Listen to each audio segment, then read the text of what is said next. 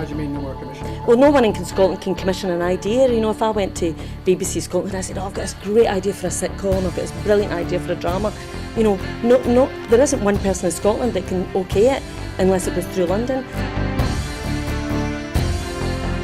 Good morning and welcome to another edition of Full Scottish.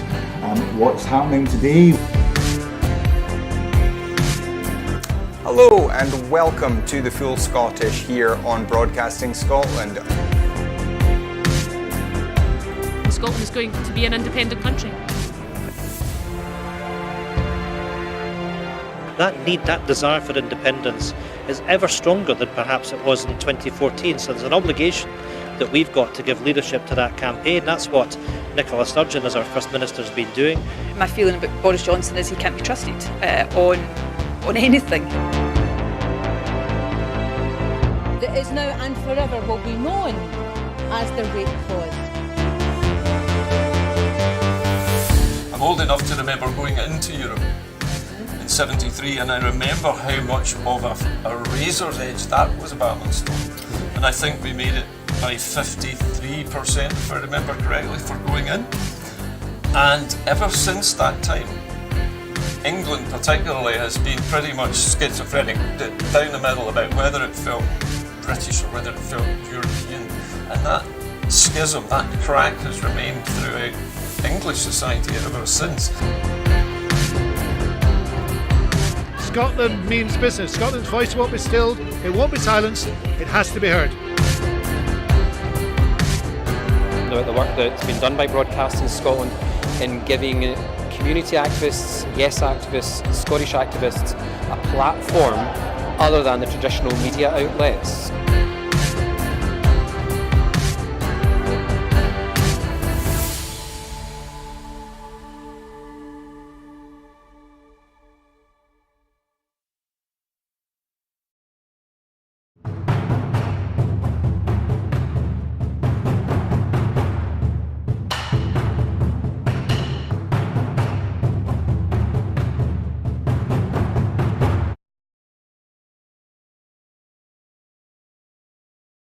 Start shortly.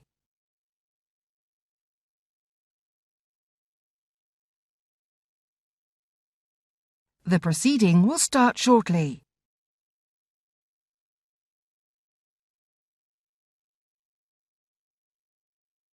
The proceeding will start shortly.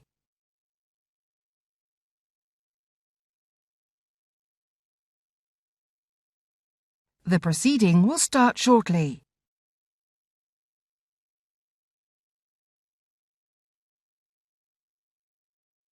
The proceeding will start shortly.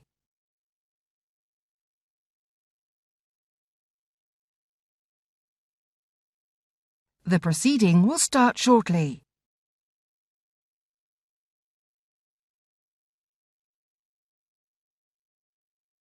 The proceeding will start shortly.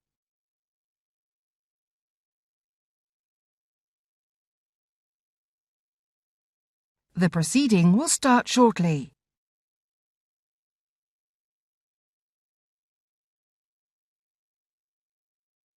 The proceeding will start shortly.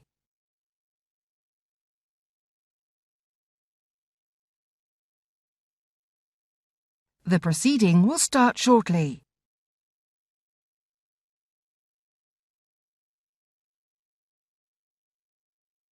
The proceeding will start shortly.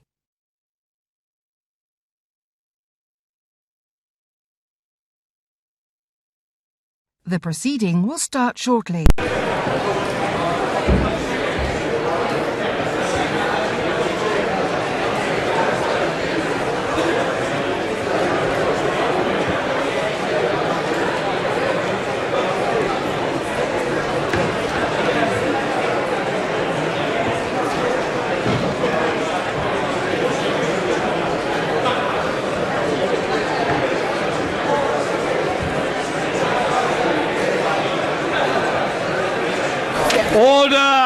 Order.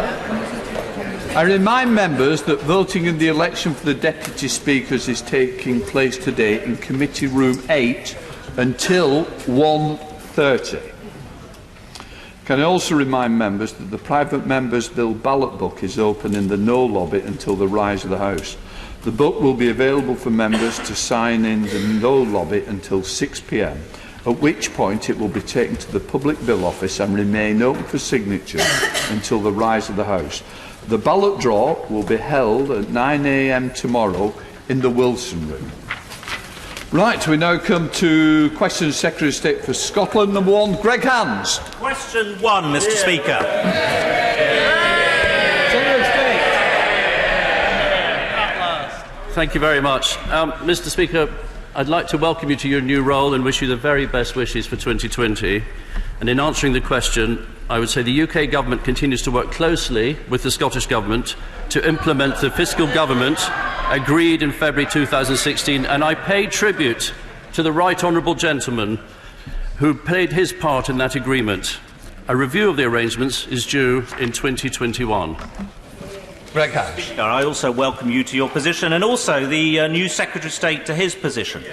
One of the interesting features about those negotiations, of course, was that we alternated venues between London and Edinburgh for doing those, which might be an interesting thing for other negotiations about to start. But one of the things about the fiscal framework, combined with the Scotland Act 2016, it helped create possibly the world's most powerful devolved parliament anywhere in the world. Could the Secretary of State tell us what have been, however, the consequences for fiscal devolution for Scottish taxpayers? Well, he's absolutely right. The Scottish Parliament is the most powerful parliament, devolved parliament in the world. And it is much more, with those tax powers, it is much more accountable than it previously was. However, I regret their decision to make Scotland the most highly taxed part of the United Kingdom. Tony Lloyd. Thank you, Mr. Speaker. Can I also welcome you to your chair and the Secretary of State and the Minister to their own new positions. Can I say to the Secretary of State, though, that when the 2016 framework was established, this, of course, was before we knew the impact of Brexit. The world has changed. There will now have to be real consideration as to what powers pass from Brussels, not simply here to Whitehall, Westminster, but, of course, to Holyrood. This is an opportunity for the Secretary of State to reach out cross-party and establish a proper framework for the future as to what powers rightly should now be with the Parliament and the Government in Scotland. But also, the Secretary of State has got to take responsibility to make sure that there is the financial package that goes with those new powers. Well, in the spending round, there's an extra £1.2 billion for Scotland, so that's quite clear. As regards frameworks, discussions on frameworks are ongoing and they're proving to be successful. And there isn't a single power being taken away from the Scottish Parliament as we come out of the European Union. And if anyone can think of one, they should write and tell me, because quite to the contrary, the Scottish Parliament will have more powers after we leave the European Union. Number 2, Mr. Speaker. Thank you very much, Mr. Speaker. And if I could use my first opportunity to say what a privilege it is to be re-elected as the Member of Parliament for Murray, representing my home area, and now to also work in the Scotland office. Could I also wish you, Mr. Speaker, a very happy new year, as we say in Scotland, lang may your lum reek. Turning to my honourable friend, leaving the European Union will afford the fishing industry in Scotland and across the United Kingdom many opportunities going forward. We will no longer be shackled to the common fisheries policy, and we will control who catches what, where and when in our waters. This government will work tirelessly with our fishermen and coastal communities across Scotland to that aim. Can I thank the Minister for his answer? It is fantastic to see him in his place, and I congratulate him on his new role. Scotland has a proud history of fishing the finest seafood, and that's something shared by local fishermen in Selsey, in my constituency. But there is great concern that the next generation are not entering the industry, and this is made more urgent as we expect UK fishing will grow once we leave the EU. Can I ask my right honourable friend what discussions he's had with colleagues to develop a pipeline of future fishermen and women into the industry? I'm grateful to my honourable friend for that question, and I accept that for many years the fishing industry has not been the attractive job opportunity for young people in Scotland or across the UK. But when we leave the European Union, I strongly believe that there's a bright future for this industry in the country, and that will hopefully encourage more people to look to fishing as an area where they can have a successful career. I know my honourable friend has been a great champion for the fishing industry in Chelsea, and I know she will continue to promote her constituency and its strong links with the fishing industry during this term of Parliament. Angus Brendan Mackin. Thank you very much, Mr. Speaker. When the Minister was a backbencher, he understood full well the need for non-European Union and non-European Economic Area crews to come into Scottish waters, particularly on the West Coast. Now, him and his colleague on the front bench, what will they do to make sure this can happen? Or are they going to demonstrate the powerlessness and nothing will happen, as has happened for years? Well, Mr. Speaker, if I can prove what will happen is I could say to the honourable gentleman for Nahealand Ninear to wait for question 8, because the honourable gentleman for Strangford has a question on exactly that. I will be answering the point then, and I hope he's encouraged by the response. We now come to Chris Law. Chris Law. Secretary of State. With permission, Mr. Speaker, I will answer questions 3, 6, 7, 9 and 13 together. There's no independence of thought in the questions.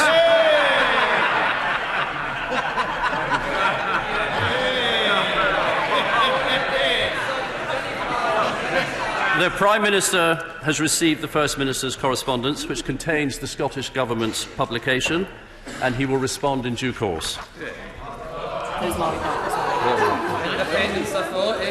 Chris Law. Thank you, Mr. Speaker. The Secretary of State repeatedly said to the people of Scotland during the general election campaign that, and I quote, "Every vote for the Conservatives is a vote to say no to Indy-Ref." Well, Mr. Speaker, that went well for them, didn't it? That message saw them lose over half their seats and left them with barely a rump of MPs. So will the Secretary of State now listen to the people of Scotland, as reflected by the 80% of seats won by the SNP, and support their expressed democratic will to choose their own future? 45% of Scots voted for the SNP in the 2019 election, and 45% of Scots voted for independence in 2014. The numbers simply haven't changed. And I would further add, back in 2014, the independence referendum came on the back of something called the Edinburgh Agreement, which was signed by Alex Salmond and Nicola Sturgeon, the then Deputy Leader. And in the Edinburgh Agreement, it said that both parties would respect the outcome of the referendum. And that hasn't happened. Thank you, Mr. Speaker. A good new year to you. The Scottish Secretary has anticipated that the Scottish Parliament will refuse legislative consent for the European Withdrawal Bill. He said, and I quote, "That is something we understand and respect because their position is that they don't support Brexit." When consent is refused today, how will his government demonstrate that respect? Well, what we are respecting is the democratic outcome of referendums, which you don't respect. And the referendum in 2016 was a United Kingdom referendum, and we voted to leave the European Union. We're respecting that. And under the Seoul Convention, you have what's known as outside, not normal. And this is a constitutional matter. It's not normally it's a constitutional matter of reserve. It's not normally under the remit of the Scottish Parliament. So we are delivering what the 2016 referendum requested us to deliver. Amy Callaghan. This Tory government is claiming that its 43% of the vote in the last general election provides it with an overwhelming mandate to implement Brexit. Can the Secretary of State therefore explain the absolute blinding contradiction of his own position when he says that the 45% vote for the SNP, providing 80% of seats in this Scottish seats in this very House, doesn't equate in a mandate for the people of Scotland to choose our own future? It was a referendum 3 years ago. We are speaking for the majority of Scots. The majority of Scots voted to remain. The majority of votes voted, to leave in 2016, to leave the European Union. We are absolutely respecting that decision. whereas the SNP are not respecting it and wanting to tear up the United Kingdom. Neil Gray. Thank you, Mr. Speaker. The Secretary of State's performance thus far is highlighting just how untenable this government's position on this matter is. He completely failed to answer my colleague's question. So can I remind him, his party enjoys 43% of the vote to deliver Brexit, and yet denies the SNP its right to give the people of Scotland its say with the 45% of the vote in Scotland that we secured. What is his democratic case for denying the people of Scotland their right to choose their own future?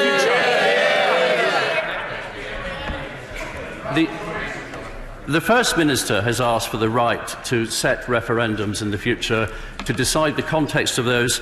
We are very clear about this. Constitutional matters are reserved, and it would be completely wrong for us to hand those powers over to the Scottish Parliament, because we would end up in a series of never-endums. Bad for the Scottish economy, bad for Scottish jobs, reducing tax income and therefore damaging already failing public services. Kirsten Blackman. Thank you. The UK government have ignored Scottish people's voices and votes in every election and referendum since 2016, careering on with both Brexit and austerity. Can the Secretary of State inform us what precise electoral event would convince him that Scotland's people should have the right to choose their own future? Well, first of all, on austerity, the Scottish Government's own independence figures show there'd be a £12.6 billion hole in the Scottish finances, and that would mean real austerity. Regarding when the time will be right, both Nicola Sturgeon and Alex Salmond said at the time it was a once-in-a-generation, once-in-a-lifetime decision. I don't feel a generation nor a lifetime have passed. Thank you, Mr. Speaker. Can I welcome my right honourable friend and the Minister to the dispatch box? Doesn't my right honourable friend agree with me, though, that this document is just another expensive and time-wasting stunt by Nicola Sturgeon and the SNP? The people of Scotland chose. They chose in 2014 decisively to remain in the United Kingdom. And it's time Nicola Sturgeon and the SNP accepted that and move on.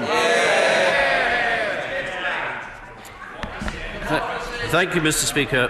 Can I start by thanking my predecessor for his 4 years as Secretary of State for Scotland. Prior to that, 5 years as Under-Secretary. Before that, 4 years as a shadow spokesman. So, in all, 13 years as a spokesman on Scottish affairs in this Parliament. And I think the last person who held that role for that length of time was Willie Ross under Harold Wilson. So I thank him for all the hard work and service he's given to the people of Scotland. As regards the point he makes, it's quite clear that the Scottish Government constantly harp on about independence and separation because they want to deflect from the main issue, and the main issue is that they are failing in our school standards and they're failing our NHS.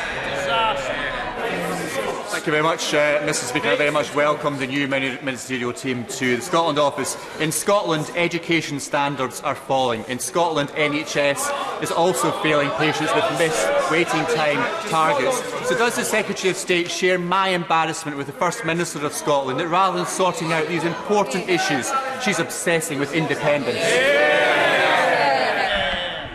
Yes. David Newitt. Stephen Crabb.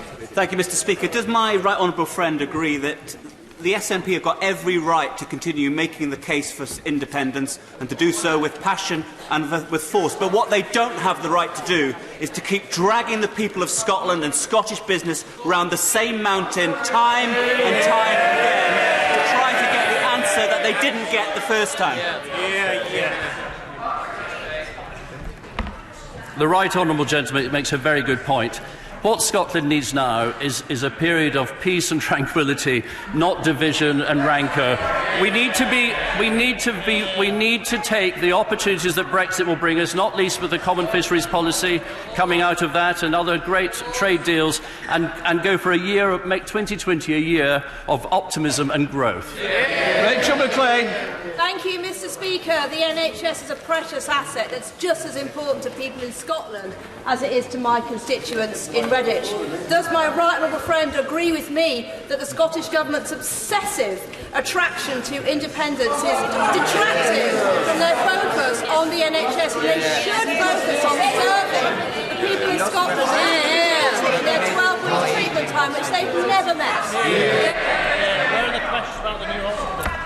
Yes, my honourable friend makes a very good point, and actually the Herald today highlights that accident and emergency waiting times have deteriorated in Scotland to a record low, with patients now waiting more than 12 hours, record numbers of patients now waiting more than 12 hours to be treated. Well, Stride. For Mr Speaker. Thank you, Mr Speaker. Ministers and officials have regular discussions with the Scottish Government on many issues, including the block grant. The latest spending round gave the biggest funding settlement for the Scottish Government in a decade, with an extra £1.2 billion to help grow the economy and invest in our vital public services across Scotland. Well, Stride, would my honourable friend reassure the House that at the upcoming budget, the Scotland will receive its fair share of funding through the Barnett formula, and further, that the commitments made by the last government in respect to the 8 city and regional deals will be honoured in full?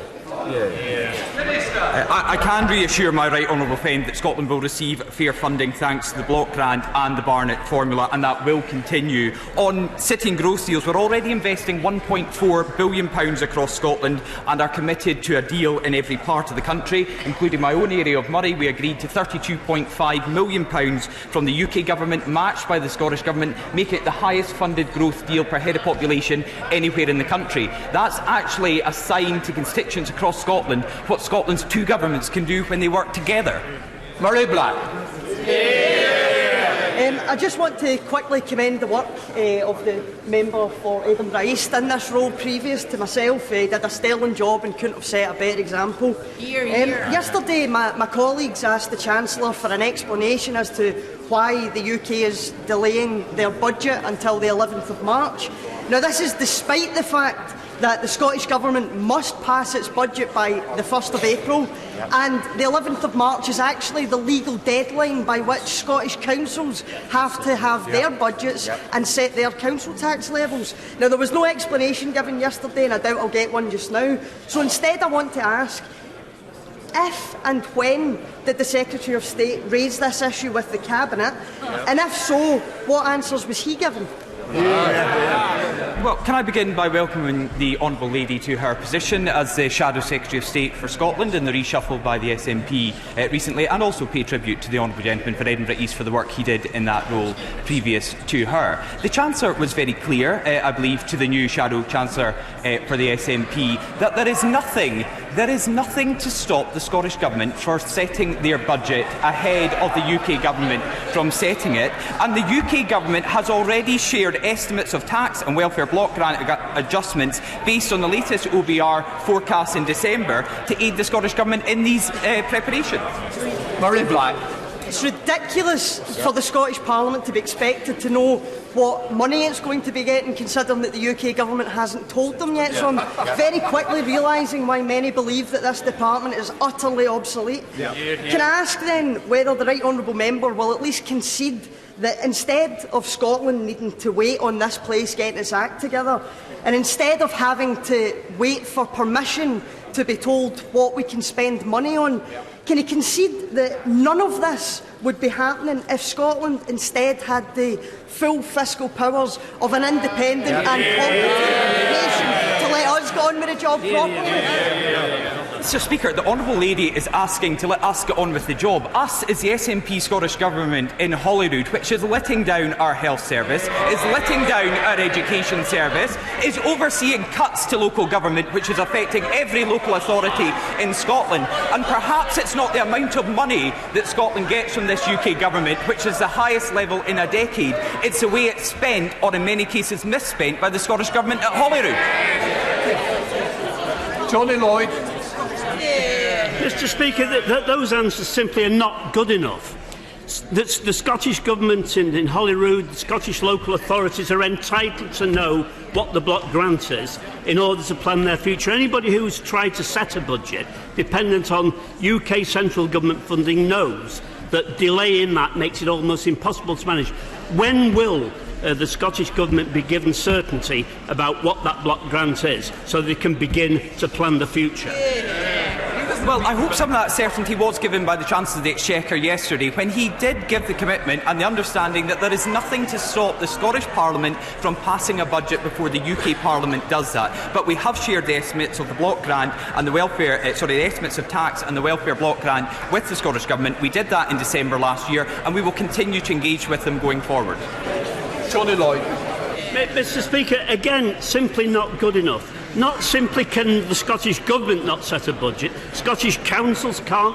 That impacts on NGOs, it impacts on business, it impacts on services. What the Minister is doing is a measure of incompetence. When will the Secretary of State say to the Chancellor, he's got to do more, there's got to be certainty, we cannot wait till March? Well, as the Chancellor of the Exchequer takes his seat, I'm sure he will have listened to these discussions, and he also answered the points yesterday from the SNP representative. I was a local councillor myself before I entered this place for 10 years on Murray Council, so I know the important role they go through in setting their budgets. What has made it more difficult in recent years is the greater cuts they've received from the SNP Scottish Government at Holyrood, which is affecting our local services in Murray and across Scotland. Mark Logan. Question number 5, Mr. Speaker. Thank you, Mr. Speaker. To date, the UK Government has committed over £1.4 billion in Scotland through city and region growth deals, and that programme is going to be rolled out along to all the other regions of Scotland very shortly. Mr. Speaker, I fully support our government's ambitious plans to make sure every part of Scotland benefits from a growth deal. And does the Secretary of State agree with me that the £1.4 billion that the UK Government has already invested in city and growth deals is another fine example of how Scotland benefits from being in a strong, united kingdom? Well, I do agree with that, and it's just one example of how Scotland benefits from being in a strong United Kingdom. Another example would be the union dividend, which is worth over £2,000 to every man, woman and child in Scotland per annum. And I would further add, the Prime Minister has announced a further £300 million to complete these growth deals across all the regions of Scotland and also Wales and Northern Ireland. In October, I was pleased to announce the quantum for Argyll and Bute, and very soon I'll be announcing the quantum for both Falkirk and the islands. Liam Murray. Thank you, Mr. Speaker. Can I congratulate the Secretary of State on being reappointed to the Cabinet? Of course, growth deals are important, but I wonder if the Government has any conversations with the Scottish Government and how they would plan to plug their 8% fiscal deficit in order to meet the fiscal deficit rules of the European Union at 3% in order to enter the European Union in the event of an independent Scotland. The honourable gentleman makes a very good point. For an independent Scotland, if separation were to happen, for an independent Scotland to join the European Union, under the Maastricht criteria, the fiscal deficit would have to be 3% or less of GDP. That simply isn't the case. It currently runs at over 7%. So, as things stand at the moment, the economics are pure fantasy. Stevenson. Thank you, Mr. Speaker. The Borderlands Growth Initiative has proved to be very popular in the Borderlands region, and the initiatives that were within it will be implemented in the next year or two. Will the Secretary of State commit to the Borderlands having a second Borderlands growth deal? Well, Dave. My honourable friend won't be surprised that I missed the end of his question as our Prime Minister was chaired. But I think he was asking me to commit to the delivery of the Borderlands growth deal. We have the quantum announced, and very soon we're going to have heads of terms. Anna Bardell. Well, the Secretary of State put to one side his fluffy rhetoric and answer this. When he's looking at the regional growth deals for Edinburgh and the Lothians, Will he look at the mess that his government have made over the closure of the HMRC office in Livingston and the move to Edinburgh? And will he do as his predecessor did, come to Livingston in West Lothian, speak to my constituents, speak to the workers, speak to the unions and the elected representatives, and look at what can be done to fill the gap and the mess made by his government? I'm very happy to speak to the honourable lady outside the chamber about her concerns on that. Yes. Alistair Carmack. Speaker, on the subject of the quantum for the islands deal to which the Secretary of State has already referred, will he confirm that he will pursue with Treasury a basis that is different from the per capita funding of other deals, because otherwise the deal for the islands will never be a meaningful one? The honourable gentleman raised a very good point. I mean, previously these deals have been done on the basis of per capita, and we recognise for the islands there's a huge geographical area, and per capita would bring a very low outcome. So we are in discussions with the Treasury about raising the quantum. We now come to questions to the Prime Minister. Andrew Lewer. Thank you, Mr. Speaker. Question number 1, Mr. Speaker. Prime Minister.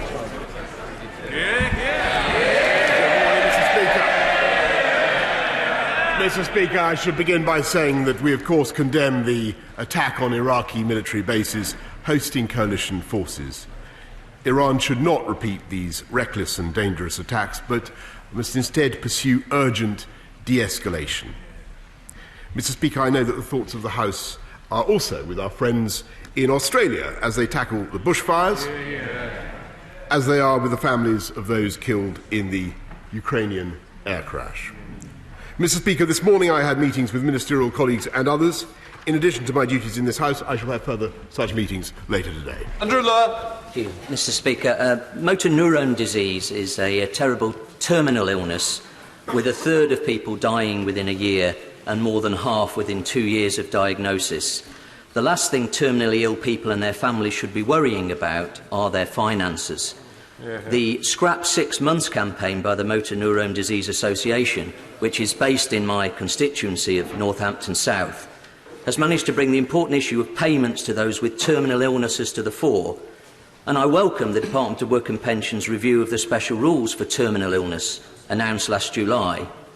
But can I ask the Prime Minister to join me in pressing the DWP to complete its review and to scrap 6 months? Well, Mr. Speaker, I'd like to pay tribute to my honourable friend and the work he's doing for those suffering from motor neurone disease, which is indeed a terrible illness. And we're doing everything we can to ensure that the welfare system works for sufferers of that illness. And that's why the Department of Work and Pensions is indeed looking at how they can change the way we help people nearing the end of their life with the most severe conditions, including motor neurone disease. And I'm sure that my honourable friend, the Right Honourable Secretary of State for DWP, would be only too happy to meet my honourable friend at an early meeting, earliest convenience. Leader of the Opposition, Jeremy Corbyn. Thank you, Mr. Speaker. Mr. Speaker, I would like to start by paying tribute to Andrew Miller, the former member for Ellesmere Port in Neston, who sadly died on Christmas Eve. He sadly lost to this House. He spent over 20 years here, was an expert on science and technology, made an enormous contribution to this House. Our thoughts are with his family and his friends, and he's deeply mourned on this side of the House for the great contribution that he made. I also join the Prime Minister in sending sympathies and support to friends in Australia, where the fires have claimed over 20 people. Along with the loss of human life, hundreds of millions of animals have also been destroyed as a result of this. This is a warning of what global warming does to all of us, and we've got to take this very, very seriously, the threat of climate change. And I join the Prime Minister also in thoughts going to the friends and family of those who died sadly in the Ukrainian plane that crashed in Tehran last night. Mr. Speaker, following last night's attack on the United States bases in Iraq, can the Prime Minister confirm that he opposes any further retaliation or escalation in violence in a situation where the region is in real risk of going into a full-scale war?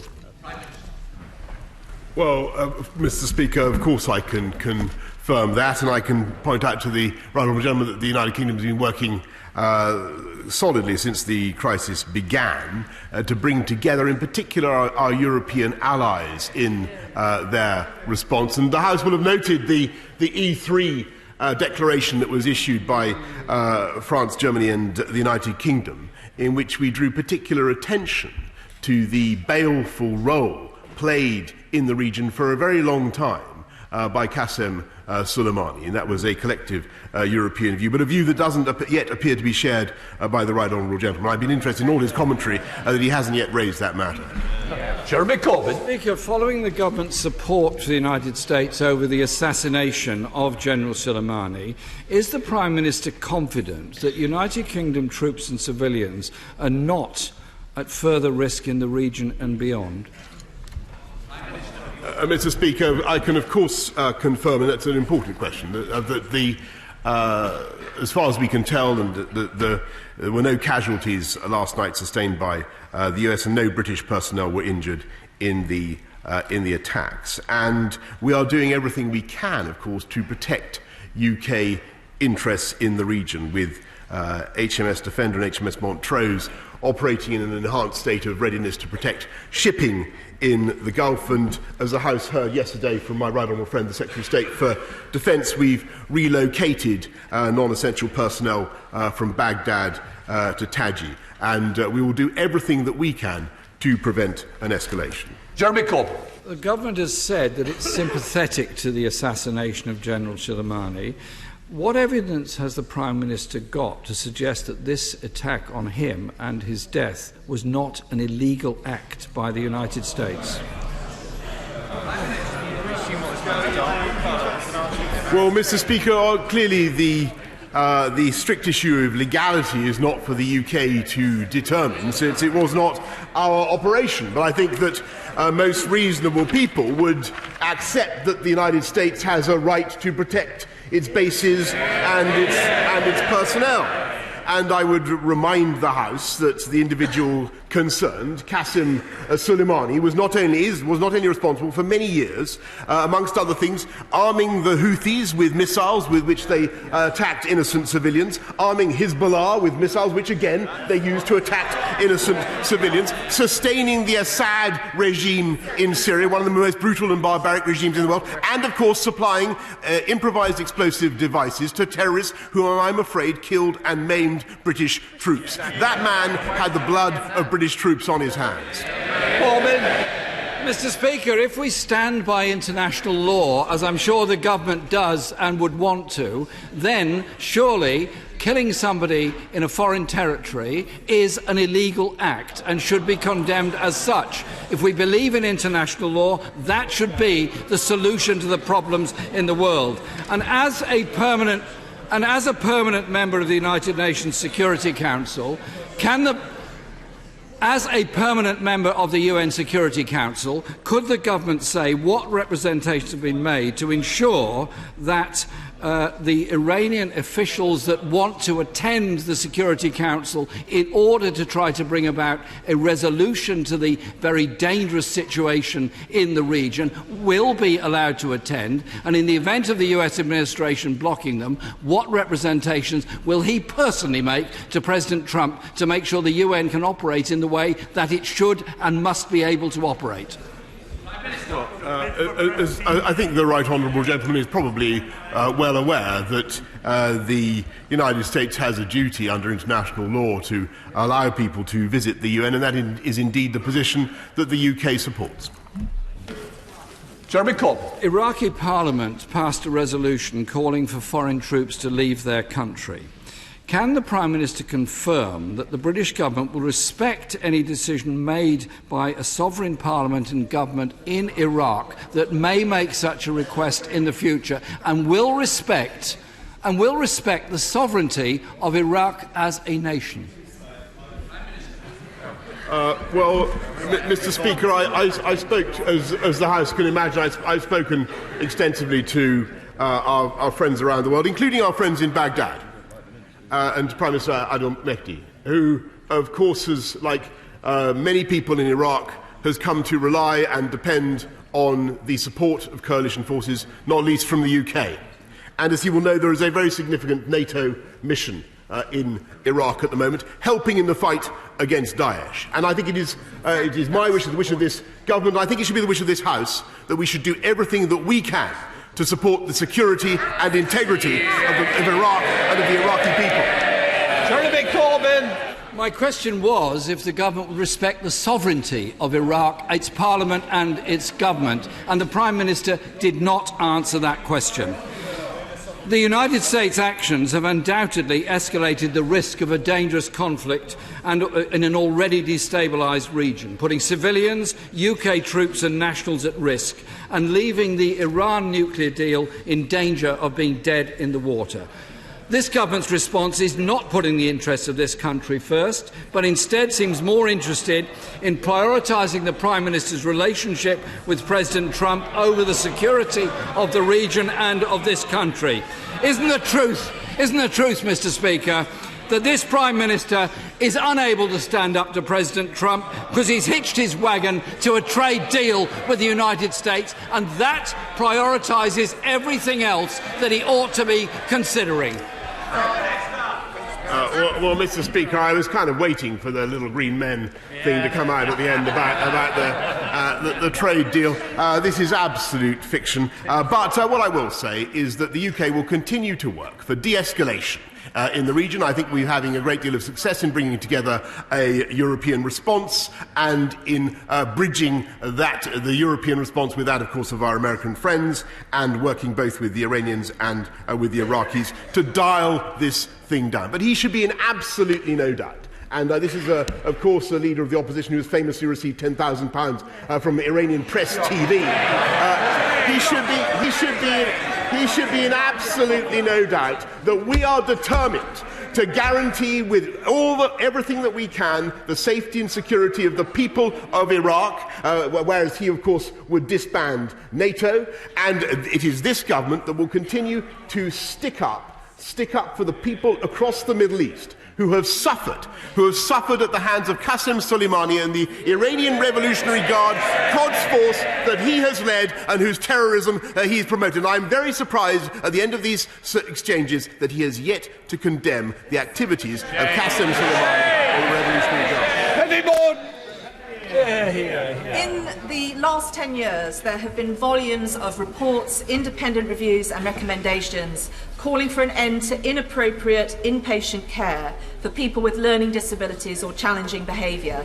In the wake of the Winterbourne Views scandal alone, there were 7 such reports.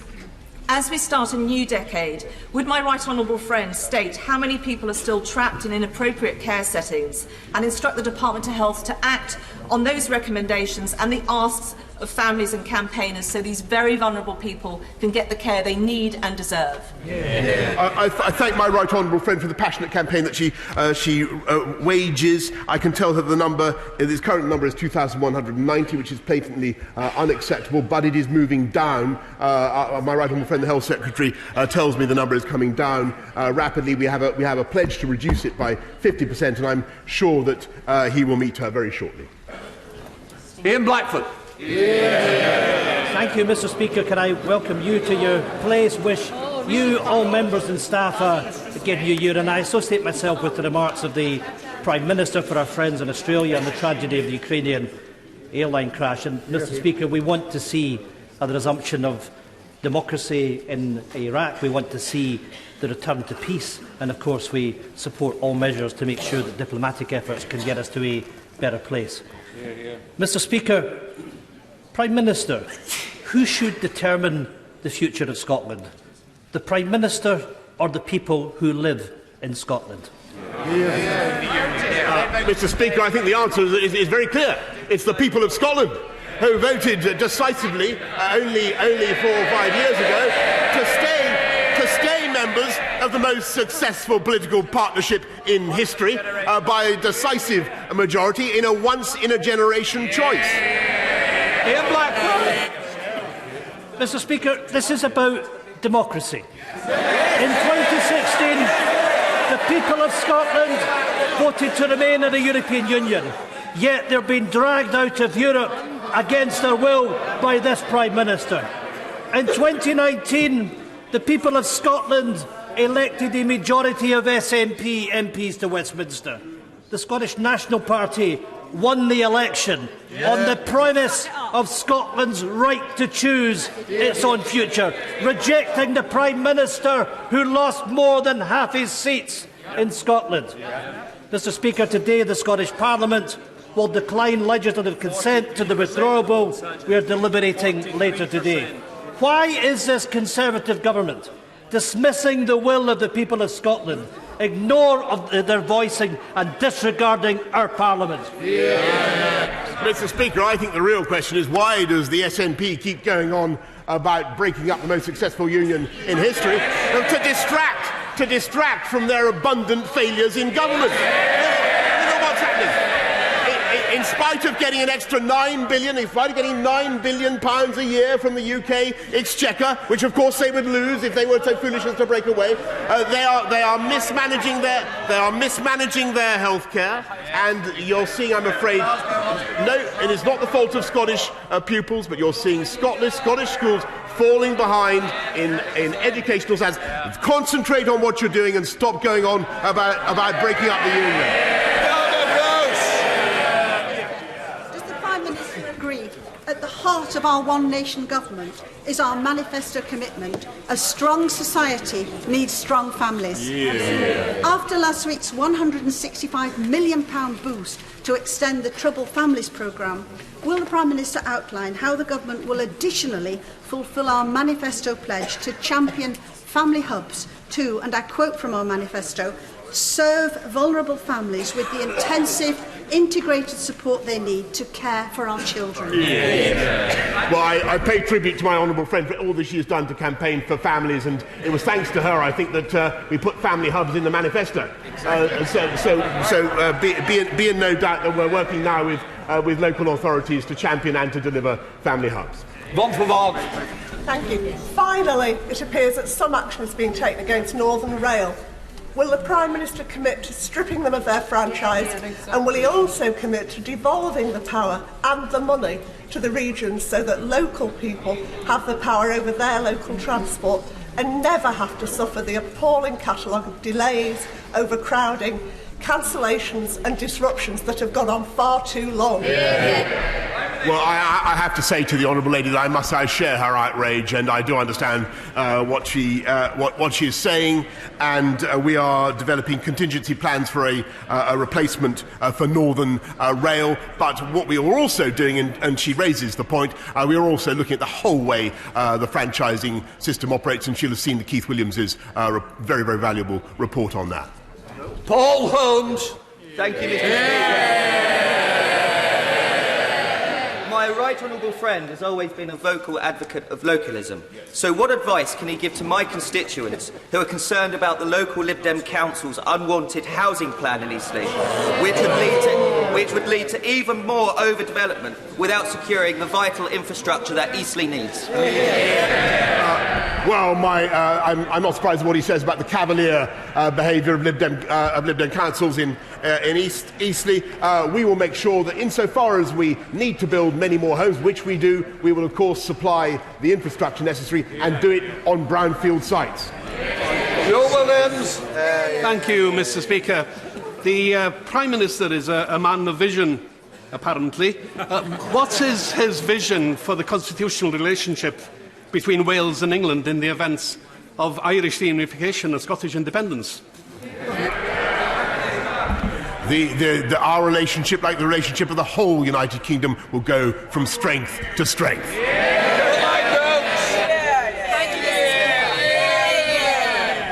American company Wheelabrator has a track record of breaching environmental legislation in the USA and now seeks to build a massive incinerator in the beautiful Tess Valley.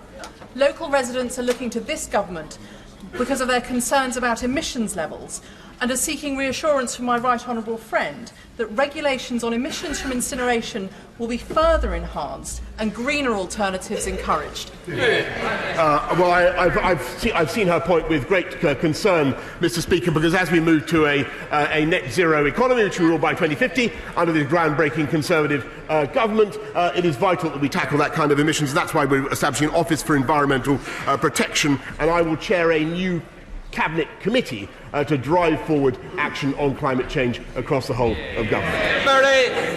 Thank you, Mr. Speaker, and a Happy New Year to you and all your staff and everyone in the House. The Prime Minister knows that his Get Brexit Done slogan was vacuous. He also knows it's not even the end of the beginning, with no deal firmly back on the table. So will he now acknowledge that any job lost and any impact on British industry as a result of his Brexit policy is firmly at his door? Mr. Speaker, contrary to the predictions of the gloomsters, unemployment is at a record low. We put on about 800,000 jobs since the referendum, and we will indeed get Brexit done by January the 31st.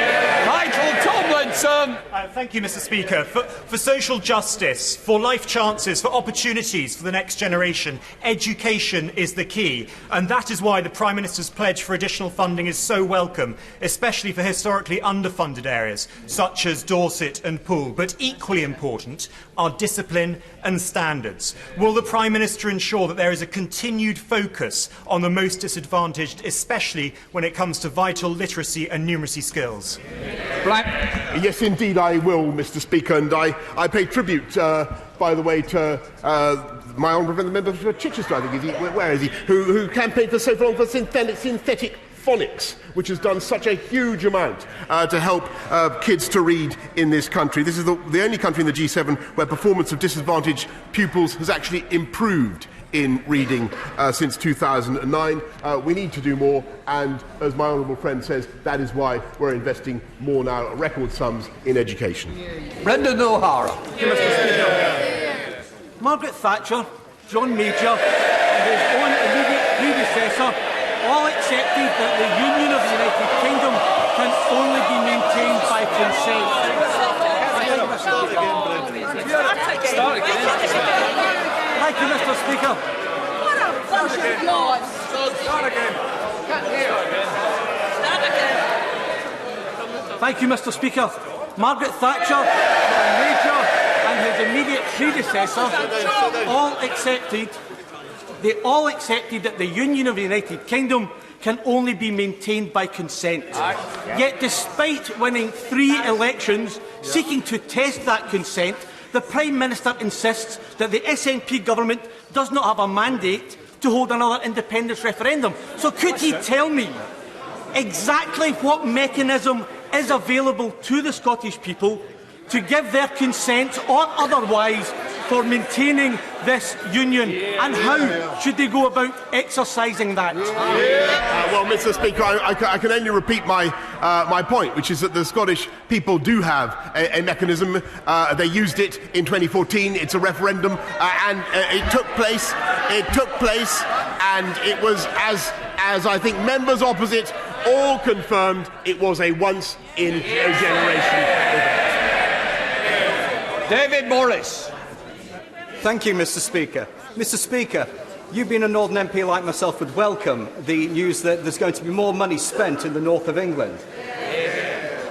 I want to reiterate that Morecambe needs the Eden project, and would my right honourable friend the Prime Minister like to come to Morecambe and see me and the Eden team about getting the Eden project back in Morecambe again to make Morecambe the best place on the face of this earth? Indeed, Mr. Speaker, the Eden of Britain. I've just heard from my right honourable friend, the Chancellor, that he does indeed, Mr. Speaker, the House should know that the Eden project is now, thanks to the Chancellor, very likely to come to Morecambe. Thank you, Mr. Speaker. For more than 2 years, I have been campaigning on behalf of my constituents in Hart Hill and 4,000 other low-income road chef workers across the UK who have waited more than 20 years to receive share ownership money that is rightfully theirs. In 2018, there was a breakthrough when HMRC agreed to repay millions of pounds in wrongfully paid tax. However, I understand that they are trying now to recoup tax on every penny possible from those low-income workers. Given that the Trust was set up as a non-tax employee ownership scheme, does the Prime Minister think it is fair that HMRC would seek to run roughshod over that, and will he now meet with me in order to discuss this protracted saga? Yes, of course. I make a general point that we've done a huge amount to lift the burden of taxation on the low paid, and we're lifting the living wage by the biggest ever increase. But I know that my right honourable friend the Chancellor will welcome the opportunity to discuss the particular matter he raises in person. Shirley Schwarzer. In the period 2018 to 2019, overseas companies investing in Northern Ireland created nearly 1,500 new jobs.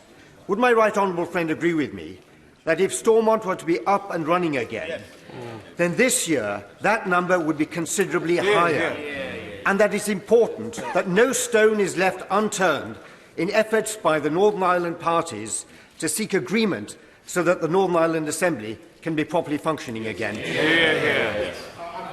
Thank you, Mr. Speaker. I'm proud to say the UK is now the third highest recipient of foreign investment in the world, but Northern Ireland could get even more than it currently does if, as my right honourable friend rightly says, if people took their responsibilities and got Stormont up and running again. Tommy Shepherd. Mr. Speaker, in the twilight of the last Parliament, both the Scottish Affairs and Health Select Committees produced reports on the drugs crisis. Both reports drew on international evidence and recommended a change in the law to allow vulnerable addicts to be able to consume substances in secure facilities under medical supervision.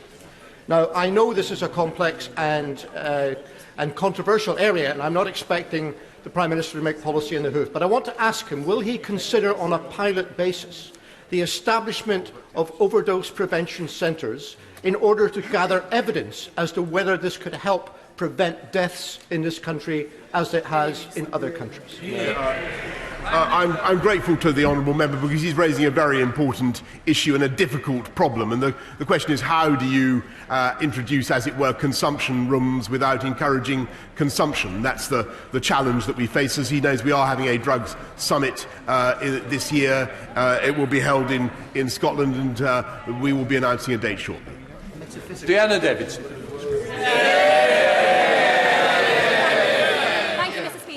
My local NHS trust is currently consulting on closing the stroke rehabilitation service at Bishop Auckland Hospital. Staff on the ward are rightly very concerned about this proposed closure and the impacts that it will have on local residents, particularly those in my rural communities. So, can I ask the Prime Minister, are you willing to work with myself and the Health Secretary to take this matter seriously and prove to the residents of Bishop Auckland that we're on their side? Yes. Well, can I congratulate my honourable friend and welcome her and indeed all new colleagues to their first edition of Prime Minister's Question Time. Thank her for raising her concerns with me. I've heard just now from the Health Secretary passing the ball straight down the line that he is indeed going to address the matter that she raises as fast as possible. As she knows, we're putting record sums into the NHS, and it is our intention to help Bishop Auckland. Liam Fletcher. Like much of the rest of the country, hospital A&E waiting times in Coventry have been under constant pressure, with the latest figures showing that almost a quarter of attendances are waiting 4 hours or more to be seen. I'm aware that the government has made commitments to invest in the NHS. So would the Prime Minister agree to meet a delegation from Coventry to discuss the prospect of opening a second walk-in centre in the city to alleviate some of the pressure on our overstretched A&E department? I thank her for raising the issue with me, and if I can't do it, I'm sure that the Health Secretary can. Sir David Evan. Does my right honourable friend share my concerns about the lack of educational achievement and aspiration among so many of our working class boys across the country? Will he make it a top priority for his government to ensure that all school children throughout the country are given the opportunities to maximise their talents? Yes, I can, Mr. Speaker, and not only are we investing record sums in primary and secondary education, but we're also setting up a national skills fund to help those who don't necessarily think that they are candidates for university but have a huge amount to offer the economy and need every help they can get. They have massive, massive potential. Thank you, Mr. Speaker, and Happy New Year to you and everyone else in the Chamber. Can the Prime Minister detail what steps he has taken, working in concert with Germany and France, in helping to restore the Iran nuclear deal since he was appointed Prime Minister in July? Well, I'm grateful to the Honourable. He raises a very important point, and as he knows, it is our view that the JCPOA remains the best way of preventing nuclear proliferation in Iran, the best way of encouraging the Iranians not to develop a nuclear weapon, and we think that after this crisis has abated, which of course we sincerely hope it will, that way forward will remain. It is a shell that is currently being voided, but it remains a shell into which we can put substance again. Baldwin. Thank you, Mr. Speaker. In recent months, the performance of West Midlands Rail for my constituents and for constituents across the region has been absolutely woeful. Will he agree with Andy Street, the West Midlands Mayor, that if they do not shape up by the end of January, that they too should have an inspection by the Secretary of State for Transport and potentially have their franchise taken away? Mr. Speaker, the House will have heard what I had to say already to the Honourable Lady about the performance of various franchise holders across our rail network. We are looking at the whole issue, and the bell is tolling for West Midlands Rail, if I hear my honourable friend correctly. Chapman. Thank you, Mr. Speaker. During the festive season, I've been thinking about the Prime Minister basking in his hammock and Mustique, maybe contemplating his mandate. But the mandate is absolutely nothing compared with the mandate won by my colleagues here on the benches. Winning 45% popular vote and 80% of the seats. Our mandate is unassailable. So the Prime Minister's holidays are over, and it's now time to deliver on that mandate. The Scottish Government has an oven ready, Edinburgh Agreement 2.0. When will discussions begin? Mr. Speaker, I think I've given this answer a couple of times already. The people of Scotland had the chance to decide. They decided emphatically in favour of remaining in the UK, and that I think that decision should be respected. Steve Double. Thank you very much, Mr. Speaker. Can I warmly welcome our Prime Minister's continued commitment to invest and level up across our country. This will be particularly welcome in Cornwall, that continues to be one of the poorest parts of the UK. So will the Prime Minister confirm to the people of Cornwall that we will continue to be at the heart of his government's plans to invest in the regions of the country? Absolutely, Mr. Speaker, I can confirm that, and my honourable friend and I have discussed this issue many times. Not only will Cornwall continue to receive all the cash it gets through the Shared Prosperity Fund, but we will do extraordinary things with infrastructure, the A303, you name it, to improve transport to Cornwall, road transport, rail transport, and the NHS as well. Truro, Penzance, and virtually every hospital in Cornwall, and St Hospital, will be there. Final question, Colton. Thank you, Mr. Speaker. In 2005, my constituent, Stephen Gallant, did a bad thing for which he is serving a life sentence in prison. But on the 29th of November, he was the third man on London Bridge. He wrestled the knife-wielding murderous terrorist to the ground so that police marksmen could shoot him dead. Stephen is rightly serving life in prison. But will the Prime Minister congratulate and pay tribute to Stephen for his bravery that day, which no doubt saved lives? Well, Mr. Speaker, I thank the honourable gentleman for his question and for making a very good point, which I think the whole House would agree. I'm lost in admiration for the bravery of Stephen Gallant and indeed others who went to the assistance of members of the public on that day and fought a very determined terrorist. And obviously it's not for the government to decide these things, but it is my hope that that gallantry will in due course be recognised in the proper way. Point of order, Hannah Badal. Thank you very much, Mr. Speaker. I seek your advice. Yesterday, on re-entering the building for the first time after Christmas, I witnessed one of the worst cases of abuse of security staff that I have seen in my time here. One of the members of the other place, who I will name so as not to incriminate anybody else, Lord Ken McGuinness, had forgotten his pass, something that we have all been guilty of. However, instead of taking the advice of the security staff, who, as we all know, are here for our security and our safety, he proceeded to verbally abuse and shout at both the member of staff, calling them crooked, saying, did they not know who he was? He had been here for 46 years, and refusing to take the advice of and assistance of both myself, the security staff and the police that then attended. I have reported this incident to the authorities, but I seek your advice, as the member is not elected, so I am interested to know to whom he is accountable and what can be done to make sure no member of staff on the estate is ever treated in that way or abused in the manner which I and others witnessed yesterday. First of all, let me say, no member of staff of either house should have to put up with abuse. I would say we have a policy that runs through all of this estate, and I would always encourage members to respect the people who are carrying out their duties to make sure we are safe. And that's what I would also say is normally we would not name a member of either house in this way, but what I do take very seriously is that staff carrying out their duties should not have to put up with abuse. What I would say is we are aware of the situation. I would expect those in another place to look into that, and I want to reassure those staff that it will not be tolerated, and we will ensure that that message goes across to all members of both houses. Point of order, Michael Fabricant.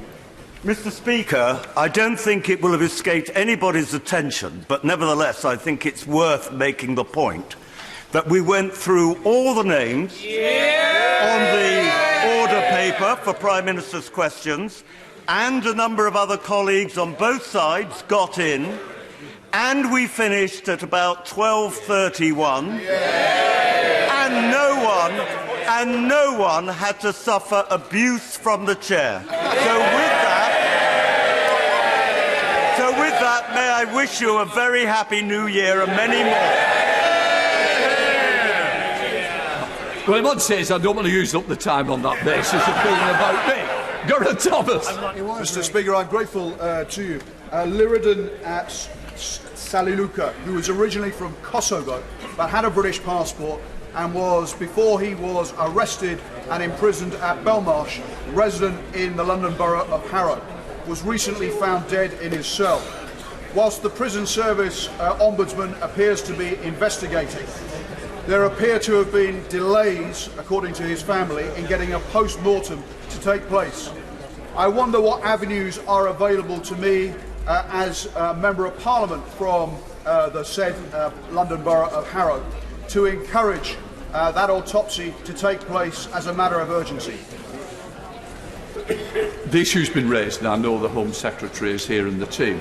But I say it's not an issue for me personally now, but I'm sure that it will be picked up and dealt with. Right, what I'd like to do now is go on to presentation of bills. Secretary Priti Patel. Windrush Compensation Scheme Expenditure Bill. Second reading what day? Tomorrow. We now come to a presentation of bills. Secretary Robert Butland. Moved. Prisoners' Disclosure of Information about Victims Bill. Second reading what day? Tomorrow. Tomorrow. We now presentation of bill under Secretary of State Matt Warman. Telecommunications Infrastructure Leasehold Property Bill. Yes, of course. And somebody nods. Marvellous. Right. We now second reading what day? Tomorrow. Excellent. The clerk will now proceed to read the orders of the day. European Union Withdrawal Agreement Bill Committee. Now. Order. Thanks, everybody. Yeah.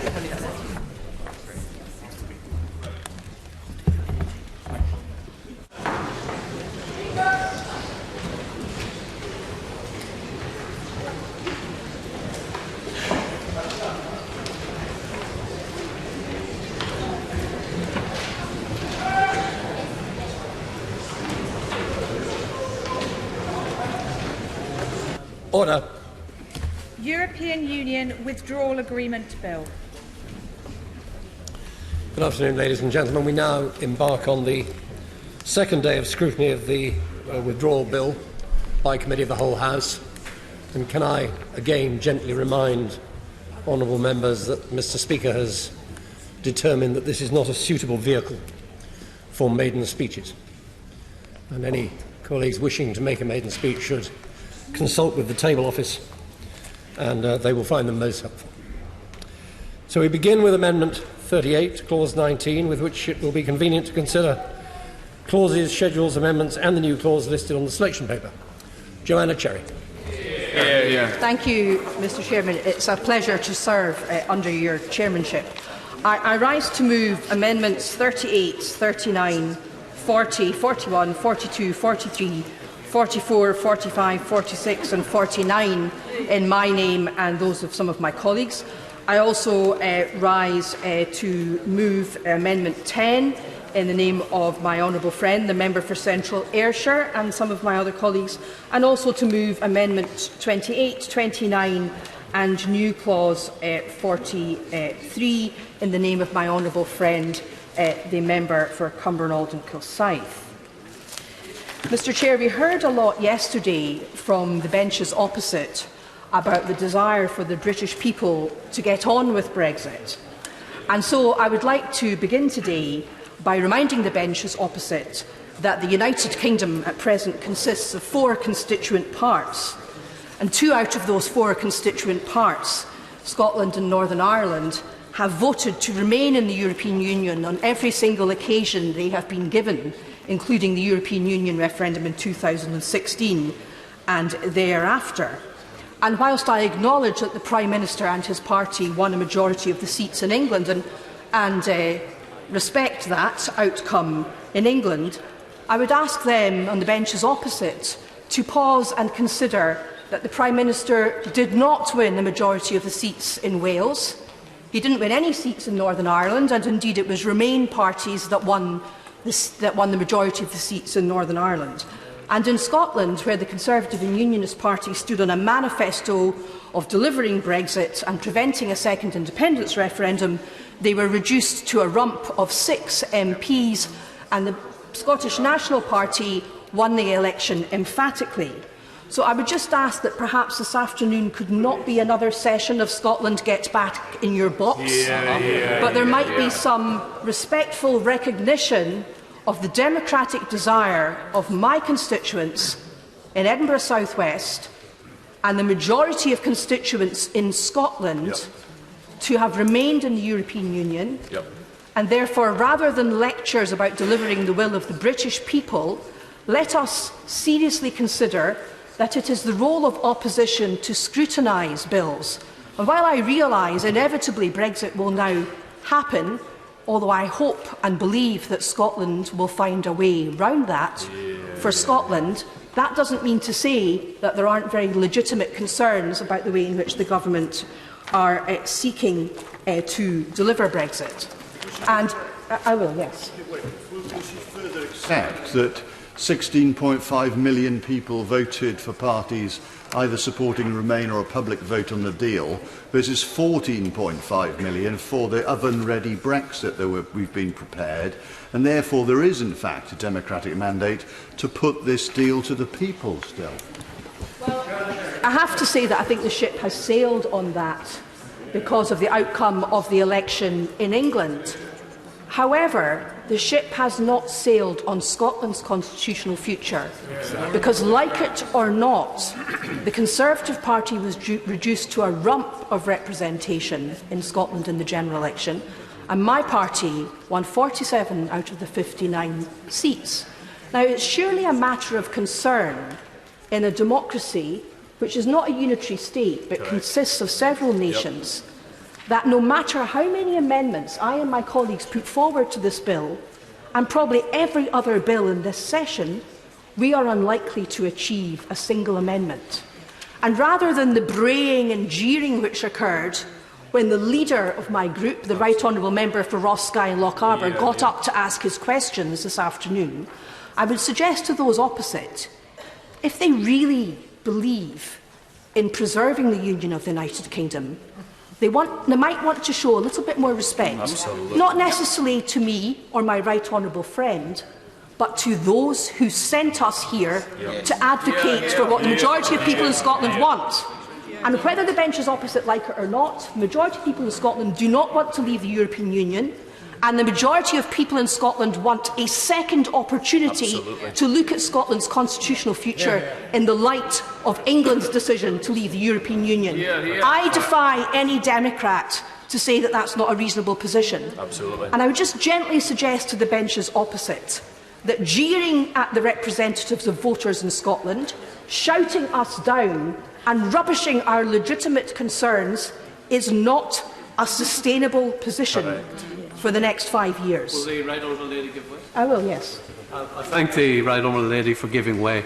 I'm a unionist, and yet I share her concern that there is a need for the voices from the various and diverse parts of the United Kingdom to be heard. And she is right to say that it is unlikely the government will accept any of the amendments that are being put forward today that represent very legitimate concerns, not least on the part of those of us who represent Northern Ireland and actually who have come together in a rather unprecedented way, all the main parties, to back many of these amendments. So I do hope going forward, post the withdrawal agreement, that there will be more consultation and more discussion, including the representatives of the various parts of the United Kingdom. There's not much about which myself and the Right Honourable Gentleman will agree, but we can agree on this point. And there needs to be a recognition in the triumphalism of the win in England, and I understand that, because we feel pretty triumphal about our win in Scotland.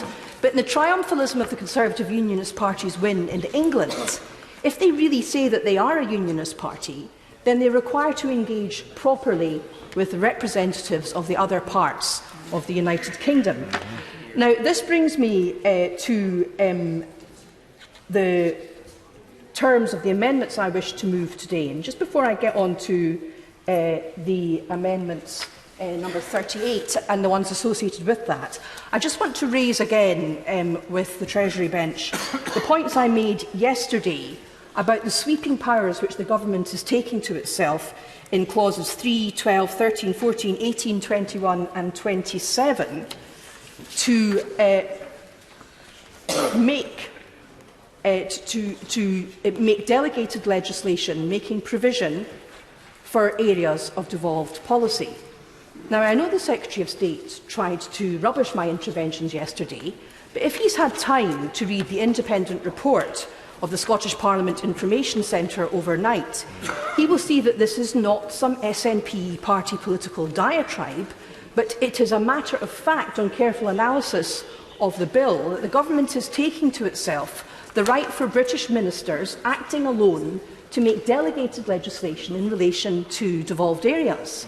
And this shows that the power grab, which the SNP have complained about on a number of occasions, is actually going to take place.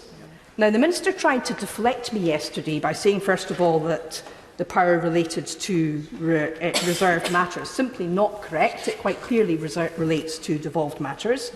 And then he tried to say that the power they were taking was simply technical. But of course, the Minister will know that the Sewell Convention doesn't apply to delegated legislation. But, Mr Chair, it probably wouldn't matter if it did, because the government is prepared to drive a coach and horses through the Sewell Convention now. But rather interestingly, the government's delegated powers memorandum in relation to this bill states that the UK ministers won't normally make regulations in relation to devolved areas without the agreement of the relevant devolved administration, which is what the Sewell Convention says. But we know that lately Sewell and that convention has been more honoured in the breach than it's being obeyed. So I want to ask the Minister again, can he revisit his remarks from yesterday? Will he acknowledge for the record, and these are matters which of course may be litigated in the future, so the record might be quite important, will he acknowledge for the record that the clauses to which I've referred do give UK government ministers the power to make delegated legislation in relation to devolved matters? And will he acknowledge for the record that that is an incursion into devolved policy, which rightly causes concern, not just for the Scottish National Party, but for all those who believe in the devolved settlement. And I know it's history, but 22 years ago, 75% of the people of Scotland voted for that devolved settlement. And it's worth remembering that the background against which they did so was years and years of Scotland voting Labour, but getting a Conservative government. Now we have years and years of Scotland voting SNP, but getting a Conservative government.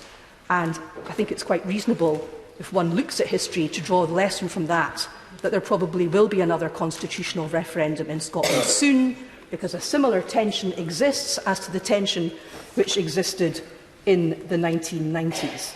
So I look forward to hearing from the Secretary of State later on today with an acknowledgement of the power that is being taken to the British government here. Well put. Now, overall, Mr. Chair, I would say that what this bill is about the executive taking as much power to itself as possible, not just from the Scottish Parliament and the Welsh Assembly, but also from this Parliament, with the swinging use of delegated legislation, and in relation to Clause 26, which I'll come to in a moment, from the judiciary. Now, the Conservative and Unionist Party's manifesto revealed that the government's aim was to change the balance between government, Parliament and the courts. And as my honourable friend, the member for Central Ayrshire, said yesterday, in this bill we see the beginning of the changing of that balance. But we also see a continued attack on rights, not just the undermining of EU citizens' rights, as we heard yesterday, not just the undermining of workers' rights, which we'll come to later today, but also the rights of child refugees. And I think it's fair to say that this is the proposal in this part which we're discussing just now, which has excited the most public comment. And I've certainly received many communications from constituents who are very worried about this. And in this connection, I wish to move the amendments in the name of my honourable friend, the member for Cumbernauld and Kilsyth, new clause 43, Amendment 28 and Amendment 29, or at least to address them at this stage, Mr. Chair. Whether or not they're moved is perhaps a matter for later. Because, Mr. Chair, right now, across Europe, there are thousands of unaccompanied children living in the most desperate circumstances, many of whom are separated from their families. And legal family reunion is a lifeline to these children who would otherwise risk their lives in dinghies or in the back of lorries in order to reach a place of safety with their family. And we've seen some pretty awful evidence recently of what can happen when refugees resort to dinghies or the back of lorries. And in recognition of that fact, in 2018, a cross-party coalition in this House, including prominent members of all parties, including the Conservative and Unionist Party, recognised the humanitarian need for family reunion to continue and secured a legal commitment from the then government to negotiate a replacement for it for the rules currently in place when we leave the European Union. And for the government to seek to remove those protections now risks causing panic amongst refugee families currently separated in Europe with potentially tragic consequences. And it's also deeply unacceptable to constituents of many different MPs in this House. Now, the government say they're going to continue with refugee family reunion, so it's really not clear to me why they're going to the trouble of taking the commitment out of this bill, unless they want to hedge their bets a bit. And based on past experience, that's what I suspect they are up to. Because without this obligation in the bill, there will be no obligation on the government to ensure that family reunion continues beyond the very restrictive rules in United Kingdom law. I will, yes. To the Honourable Lady, and I was one of the supporters of the original amendments around family reunification, and I trust the government that this commitment will be stuck to in the appropriate place, which is an immigration bill. But will she acknowledge that there is a potential problem post-Dublin III with the full extent of those family members who qualify for family reunification, which needs to be sorted out? There's also a problem with the rate at which potential applicants are processed in places like Greece and Italy, which is not working well, and the cost of those applications as well. This whole scheme needs to be properly overhauled, and just bunging it in this bill is not necessarily the best way of getting the best result, which we all actually want. The answer to that is the whole scheme is not bunged in this bill. The obligation to maintain certain minimum level requirements is being taken out by this bill when it was agreed on by cross-party members, including the Right Honourable Gentleman, in the last Parliament. And the UK's immigration rules, as they stand, apart from some very limited circumstances, only allow for children to reunite with parents in their UK. Only allow for children, not other relatives, just children to reunite with parents in the UK. We don't really give way. I've just finished the point and then I will. Under the EU Dublin III regulation, children have a legal route to reunite with other family members such as siblings, grandparents, aunts and uncles. And 95% of the children that the charity Safe Passage supports to reunite with family safely and legally would be ineligible under the current UK rules, the consequence being that they would be forced to remain alone and separated from their family. So there's a very legitimate concern that taking out this previous commitment in this bill is the beginning of a move towards an absolute minimalist requirement, minimalist approach from this government to their rights and duties. And I give way to the Honourable Gentleman. Forgive me, and just to have to put on answered and on record the issue of what the Honourable Lady has referred to. In my constituency, there are many churches, there are many individuals, there are lots of people who have contacted me by email who want to see that what the Honourable Lady has asked for enshrined in the legislation. I had thought that perhaps maybe government were committed to doing that, and it is disappointing. But I'm just saying that if government wants to reflect public opinion out in the street and wants to reflect the public opinion in the constituency of Strangford and elsewhere, then listen to the voices of the churches, listen to the voice of the community groups, listen to the voice of individuals who want to see it happening. And with that in mind, I will support the Honourable Lady. Grateful to the Honourable Gentleman for his comments, with which I entirely agree.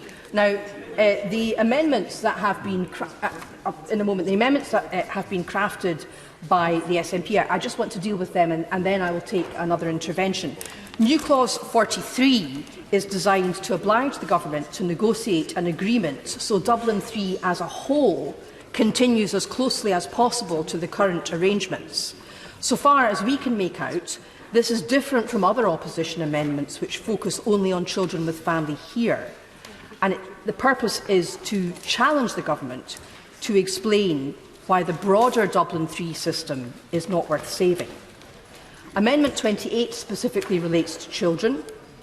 Again, so far as we can see, unlike other opposition amendments, it's the only one that goes beyond seeking an agreement and requires ministers to put in place a scheme so that we keep accepting take-charge requests from unaccompanied minors. We in the SNP ask, why should that be negotiated away? If we believe children seeking international protection are best placed with their families, then let's allow it to happen in the United Kingdom. If we get an agreement that the arrangement is mutual with the EU, that would be great. But why wait?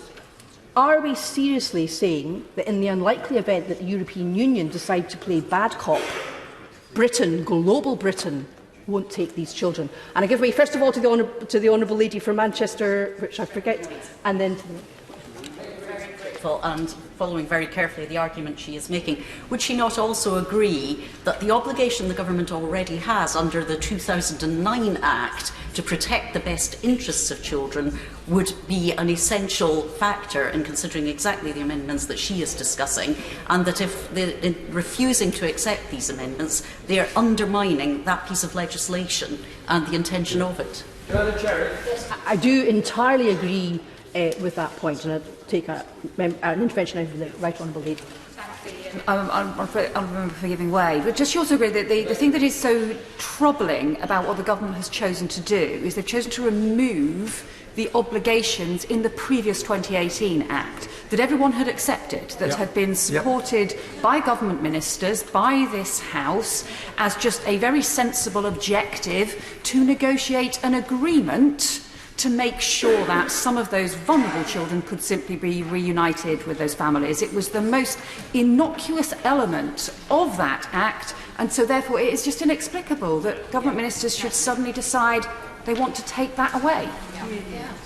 I agree, it is inexplicable unless government ministers see the advantage of the majority they have secured for the English electorate to renege on an important humanitarian commitment, which, as the Honourable Member for Strangford said, represents the best about what people across these islands hold dear in terms of their Christian faith or other faiths or their humanitarianism.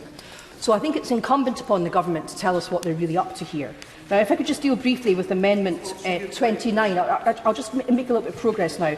Amendment 29 is similar to the ones advanced by other opposition parties, and it simply puts back in the obligation to negotiate an agreement for unaccompanied children.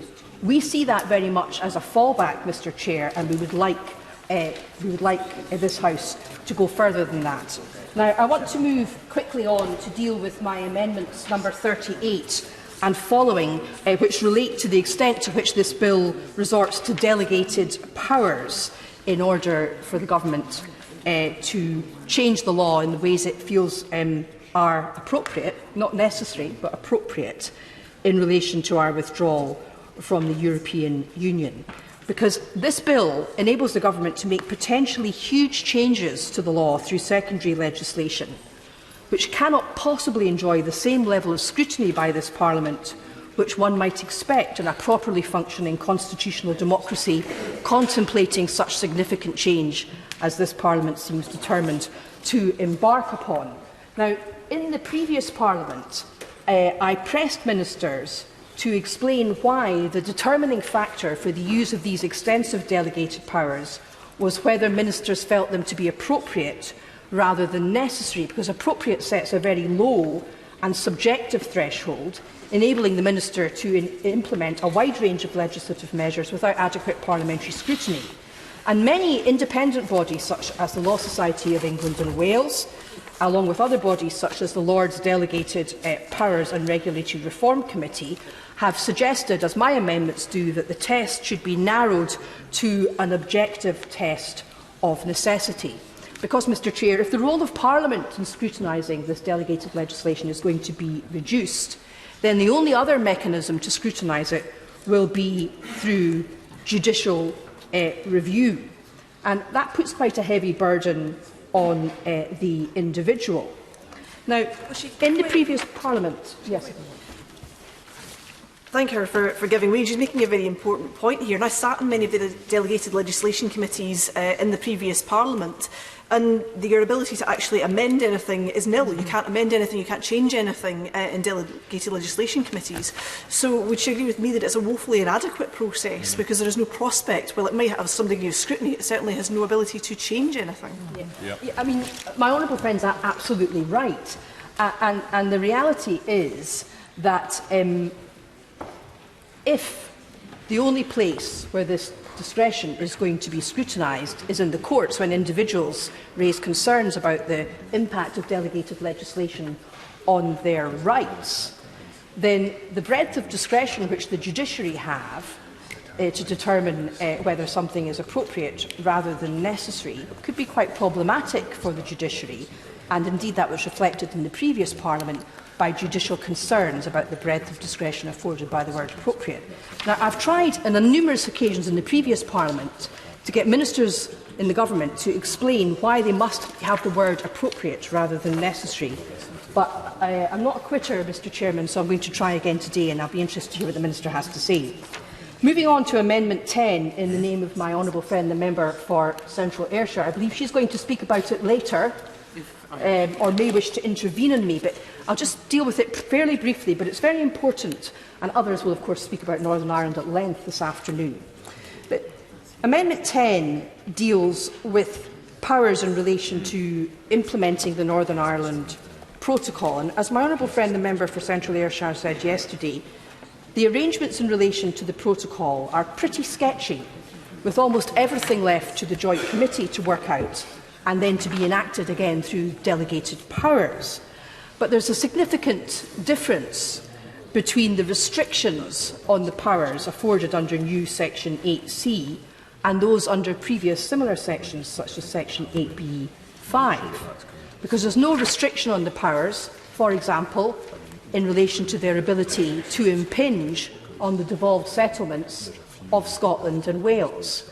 And there, of course, are very live concerns about the extent to which business organisations, food and drink industry, and particularly inshore fishing, as we heard yesterday, could potentially be impacted upon in Scotland in relation to the Northern Ireland Protocol. And I give way to my honourable friend.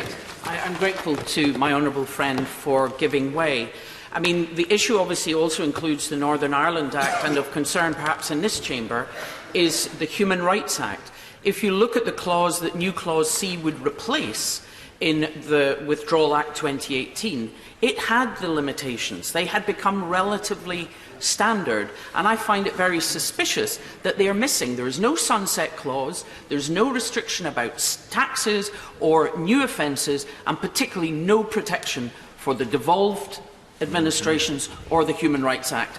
I think that is really concerning, because we are being asked to sign up to something that we have no idea what the long-term ramifications are. And as I think a committee of the House of Lords pointed out, it's very unusual for restrictions in relation to the Human Rights Act and also the Scotland Act, the Government of Wales Act and the Northern Ireland Act not to appear in relation to delegated powers. So I'm interested in hearing from the government as to why these restrictions don't appear, and as to in what ways they think the implementation of the Northern Irish Protocol will impact upon the Scotland Act and indeed the Government of Wales Act, and in what ways the implementation of the Northern Irish Protocol will impact upon the Human Rights Act, and why they therefore want to take to themselves delegated powers to interfere with the Human Rights Act and the devolved settlement in Scotland.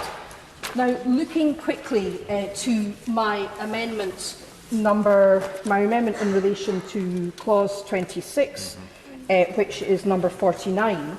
This relates to the concern expressed by many that the government is amending section 6 of the European Union Withdrawal Act, the original provision being that the Supreme Court for the whole of the UK, or in relation to criminal matters, the High Court of Justiciary, were not bound by retained EU case law and could depart from that case law in the same way that those Supreme Courts would depart from their own case law. But in an almost, I think I'm correct in saying, an unprecedented use of delegated legislation, in clause 26, the government intends to take to itself the power to pass regulations specifying additional courts or tribunals that could depart from EU law. Now, that's a most unusual approach, and I'm wondering what has prompted this approach. I'm interested to hear what is the justification for clause 26. Is it an act of revenge on the Supreme Court of the United Kingdom and the Supreme Court of Scotland for daring to defy the previous Conservative government for ruling its unlawful prorogation out of order? Or is there some other rationale for this? If so, I'd be very interested to hear what it is, because I know their lordships are taking a very close interest in the other place in this clause, and even if I'm not able to move the SNP amendment to this clause today, which would revert to the status quo of the previous Act, I'm sure it will be moved in the House of Lords, because there's a very real concern that the aim here is to impact upon the independence of the judiciary, and that also different regulations applying to different courts about the extent to which EU law was overruled or could be applied will interfere with a very important principle of legal certainty. So again, in some ways this is a probing amendment, but it's an amendment which, if not moved in this House, I'm sure will be moved elsewhere, and so it would be interesting to hear from the government exactly why they consider it necessary to change diverge so radically from the previous course of action upon which they were determined. Now, before I conclude, Mr Chair, I know there are a number of other important amendments in this section laid by other parties. I want to say something about them very briefly. Amendment 4 from the official opposition on child refugees is one which we would be inclined to support if they move it, although we would like to go a bit further than that, as I indicated in relation to the amendments I mentioned earlier. Also amendments from the official opposition in relation to transparency on the arrangements for Northern Ireland, and generally on scrutiny and oversight we are very keen to support. And we are also wholeheartedly give our support to the amendment laid in the name of the Honourable Member for Brighton Pavilion, and also to our friends from Plaid Cymru, New Clause 17. And also, Mr Chair, it is of course a great pleasure, particularly for myself and my colleagues in the SNP, to have once more in this chamber the company of Irish nationalists. And whilst I totally respect and understand Sinn Féin's historical reasons for abstentionism, it's good that we will again hear the voice of Irish nationalism on the floor of this House, and the voice of a very significant part of the community in Northern Ireland, and will be reminded that Northern Ireland, like Scotland, voted to remain in the European Union. So we will be keen to lend our support to the amendments laid in the name of the MPs for the Social Democratic and Labour Party. So in conclusion, Mr Chair, I know and I'm certain that not one single amendment sponsored by the Scottish National Party will pass in relation to this bill. Just as one single amendment sponsored by the Scottish National Party passed in relation to the Scotland Bill back in 2015, despite the fact that we had 56 out of the 59 MPs in Scotland and now have 48 out of 59. It's worth remembering that the devolution settlement, which this bill will undermine, was predicated on the idea expressed in the Claim of Right for Scotland, which asserts that it's the sovereign right of the Scottish people to determine the form of government best suited to their needs. And of course, on the 4th of July 2018, the previous Parliament unanimously endorsed that principle in the Claim of Right. So the previous British Parliament accepted that it's the sovereign right of the Scottish people to determine the form of government best suited to their needs. This means that this House has itself recognised the principle of self-determination for Scotland, explicitly and unanimously. And I'll look forward to seeing whether the Government have any proposals to reverse that in this Parliament. But what I would say to them, returning to what I said at the opening of my remarks, the day is coming when the people of Scotland will once again vote on whether Scotland should regain its former status as an independent nation-state. And the hubris, insouciance and lack of respect for democracy embodied in this bill will hasten that date and ensure victory for the independence movement. Yeah. For clarification, and as the Honourable Lady indicated, although a very considerable number of amendments and new clauses have been grouped for debate under this part, only the lead amendment at this stage is moved. So the question is that Amendment 38 be made. And it gives me pleasure to call, by way of a maiden speech in his capacity as a Knight of the Realm, Sir Robert Neal. Thank you very much indeed, Sir Roger. It's a pleasure to see you in the chair. It's a pleasure to follow the Honourable and Learned Lady, the member for Edinburgh South West. I don't share her political analysis, but I do have some sympathy with some of the legal points that she raises, and perhaps I can just address those in the course of this debate with your leave, Sir Roger. And really it relates to Clause 18 and the amendment relating to that, and also Clause 26, which the Honourable and Learned Lady referred to. And can I start with that one? Because it relates, of course, to the interpretation of retained EU law. And it does raise, I think, an important issue, which, as the Honourable and Learned Lady said, it has raised concern by many lawyers, regardless of political view. And I speak as someone who supported this bill at its second reading and will support it upon report and upon third reading, and who stood on the manifesto to implement this bill. But the lawyer in me says it's particularly important that we get this detail right.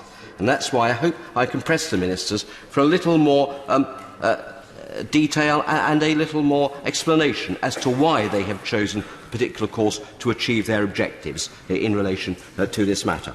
I can quite see that there will be circumstances when it will be necessary for courts to depart from EU law in due course once we have left the European Union. I don't have any problem with that at all. but my concern is that the formulation that the government have chosen in relation to clause 26 to start with does have the potential of upsetting the well-established hierarchy and system of binding precedent which has characterised English common law and, to a greater or lesser degree, to a considerable degree, that of the other jurisdictions within the United Kingdom as well. And the importance of that is this. We've always regarded it as a benchmark of English law that it gives certainty. And it gives certainty because, of course, lower courts cannot depart from the decisions of higher courts under the system of binding precedent. That has served us well for centuries. It's not something that we should lightly depart from. It's going to be important for the future too, because if we are, as I hope and am confident we will, to advance Britain's position as an international legal centre and also as an international financial and business centre, certainty of law is important to maintaining that position. And I'm just a little concerned, without more explanation, that the government might risk getting to a stage where inadvertently, I have no doubt, and perhaps for the sake of speed, they may in fact undermine that very valuable asset. And that would have perhaps two consequences that I'll touch upon.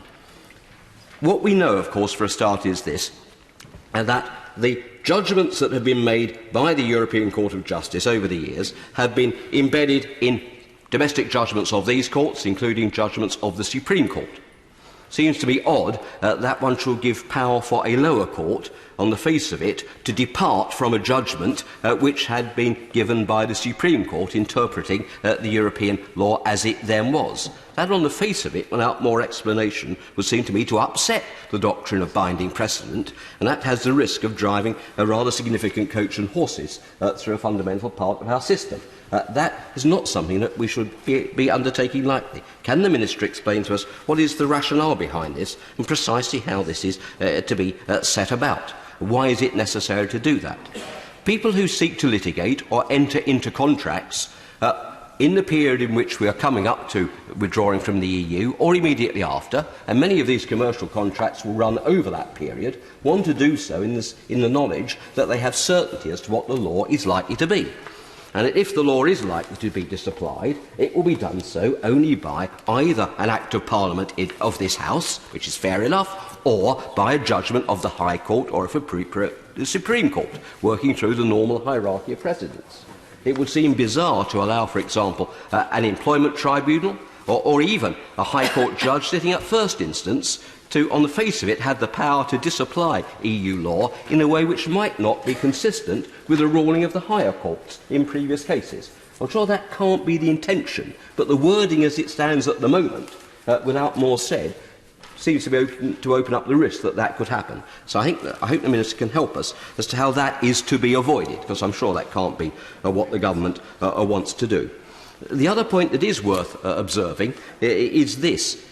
There's a secondary unintended risk, I'm sure, and that's that as well as being embodied in judgments, previous ECJ decisions in EU law have been embedded in policy decisions, which have been made sometimes in this House by primary or secondary legislation, sometimes through the executive actions of ministers and other executive bodies and agencies.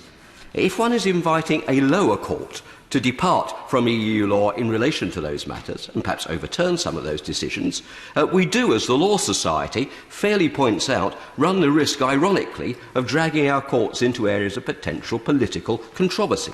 I can't believe that that's something that the government would be wishing actually to do.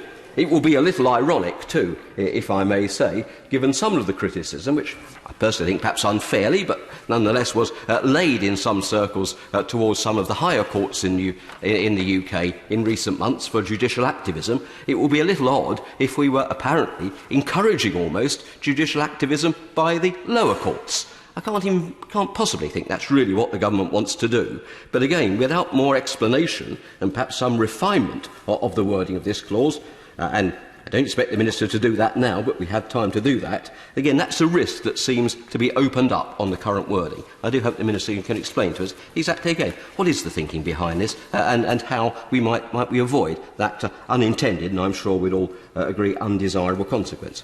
After all, the European Union Withdrawal Agreement dealt with this subject by saying to Roger that only the Supreme Court could depart from EU case law. And that makes entire sense, actually, in accordance with acceptance of our binding hierarchy of courts and the precedent of judgments delivered by the courts.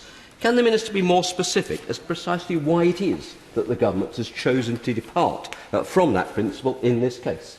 It seems to me, if it is a matter of time, then that's something that we ought to look at in the urgency with which we address the negotiations and the bringing forward of resource to deal with these matters, including resource for the courts to deal with these matters properly.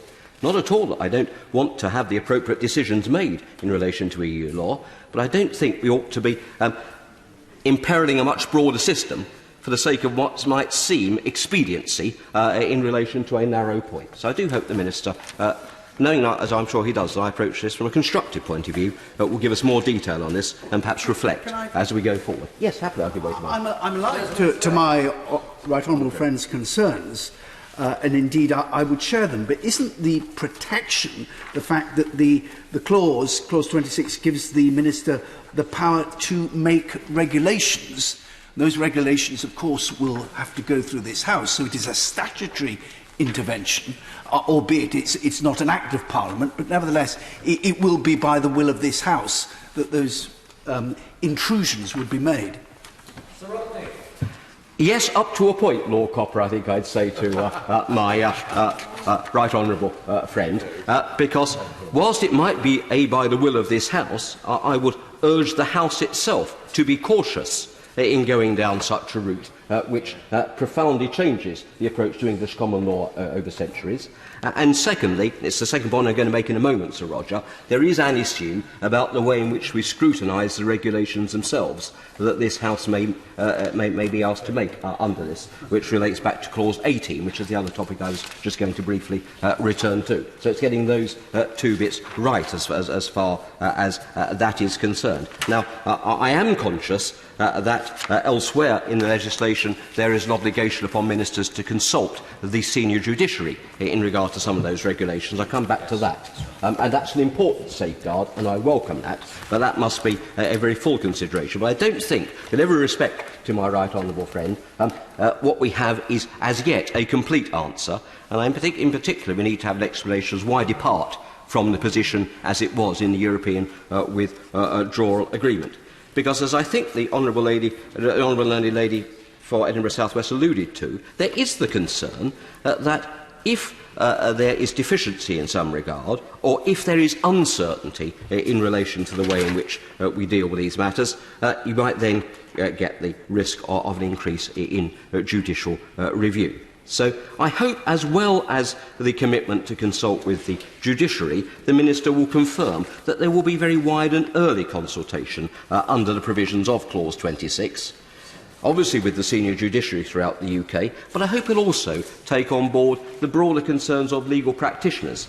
Experts, for example, like those who serve upon the Brexit Law Committee, which is fundamental to the workings of our financial services law, an organisation such as this, to find the right formula. And that's what I'm seeking to achieve by my intervention, by pressing him in this way, to make sure that we get this right.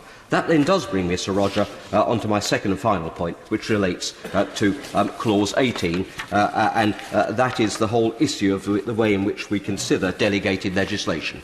And I note that the Honourable Member for Edinburgh South West hinted that her amendment in this regard is a probing amendment, and I'm glad of that, Amendment 49, because actually I have some sympathy with it, but I accept that the Minister might want to consider again, between the passage of this bill going to the other place and so on, as to how best to deal with this issue.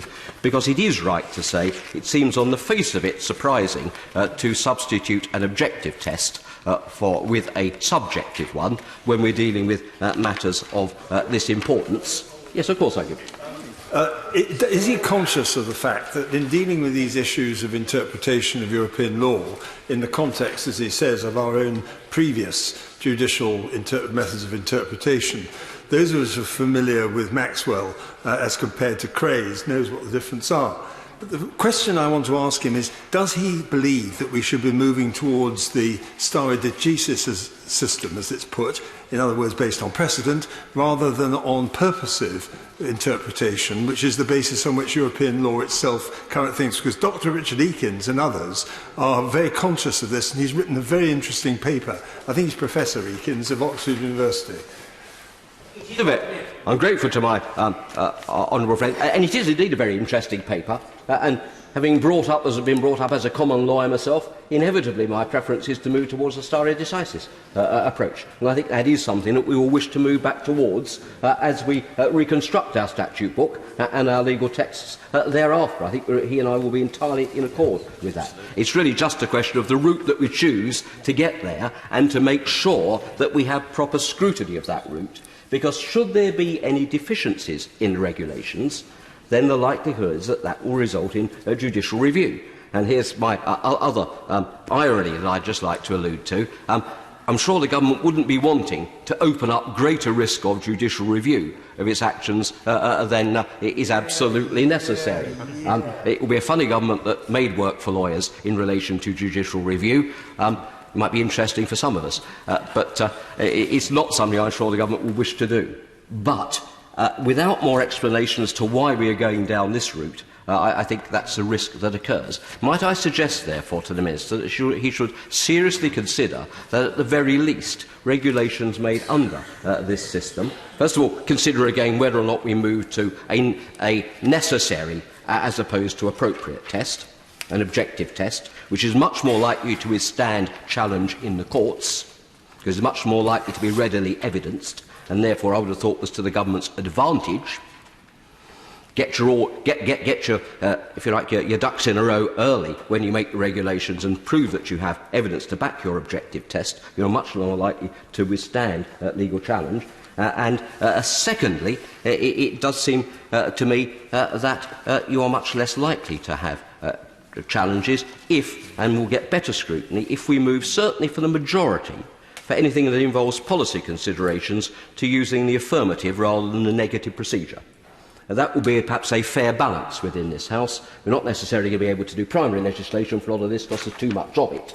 But sensible use of saying there will be some things where it's just taking out references to a European Union or something of that kind. Of course, that can be done by the negative resolution procedure. But where there are policy considerations involved, it seems to me it will be consistent with the government's own objectives of bringing back control to this House, and again consistent with the movement towards our traditional approach to legal matters within the United Kingdom if we use the affirmative test as the norm. And I hope the Minister can say something about that when he responds to the debate too. Thank you very much for your kind words, Sir Roger, and I'm grateful for the chance to raise those issues.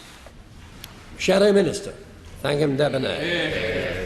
Thank you, Sir Roger, and it's a pleasure to see you in the chair. I look forward to serving under your guidance. It's also a pleasure to follow the right honourable and learned gentleman who has given the Treasury Bench much to think about the difference between subjective and objective tests, and I will bear that in mind as well in my remarks.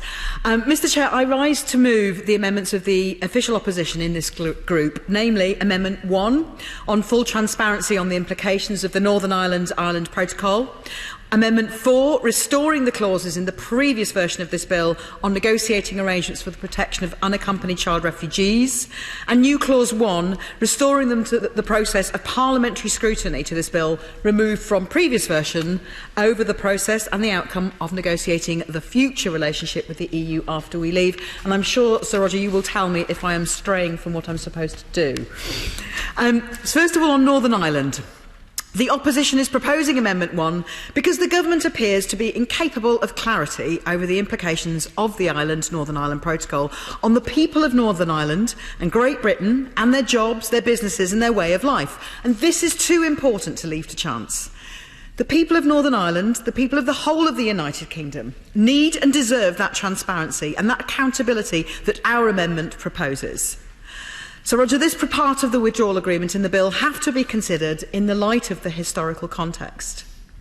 The Good Friday Belfast Agreement was an extraordinary moment in the history of these islands, an awe-inspiring achievement of the incoming Labour government of 1997 and of the latter period of the previous major government.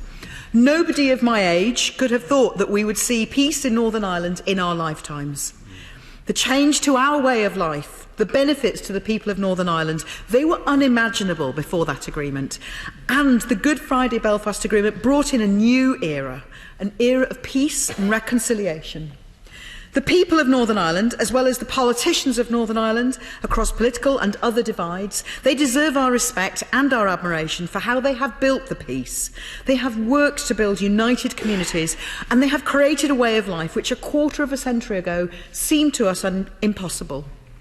And surely no politician of any affiliation would want to destabilise that achievement. I am sure that includes the Minister who is nodding. The government, I'm sure he needs no reminder, but I'm going to do it anyway. The government has a legal obligation to adhere to the terms of the Good Friday Belfast Agreement. And that means no opt-outs, no wiggling, nothing other than solid, uncompromising adherence to and support for the spirit and the letter of the agreement, no matter how hard. Too many people have sacrificed too much for peace for the government to do otherwise. Now, these are no small matters, so it's troubling in the extreme that the government does not seem to know its own mind at times or the implications of its own protocol.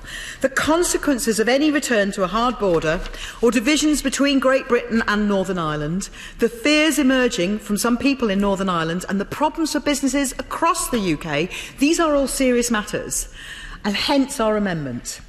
Because businesses in Northern Ireland have spoken with one voice and are rightly concerned about the potential impact of any border checks on goods between the Northern Ireland and Great Britain.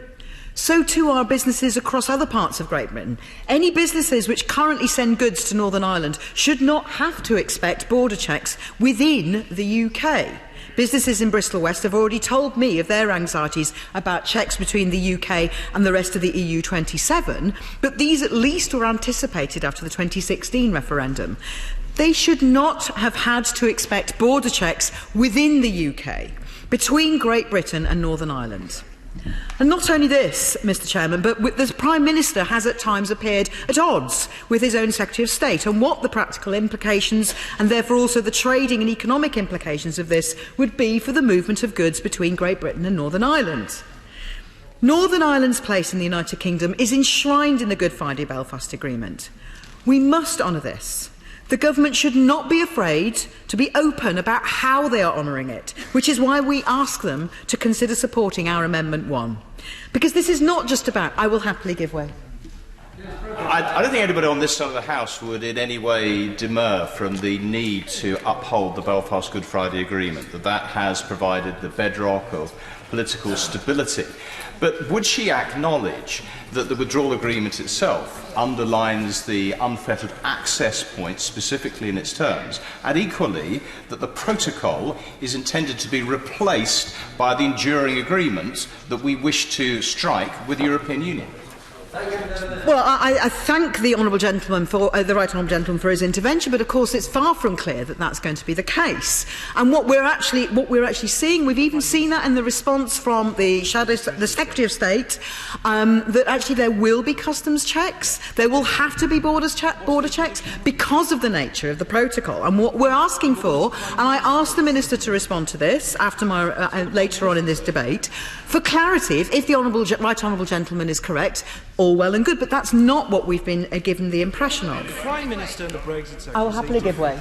Very grateful to the Honourable Lady and for the points that she is making, which are most appropriate and balanced in the way she's bringing them forward. And the right honourable gentleman, former Secretary of State for Northern Ireland, suggests, as has been suggested throughout this debate, that there is automatic supersession from the Northern Ireland Protocol.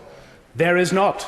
And Article 13.8 is very clear that the only way we succeed from the Northern Ireland Protocol, one, is if the European Union agrees, and two, that the confines of the Protocol are no longer required. Two things that are not in our gift. Therefore, there is no certainty, as the Honourable Lady was invited to believe, there is no certainty of automatic supersession. Yes, I thank the honourable gentleman for that intervention. Of course, he's quite right, and it is because of that uncertainty that there are rightly, understandably, fears amongst the people of Northern Ireland, many people in Northern Ireland, about the future. I will happily give way. I'm grateful to my honourable friend for giving way, and she is, I agree, making an excellent point. But we heard it again yesterday, that the government is very clear that its intention across Britain is to diverge from the European Union. And if that is the case, which we are being led to believe is the case, then it is inevitable that there are checks, that there is a border somewhere. And with respect to the right honourable gentleman, what he is saying for the protocol, there is absolutely no guarantee or no certainty. It is their wish to diverge that is causing this problem. I thank my honourable friend for that intervention. Of course, she's absolutely right. I too sat through the debate yesterday, and that seemed to be what was being said. But also, the Brexit Secretary himself has said that there will have to be some sorts of checks. Of course, that's inevitable. If we are going to diverge from the rules that we currently have, and Northern Ireland is to remain within them, there will have to be checks. It's just simply an inevitability. So it's no wonder that the people of Northern Ireland are concerned about the potential impact on their place within this United Kingdom. Businesses in Bristol West have already told me of their anxieties, as I've said, but they had a right not to expect that there would be border checks within the UK. So, Northern Ireland's place, as I said, is enshrined in this Good Friday Belfast Agreement, but this is not just about trade, and that's why I mentioned the agreement. This is about people. It is about values. It's about hopes and fears for the future. It's about the feeling of belonging. It's about the relationship of the people between and within communities. And there is that perception, as other honourable members have mentioned, there's a perception amongst some in Northern Ireland that a border will be created within the United Kingdom that nobody voted for down the Irish Sea. And a border in the Irish Sea does not bring people together, as the Good Friday Belfast Agreement did. It does not. It divides people. It pulls them apart. So our amendment seeks to give the government a way of renewing their commitment to that agreement, of showing that they still do believe in the union, the full union of the United Kingdom of Great Britain and Northern Ireland.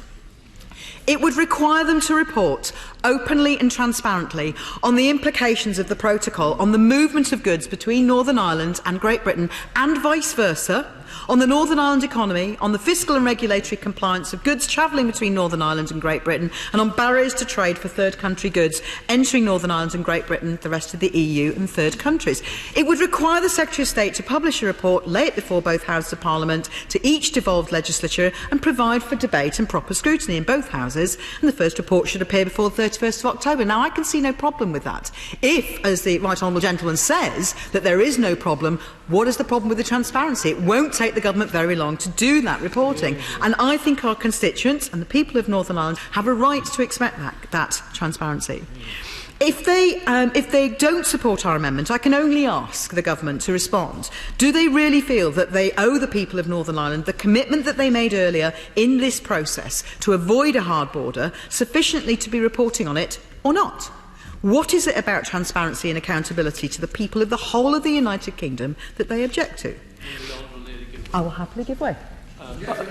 Mr. Chairman, following on that point on the issue of transparency and reporting, I think it would be very important in respect of the joint committee that it is proposed to establish in relation to the Northern Ireland Protocol, that Northern Ireland is represented on that committee so that we have a direct input into the arrangements that are taken forward and how they are enacted and in terms of transparency and reporting.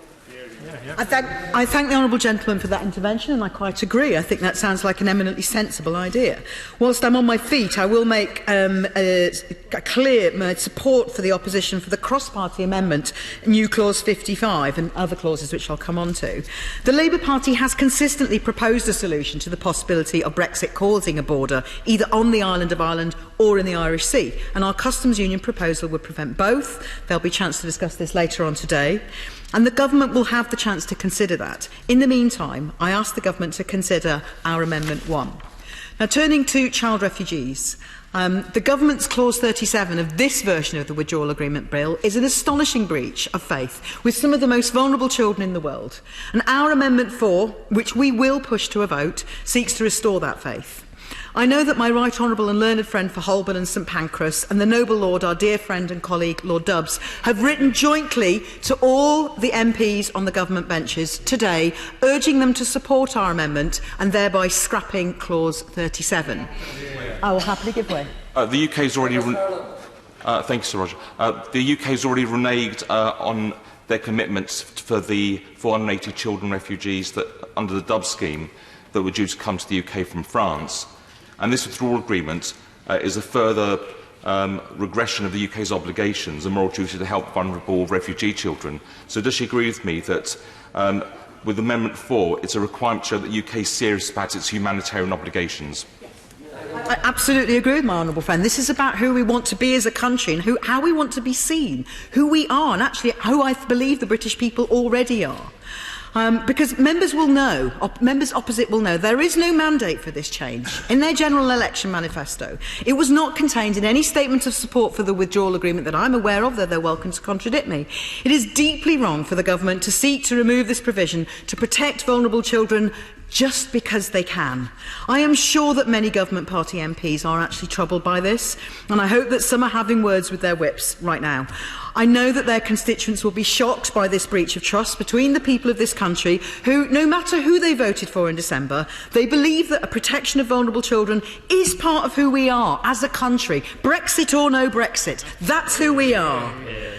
I believe that the Minister is an honourable man, and perhaps he will seek to remedy this breach of faith and not put his MPs in an awkward position and not object to our amendment when we put it to the vote, and we shall see.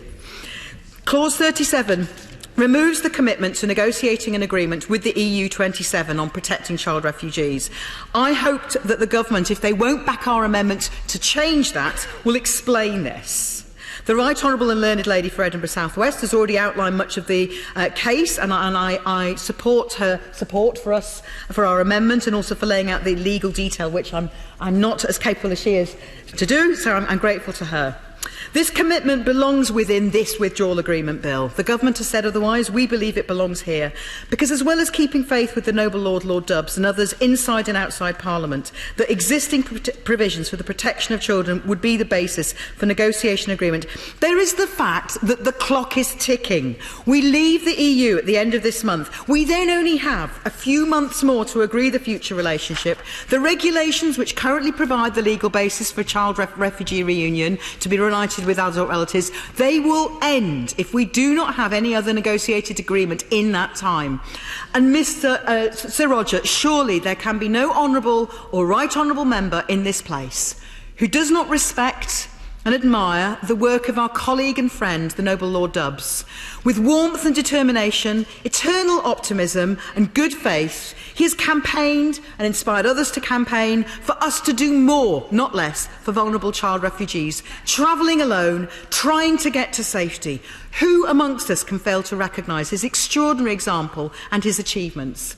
It would seem, I hope I'm wrong, but it would seem, unfortunately, that the government does. That's certainly the view of the Lord Dubbs. It is my view presently. Because in clause 37, they have reneged on that commitment, but more importantly, they've reneged on a commitment to child refugees themselves, to secure arrangements at the earliest opportunity for how to protect children elsewhere in the EU who have an adult relative legally here, either with status or in the asylum process.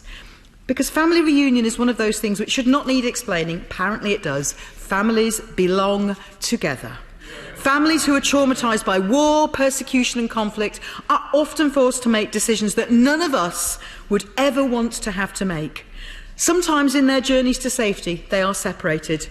And we should be doing everything we can to help reunite them, wherever they are, because that's part of who we are as a country. The British Red Cross and other refugee organisations have recommended that the clause 37 be removed and that the provision be restored, and the government could do just that. They've said that there's no change of policy, that it's just not appropriate to be in this bill, and the Minister's nodding. But why not in this bill? It was there in the October version. The provisions end this year. I've heard no whisper of any negotiations so far with the EU about this provision, though I'm happy to be corrected if the Minister knows otherwise. In numerous reports, such as the House of Lords EU Committee on Refugee Protection and Asylum Policy and the House of Commons Foreign Affairs Committee, Finding a Diplomatic Route, Responses to Migration, these reports, these House reports have noted the importance of providing safe and legal routes to protection. And they point out that policies that exclusively focus on closing borders will drive migrants to take more dangerous routes and push them into the hands of criminal gangs. And they've warned that in the absence of robust and accessible legal routes for seeking asylum in the UK, those with a claim are left with little choice but to make dangerous journeys. And the government has rightly shown concerns about people setting out on those dangerous journeys. But making it harder to come by legal routes is what prompts those dangerous journeys. The government recognises the need, I've heard them do this, they've recognised the need to do more to prevent those desperate and vulnerable people to set out in leaky boats and other dangerous routes. But this recognition is hollow words if it's not followed through with the action needed to increase safe and legal routes, which the Minister will know I've pressed for on many occasions in different contexts and different debates. Refugee resettlement and refugee family reunion save lives and prevent those dangerous journeys. But Clause 37 is worse than that. It's not just failing to increase our response, it's going backwards. It risks going backwards because we've got no commitment about what will happen, and it's totally unnecessary. So here are some things the government could choose to do and they could commit to right now. They could commit right now that family reunion rights will be protected, with priority afforded to those unaccompanied children. They could tell us that they will replace the family reunion elements of Dublin III by prioritising negotiation with the European Union and with key member states, so that there's an agreement that allows individuals who have claimed asylum to be reunited with their family.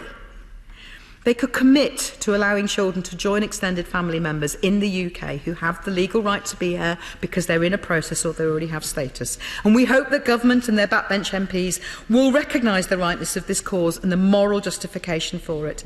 We hope they understand that the people of the United Kingdom will want them to do this and that they will join us in paying tribute to the many community organisations, volunteers, counsellors and individuals who've shown our national values, who demonstrate them daily by protecting and offering to protect still more vulnerable people. We hope they will acknowledge that and accept our amendment. And now finally, Sir Roger, to parliamentary scrutiny.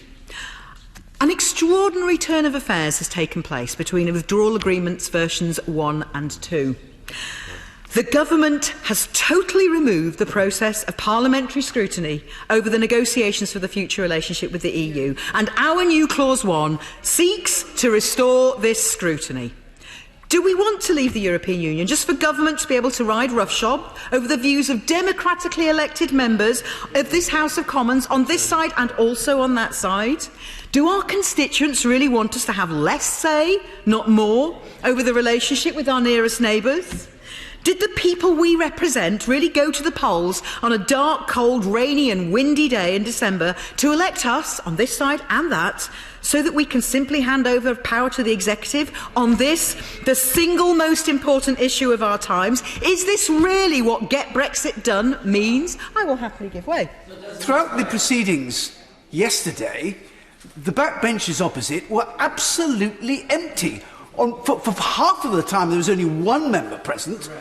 Actually, they're only surviving Eurosceptic.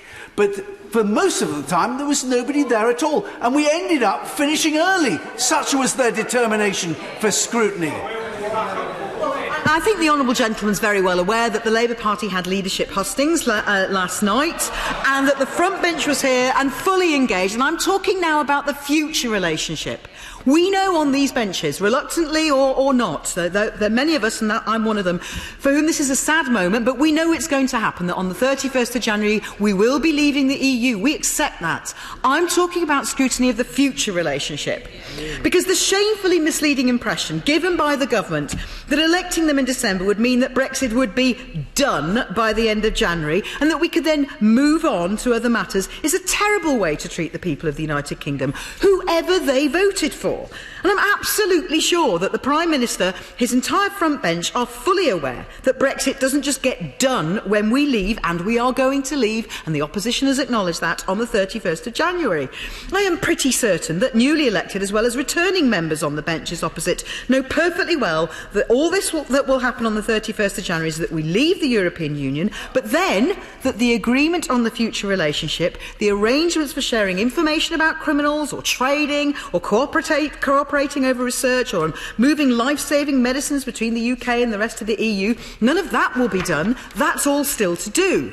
And the government has set wildly unrealistic expectation, not only that Brexit will just get done, but that the many aspects of the future relationship will be done by the end of June this year, in order for transition to be over by the end of December. Now, in doing so, they treat the economy, the jobs, the lives and the welfare of the people of the United Kingdom recklessly. They absolutely do. And the Bill's Clause 33 means that implementation period comes to an end on December the 31st under all circumstances, as the Minister said yesterday. Even if we have not worked out how people who currently work across borders in the EU continue to do so, ministers are now prohibited by law, will be by the end of tomorrow, for asking for an extension period. If the agreements on how we share information about terrorists and criminals or other important aspects of data sharing, if they're only days away, we will still not be allowed to ask for an extension, even if it's just for days. Even if the arrangements for movement of medicines are not complete, no extension. Now, this is related to this amendment, because what we're asking for is for scrutiny of the process. Because if the government's going to insist on this extension period, the transition period, coming to an end, no matter what, surely we should have a right to scrutinise the process. I'll happily give way. I'm very grateful to her for giving way. Can I say she's making a very powerful speech, and she should perhaps ignore the jeers and concentrate on the forcefulness of the point she's making. But would she agree to me that the situation she's just described, whereby favourable agreements just a few days away from negotiation could be given up in favour of this shibboleth of a certain date, is the absolute classic definition of cutting off your nose to spite your face? I would agree with the Right Honourable and Learned Lady, but I also say again that that's why we need this amendment.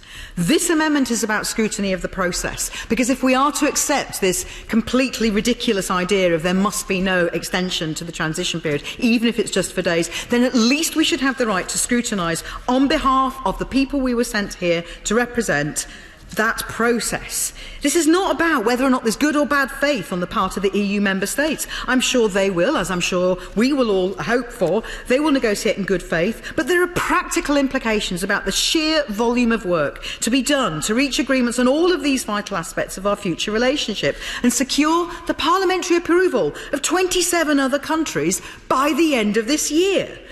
So I am saddened but no longer shocked that this government rejected our sensible proposal yesterday, but I hope that they will consider our sensible proposal today on scrutiny, because it's not too much to ask that we, the elected representatives of the United Kingdom, of all parties, including the government party, have the right to hear from our ministers on the aims and objectives of the negotiations, of the progress made and of the outcome. It's not too much to ask that we be guaranteed that right, with the opportunity to debate and discuss, not wait for possible ministerial statement or forced to beg for information via an urgent question.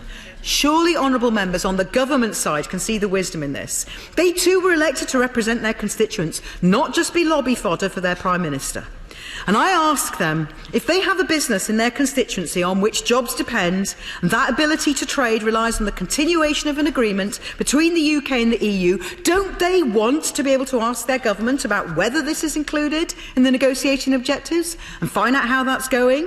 If they have a constituent whose life depends on the movement of a medical device from one EU country to the UK, don't they want to be able to find out if that's part of the negotiations and how that's going? Surely they will want to be able to represent their constituents.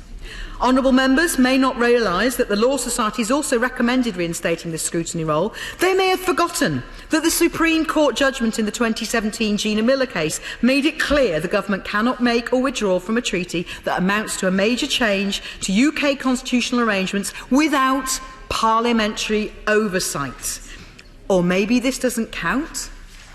I therefore ask them, I ask all honourable members in the benches opposite to consider pushing their government, and I ask the Minister, who I say again I know to be an honourable man, to consider restoring the full process of parliamentary scrutiny. I ask them to commit today to doing that. They could choose to adopt the opposition amendment, or they could achieve it in some other way. I do not mind. I just believe that as elected representatives, we should be able to represent the people who sent us here on the most important change to our way of life, our jobs, our businesses and our security in our lifetimes. Minister Robin Walker. Sir Roger, before I address the clauses we're debating today, I just want to acknowledge the enormous hard work and professionalism of officials in the Department for Exiting the European Union, in which I had the privilege to serve for over 2 years, and in the territorial offices where I've been serving since, in bringing this legislation and the withdrawal agreement to the position it is in today. I want to pay tribute to all those in the devolved administrations and the Northern Ireland Civil Service who have contributed to our work on EU exit and to ensuring the whole UK is able to leave the European Union in an orderly way. The bill before us may have been a long time in coming, but it is delivering on a mandate for the whole United Kingdom, and it has been a privilege to work with colleagues from every part of the United Kingdom in preparing and delivering it. Let me agree with what the Honourable Lady for Bristol West said about the importance of the Good Friday Belfast Agreement. And it's absolutely right that this has been a central focus of the exit process from the start. We do not need Amendment 1 to state our firm commitment to both the Good Friday Agreement and the principle of consent, and indeed my party's absolute commitment to the United Kingdom. Now, Sir Roger, I do want to very briefly talk to the purpose of clauses 18 to 37 and schedules 3 and 5 before I go into the detail of the amendments. And I make no excuses as a Northern Ireland minister if most of my focus on those amendments is on the Northern Ireland clauses. I'm sorry not to have heard from more Northern Ireland colleagues so far. I will try and make time to ensure that I can. But these clauses, firstly, set out how EU law will be wound down at the end of the implementation period. Secondly, enable the UK to fulfil its international obligations under the financial settlement. Thirdly, and crucially, implement the regulatory, customs and other arrangements contained in the Northern Ireland Protocol, protecting rights and arrangements contained in the Belfast Good Friday Agreement, and avoid a hard border. Fourthly, update the European Union Withdrawal Act 2018 so that it operates as intended in the light of the Withdrawal Agreement. Fifth, allow UK courts to interpret UK laws and not to be inadvertently bound by historic European court cases. Sixth, provide a mechanism for Parliament to consider EU legislation that raises a matter of vital national interest, increasing parliamentary scrutiny. Seventh, ensure that the government is properly accountable for its work in the Withdrawal Agreement Joint Committee and that Parliament should be informed on formal dispute proceedings that arise from the withdrawal agreement. Guarantee that we can ratify the withdrawal agreement on the 31st of January by ensuring that once this bill receives royal assent, there are no further parliamentary hurdles to ratification, and repeal unnecessary or spent enactments related to EU exit. So, Roger, I now want to address the amendments made to these clauses. I'm happy to take interventions perhaps as I address amendments. Perhaps he might let me just move into that first. And let me agree with what the Honourable Gentleman from Lagan Valley said in an intervention about the importance of every part of the UK being heard. Many of these amendments, I recognise, the focus on securing Northern Ireland's interests in the next phase of the Brexit process, and we absolutely recognise the support they have received from across Northern Ireland business and political community. If the executive if and when the executive is restored, the UK government will be ready to consider commitments concerning their role in future discussions with the European Union and engage with them as we safeguard Northern Ireland's integral place in the UK. Now, the government cannot accept any of the amendments to the clauses implementing the protocol on Ireland and Northern Ireland for a number of reasons. Firstly, I want to address new clauses 14, 15, 39 and 40, all from the Honourable Gentleman for Lagan Valley, and 63 and new clause 13. At the outset, I would like to confirm the protocol does not affect the constitutional status of Northern Ireland, which remains part of our political and economic union. Northern Ireland... I will give way to the Honourable Gentleman. For giving away. The government's impact assessment for the bill says, and I quote, goods moving from Great Britain to Northern Ireland will be required to complete both import declarations and entry summary declarations. Is that statement correct?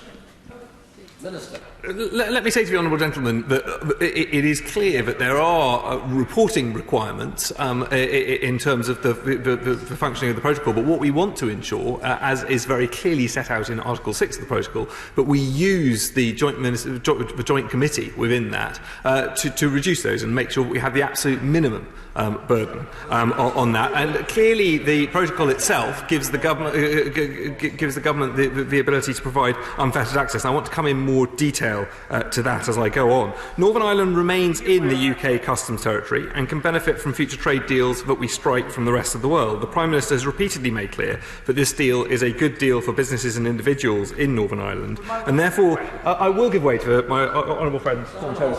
I'm grateful to the Minister for giving way. Would you agree that it would be enormously helpful if the stance of the government was to ensure that whatever regulatory regime is required is not only of the lightest touch, but is also as cost neutral as possible, and therefore there needs to be very detailed discussion with Treasury colleagues to see what mechanisms may exist for reclaiming either through the VAT process or offsetting against personal corporation tax in order to make this cost neutral, and with the understanding that we actually need to be able to do something. My honourable friend raises a very interesting and important point, and as you'll appreciate, I can't necessarily make commitments on behalf of Treasury colleagues at this stage, but I have no doubt he will assiduously press the interests of Northern Ireland with the Treasury. I will give way to the honourable gentleman, but I will need to make some progress in order that he and his colleagues can speak. And he's humble enough to recognise that he can't make commitments on behalf of Treasury, but he should go a step further and say that he can't make commitments on behalf of the European Union either. And that's the fundamental problem that we have with the withdrawal agreement and the implications it has for Northern Ireland. There is no point asserting sovereignty and indicating that the Northern Ireland is fully in compliance with the customs territory of the United Kingdom, only having asserted such to hand that power into a joint committee with the European Union. The honourable gentleman, as he always does, makes his point very powerfully. I would say I think that it is very clear from the protocol itself that Northern Ireland is part of the customs territory of the United Kingdom, but we do actually want to make sure that we maintain unfettered access between Northern Ireland and the rest of the United Kingdom. There are powers in the protocol for the government to do that. And let me make a little progress. So, Roger, the government is committed to ensuring that the Belfast Good Friday Agreement is upheld throughout our departure from the European Union. But the protocol is clear that it protects rights contained in that agreement, and the bill gives effect to the UK's commitments in that regard. We are confident that the new functions conferred on the Northern Ireland Human Rights Commission and the Equality Commission for Northern Ireland are sufficient for them to carry out their roles in the dedicated mechanism. I know it will be of particular interest to some members on the opposition front bench who have raised this concern with us, but the bill confirms the Northern Ireland Human Rights Commission's own motion standing under the Human Rights Act 1998, as well as providing for such standing under the protocol. I would direct members' attention to paragraph 5 of Schedule 3.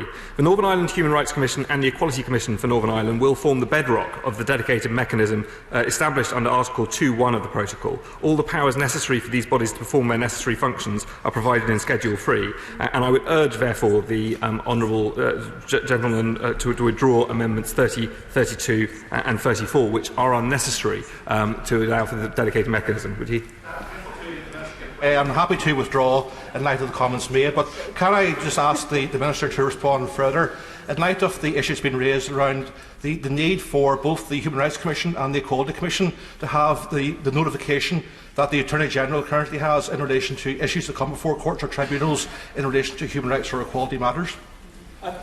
I hear the point he's raising. It's one that I'm happy to look into, but my understanding is that they have the powers they need to require the necessary information under this legislation. I'm grateful for his gracious withdrawal there. I do then want to touch on new clauses 11 and 12 from the Honourable Gentleman for Lagan Valley. And I do want to make clear our absolute commitment from the outset to the Northern Ireland Act 1998 and the Belfast Agreements which it implements is unfaltering.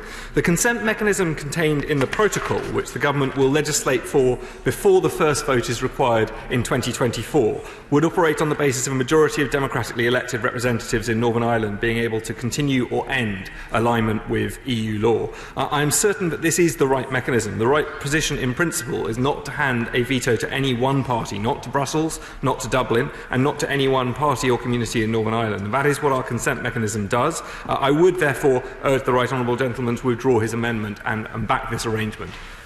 His colleague, I expect. Does the Minister not realise the incompatibility of the two statements he has made? That on one hand he wants to adhere to the letter and the spirit of the Belfast Agreement, and on the other hand he is prepared to set aside one of the most fundamental parts of that agreement, i.e. that on controversial issues and issues which one community feels threatens their identity and threatens the kinds of things which they value, that there should be a mechanism whereby there is a less than a difference from a majority vote, a cross-majority vote. And yet he seems not to understand that the protocol and the terms of this bill set that very, very vital safeguard aside. Order. Just before we proceed, and for clarification, the Minister made reference to withdrawing an amendment, as did the member for North Down. At this stage, there is no need to withdraw amendments because none of them have been moved. It is only the lead amendment that's been moved. Minister. Apologies, sorry, I stand corrected. On the point the Honourable Gentleman made, I absolutely recognise that principle within the agreement on contentious domestic matters within Northern Ireland. What we are talking about here is a consent mechanism which is being given to the Assembly uniquely in the case of an international agreement, because we recognise the importance of this issue, and we recognise that, and we do also recognise the benefits of cross-community consent, and that is why the approach that we've taken is one that would mean that a vote recurs more often if a decision is taken without that cross-community consent. So, no, Sir Roger, it is the responsibility of the Northern Ireland Executive and the Irish Government to develop consultation, cooperation and action within the island of Ireland, including through implementation of an all-island and cross-border basis of matters of mutual interest within the competence of the administrations, north-south, and not the responsibility of the UK Government. And that is why Clause 24 of the bill ensures that the UK cannot agree to the making of a recommendation by the Joint Committee which would alter the arrangements for north-south cooperation. As the protocol ensures these aims and this bill gives effect to those commitments, I would urge honourable members to withdraw Amendment 36. That isn't necessary to achieve the aims that it seeks. I take the honourable lady, and then I'm afraid I will have to limit interventions because I do want to try and get through. I'm grateful to the Minister in reference to Clause 24 because I'm a favoured, seasoned bureaucrat, and I do like a bit of transparency around governance and process, and I am really struggling now to understand how the relationship works between proposals from the Good Friday Belfast Agreement bodies, particularly the North-South Ministerial Councils, proposals to the Specialised Committee, which has no enforcement power, which then has an ability to recommend to the Joint Committee, which apparently has a supervisory power. We're not sure if that can then take action, or if indeed it just makes recommendations back to the North-South Ministerial Council. So we're in an ever-moving circle of recommendations, no action. And the real concern around Clause 24 is that it's in aspic in 2020. The ability to move on relationships seems to be lost, and the ability to do that with democratic accountability back to the people across Ireland and the United Kingdom is lost, and that is a serious governance point that the government needs to address. I hear the honourable lady's point. I have great respect for the work that she does in this space, but I think she misunderstands, because what we're doing through Clause 24 is simply to mean that as a result of the protocol, as a result of the UK Government's role in the Joint Committee, there will not be decisions taken to change North-South cooperation. It doesn't prohibit or restrict in any way a restored executive taking decisions on that within the confines of the North-South Ministerial Council. And so I think, in fairness, I did say I have to move on. I think that addresses the point. The Government would also urge the honourable gentleman who laid Amendment 33 and the new Clause 61 to withdraw their amendments, as they risk creating legal uncertainty for businesses and individuals in Northern Ireland, which is unacceptable to this Government. Our departure from the EU requires the Government to assure that the statute book is able to function post-exit, which these amendments would risk preventing.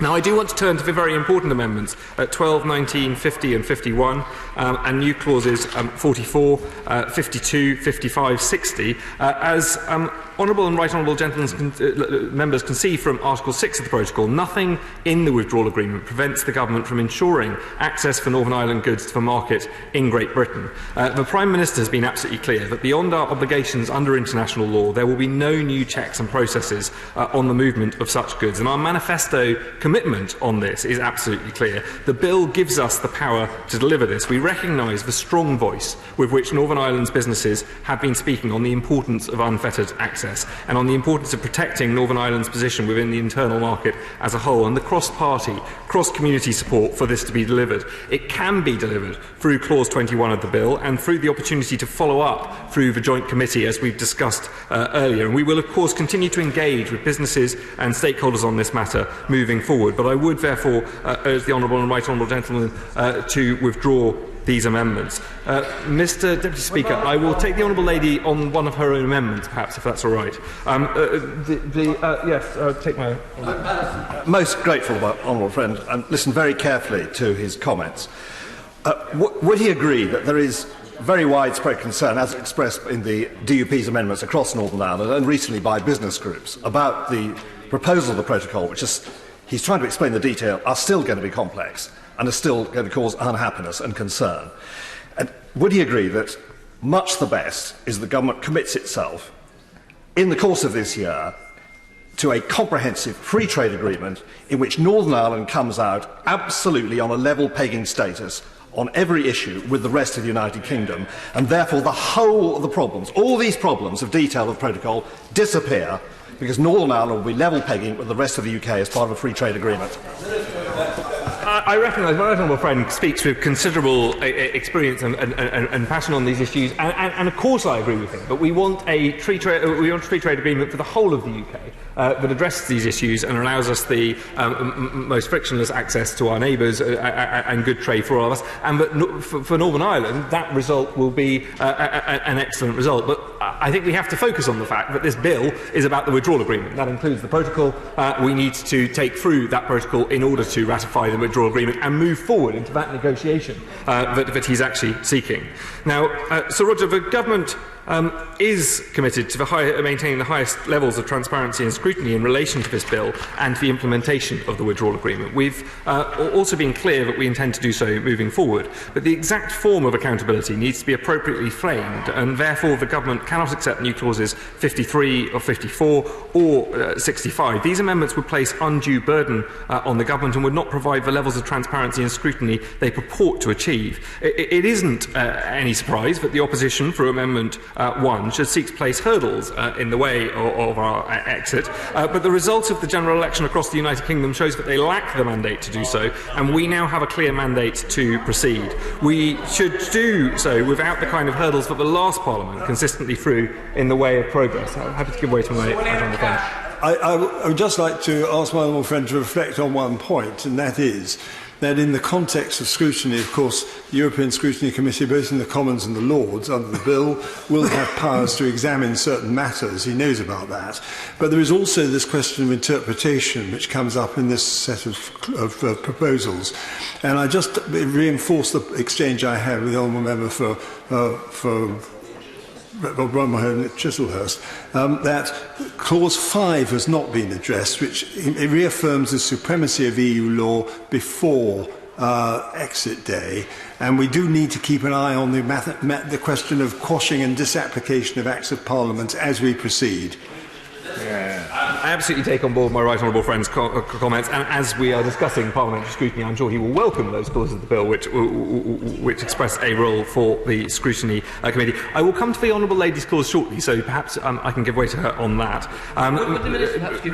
I'll come back to the issue that the honourable gentleman has raised as well, so my honourable friend.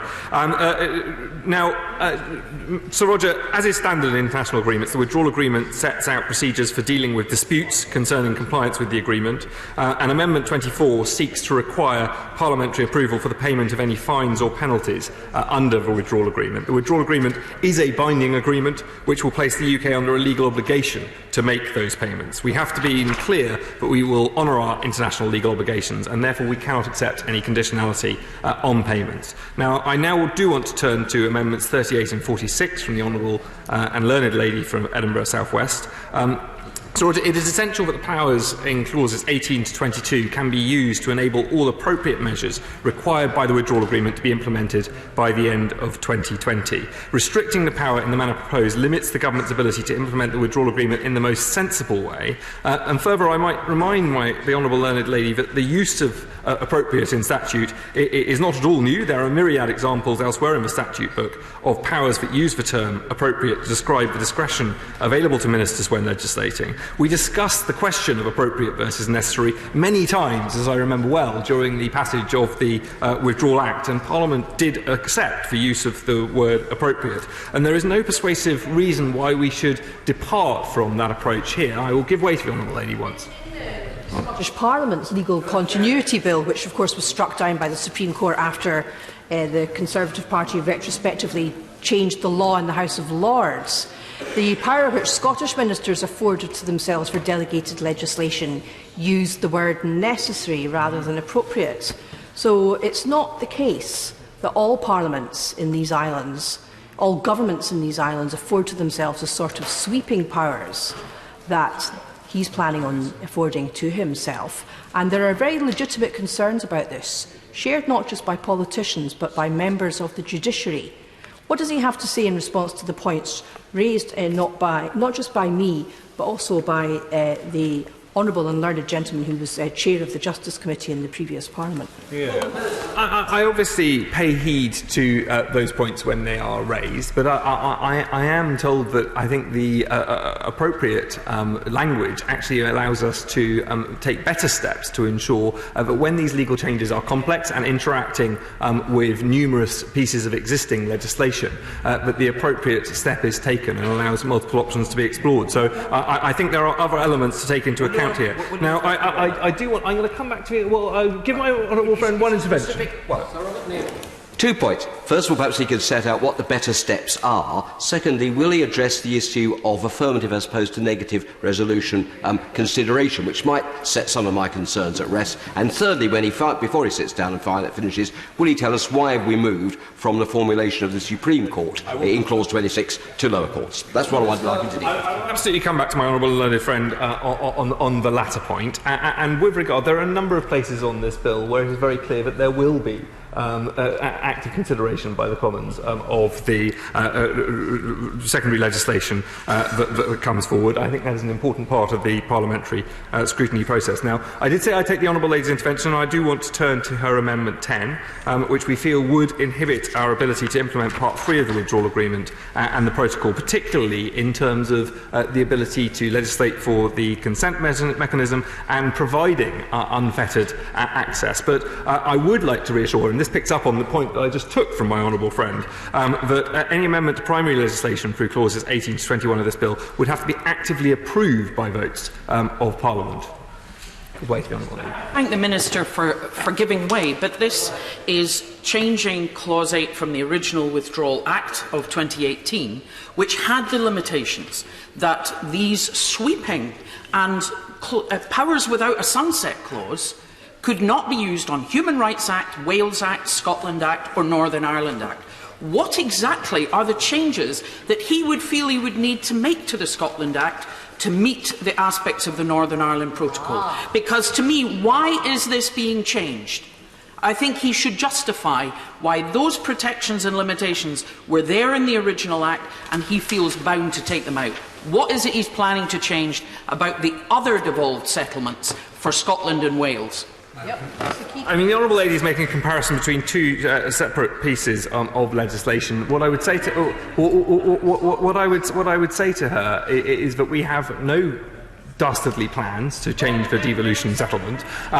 What we want to ensure, however, is that in the limited period of time available, we are able to take necessary steps to implement the protocol, including providing unfettered access across all parts of the UK. And we will want to engage with the devolved administrations and the devolved legislatures about the most effective way of achieving that. Now, I won't, I'm afraid.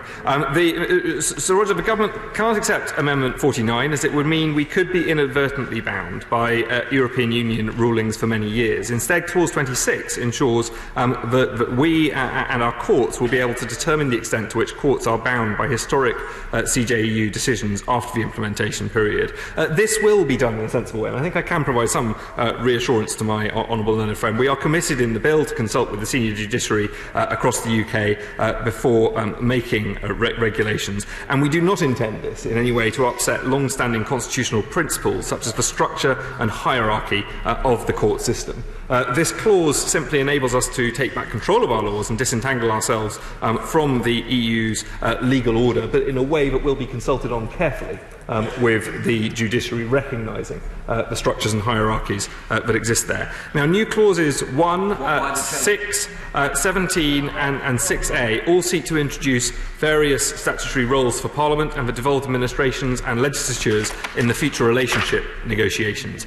These are unnecessary requirements which risk impeding and delaying negotiations. New Clause 6 in particular imposes onerous requirements for consultation and impact assessments, but would make it very challenging indeed to conclude negotiations by the end of 2020. And I did recognise I would give way to the Honourable Lady. To him for giving way, but does he recognise that what he refers to as onerous requirements are precisely actually what our colleagues enjoy in the European Parliament right now? Doesn't he find there's a rather ironic point here that when we're supposed to be taking back control, we assumed that meant to elected representatives, not just to number 10. When we're supposed to be taking back control, we actually have less control than our colleagues that we've left behind in Brussels. I fundamentally disagree with the Honourable Lady. The purpose of this bill is about delivering on the withdrawal agreement and taking it forward. It is not to set out the future of negotiations. This is legislation which is focused on allowing us to move forward into those negotiations. And I think it would be a profound mistake to tie the hands of the government in achieving the best result for the whole of the United Kingdom. I will give way to the Honourable Lady as one of the people on the amendments. For giving way. Given that we have a flatlining life expectancy, that we have an increasing infant and child mortality, and that this is the worst in Western Europe, and you know it is quite staggering.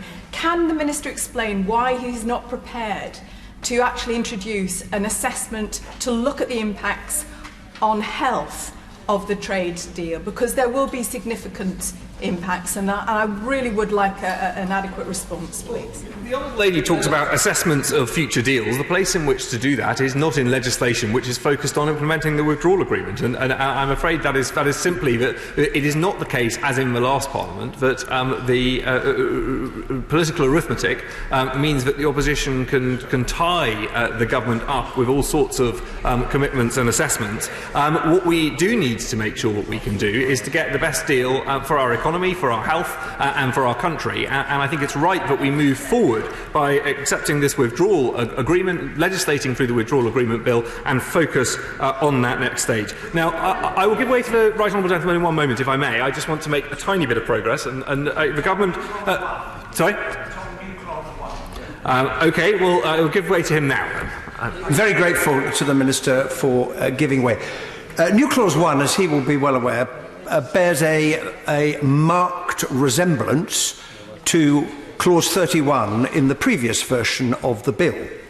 And the question I want to put to him is this. Given that the Prime Minister said to the House on the 22nd of October, talking about Clause 31, now disappeared, the intention is to allow the House to participate actively and fully in the building of the future partnership, and it set out a whole process for doing that.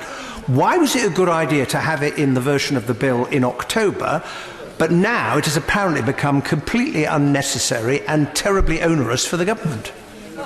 I think the answer to the Right Honourable Gentleman's question is perhaps in some of the exchanges we had during that debate when I was reaching out to him and suggesting to him that he ought to support our orderly withdrawal from the European Union so we could get on to the next phase of negotiations. Since then, we've had a general election which provides a clear mandate for this government to take us forward, to deliver the withdrawal agreement and to get into that next phase of negotiations. I think we need to focus on that.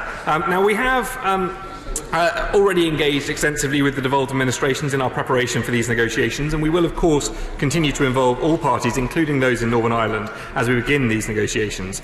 Indeed, Sir Roger, this speaks to the absolute necessity and the vital urgency of restoring a functioning executive in Northern Ireland as soon as possible. The Government will support Parliament in scrutinising the negotiations. We've made a clear commitment to Parliament's scrutiny of the Withdrawal Agreement Joint Committee in this bill. To that end, Clause 30 provides that when disputes arise, these must be reported to Parliament. Further, Clause 34 states that only a Minister will be able to act as the UK's co-chair of the Withdrawal Agreement Joint Committee, and Clause 35 ensures that all decisions must be made by a Minister in person. That Minister will be accountable to Parliament. We therefore believe that new Clause 47 should be withdrawn.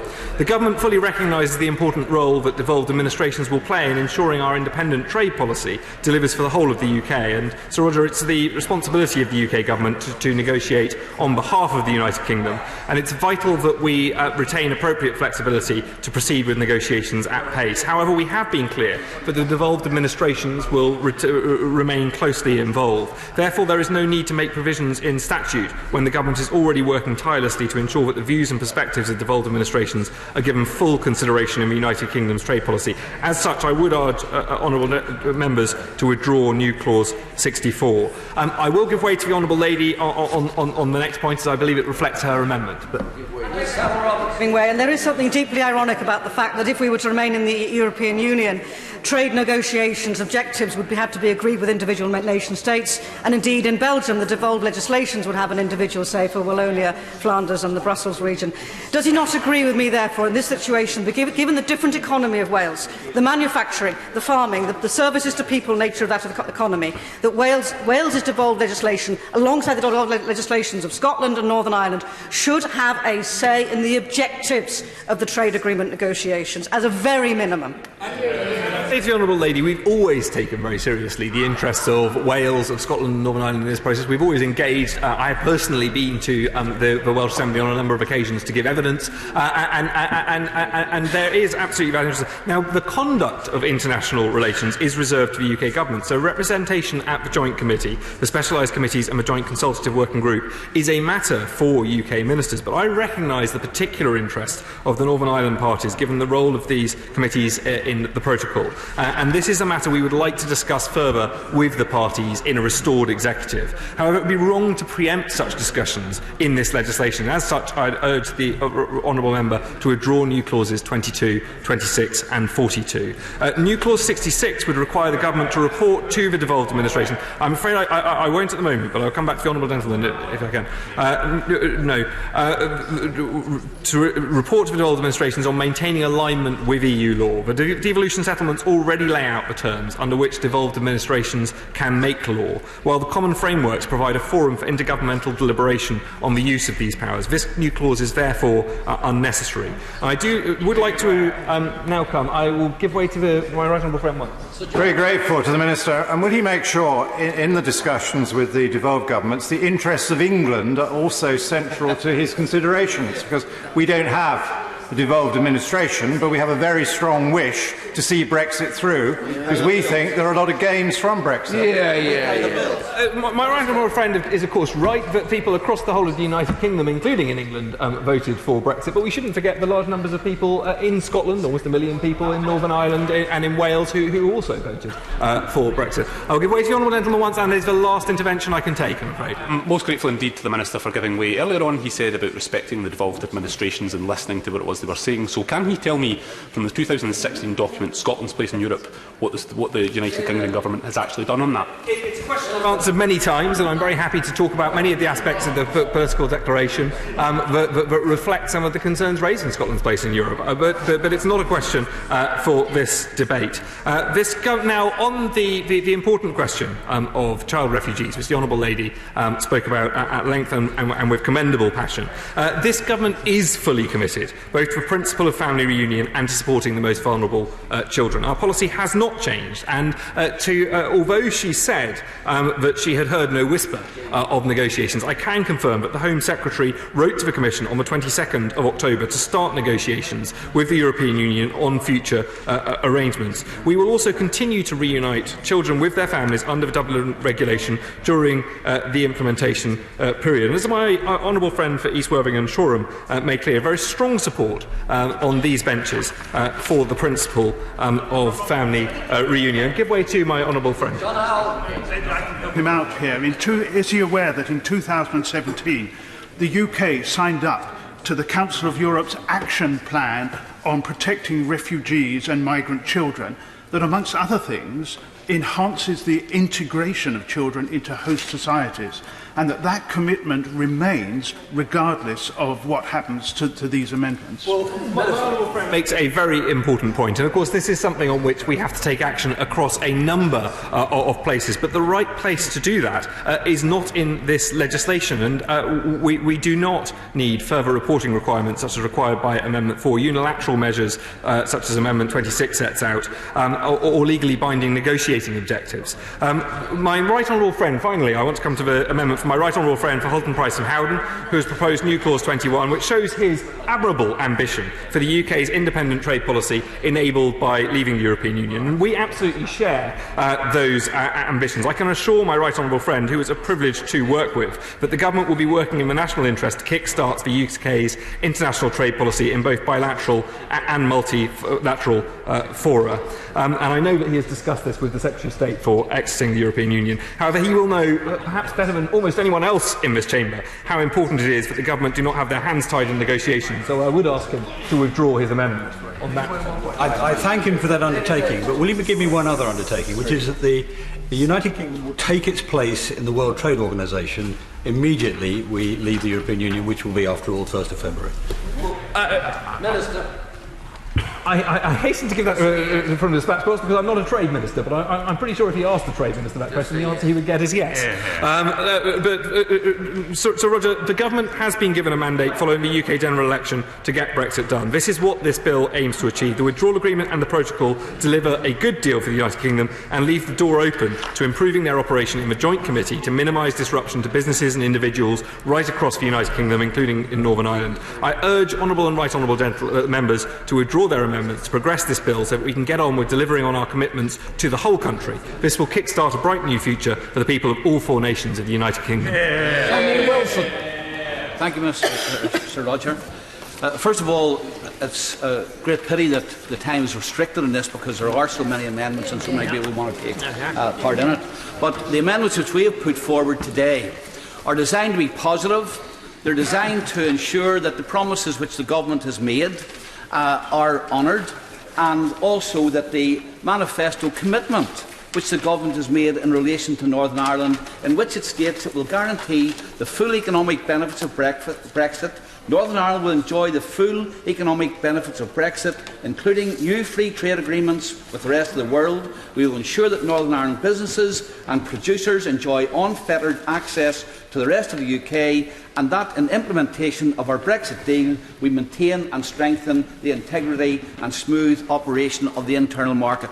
All of the amendments which we intend to, which we have put forward, intend to ensure that that promise is delivered on. I'm sure the Minister will understand that, given the experience of the withdrawal agreement, we wish to see some of these things secured on the face of the bill, rather than the promises which have been made here. I'll give way, yes. I'm extremely grateful to the honourable gentleman for giving way. I see a lot of the DUP's amendments are about trying to secure the future of access to the UK market from Northern Ireland farmers. Massively important to farmers in Cumbria as well, vice versa across the Irish Sea. Is he aware that the government today has announced at the Oxford Farming Conference that they are refusing to delay the phase-out of the basic payment scheme, which makes up 85% of the income of English livestock farmers, and that by doing so that would massively undermine Britain's farming economy, the ability for us to provide food security and to protect our historic landscape? Yeah. And I think that it's all of these kinds of things which ensure that people want to see the bill nailing down some of these issues rather than just the promises that are made. Our amendments fall, I suppose, into three categories, and I want to deal mostly with the access to the UK market and the unfettered access. Also, the second group of amendments refer to the Joint Committee and the special committees and ensuring that there is proper representation, because it will be very powerful, the committee, and it will also be able to make decisions which will have a dramatic impact on Northern Ireland. And thirdly, of course, the consultation with the Northern Ireland Assembly and ensuring that the consultation is done in accordance with the Belfast Agreement. Now, the Minister has argued that the bill, as it stands, guarantees the unfettered access to the UK market. The protocol doesn't stop it, the bill facilitates it, and yet when one reads through clause 21 of the bill, it is quite clear that none of those issues have been hammered down. But ministers may make regulations, and they may make regulations to facilitate the access to the market within GB. Now, if disagreements arise in the Joint Committee, if the terms of the protocol require that there are to be checks between Northern Ireland and the rest of the United Kingdom, there is no guarantee that ministers, they may well make the compromise and decide we are not going to make regulations. We have to balance these arguments up. We may make regulations, but in balance of arguments, according to the bill, it is not necessary for us to do so. And even the access to the market, it simply states that there will be the facilitating the access to the market. That access to the market may require that businesses in Northern Ireland have to undertake huge numbers of checks, costly administration, etc. The term unfettered access is not there, and even in the promises that the Minister has made, no one yet knows what unfettered access means. Our amendments were designed to ensure, one, that the bill stated ministers must bring forward regulations, two, that those regulations must ensure that there is unfettered access to the GB market, which is the biggest market for Northern Ireland economy, and thirdly, that unfettered access is defined in the bill. And I'll give way, yes. I'm very grateful to my friend, and he's making a very powerful point about unfettered access from Northern Ireland to Great Britain. But of course, a marketplace is somewhere where you buy and sell. And whilst he's considering west to east transit, east to west, Great Britain to Northern Ireland is going to be a much greater concern, because that's where the EU is going to have the greatest interest. And that's why, on the face of the bill, there must be guarantees that the ministers will ensure that regulations are designed in a way which do not stop that trade, whether it's east-west or west-east. Now, the bill singularly fails to do that at the moment, and the amendments are designed to ensure that that happens, not just for manufacturing, but of course for fishing as well. Will the member give way? Yep. Thank you for giving way. And just on that we put the Democratic Unionist Party put forward new clause 39 in relation to fishing, and very clearly what government has not done in this one here. If one of my boats leaves Portavogie, goes out and catches a fish in the Irish Sea and comes back into Portavogie, they're due tariffs, they're due administrative and bureaucracy costs. Yet if they went and did and landed their catch in Scotland or England, they don't have any charges whatsoever. Government promised a new golden dawn for the fishing sector when we left the EU. Quite clearly, boats in Northern Ireland, from Portavogie, from Ardglass, from Kilkeel, will not get that advantage. Is it not time that the government, and in particular, considered the future of the fishing sector in particular, and make sure that they have the golden dawn that the rest of the United Kingdom seem to have? Okay.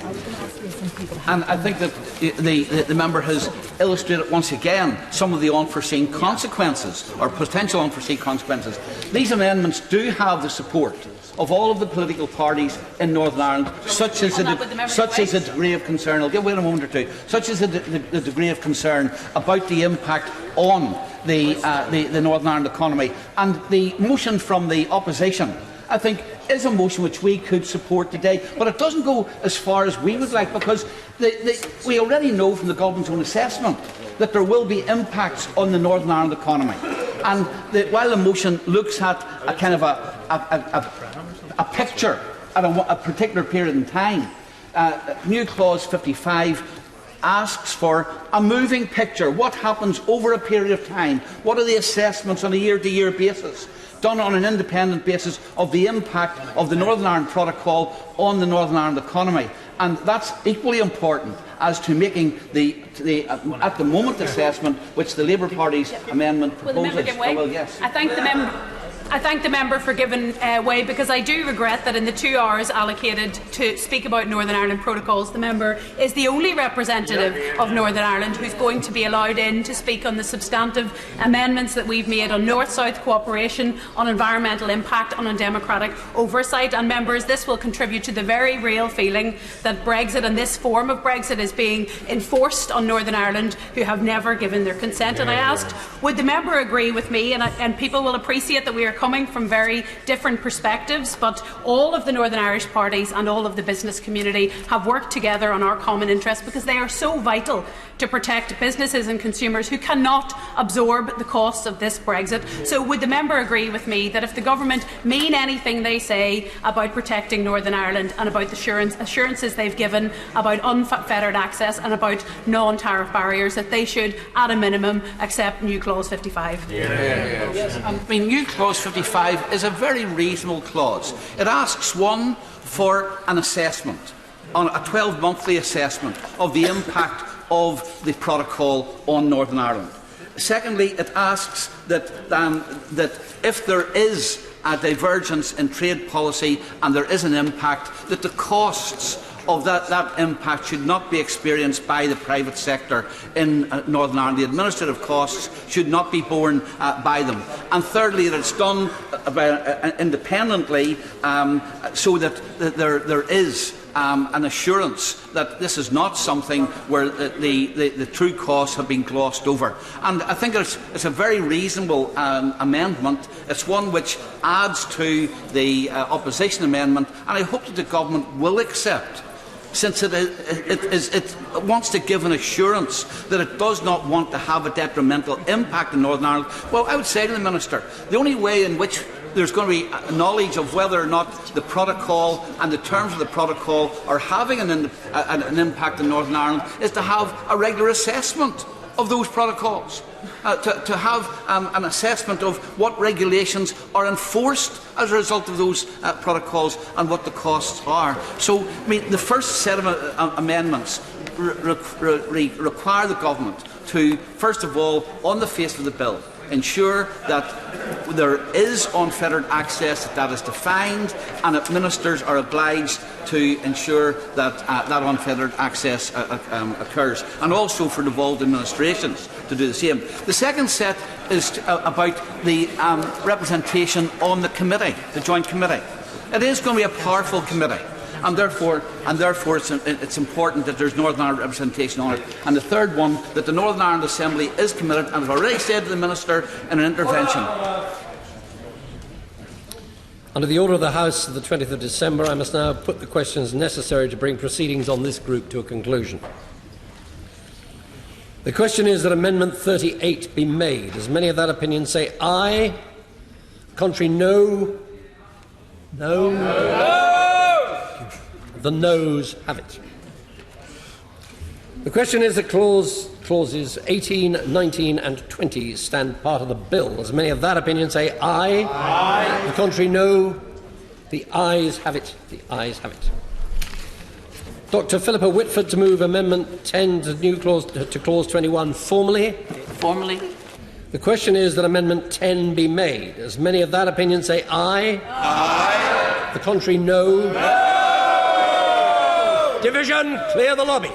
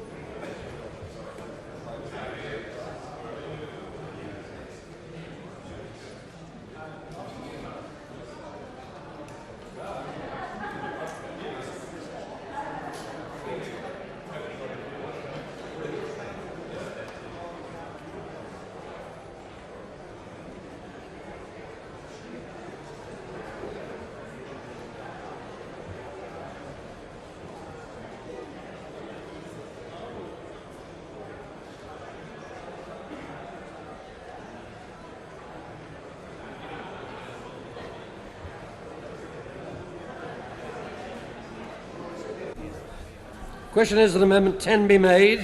Does many of that opinion say aye? Aye. Contrary, no. No. Tell us for the ayes, Owen Thompson and Marion Fellows. Tell us for the noes, Marion Caulfield and Marcus Jones.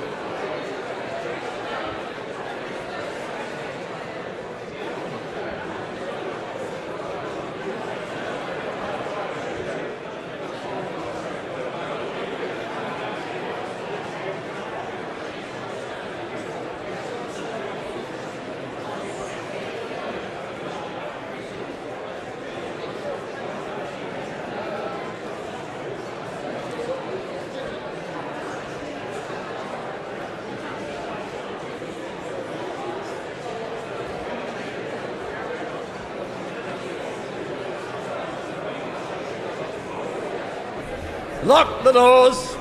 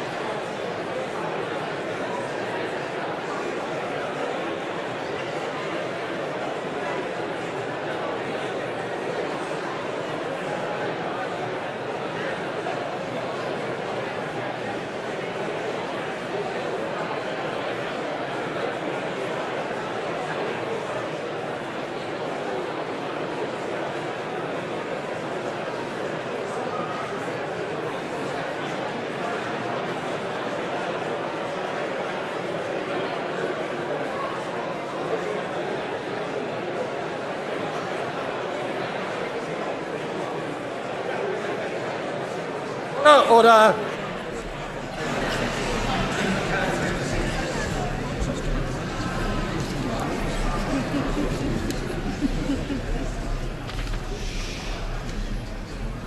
The ayes to the right, 262.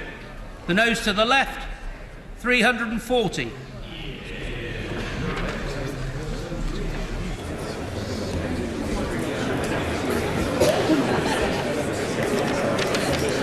The ayes to the right were 262. The noes to the left were 340. So the noes have it. Unlock. The question is that clauses 21 to 20... The question is that clauses 21 to 23 stand part of the bill, that Schedule 3 be the third schedule to the bill, and that clauses 24 to 36 stand part of the bill. As many of that opinion say aye. Aye. Contrary, no. The ayes have it. The ayes have it. Opposition front bench to move Amendment 4 to Clause 37 formally. Move formally. The question is that Amendment 4 be made. As many of that opinion say aye. Aye. Contrary, no. No. Division. Clear the lobby.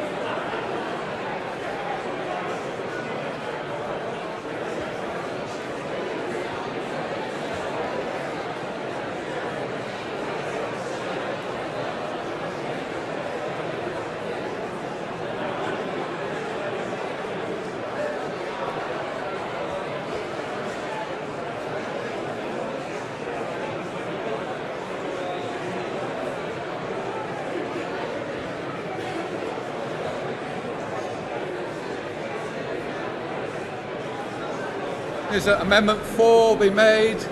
May that opinion say aye. Aye. Contrary, no. No. Tell us for the aye, Jeff Smith and Liz Twist. Tell us for the no, Maria Caulfield, Marcus Jones.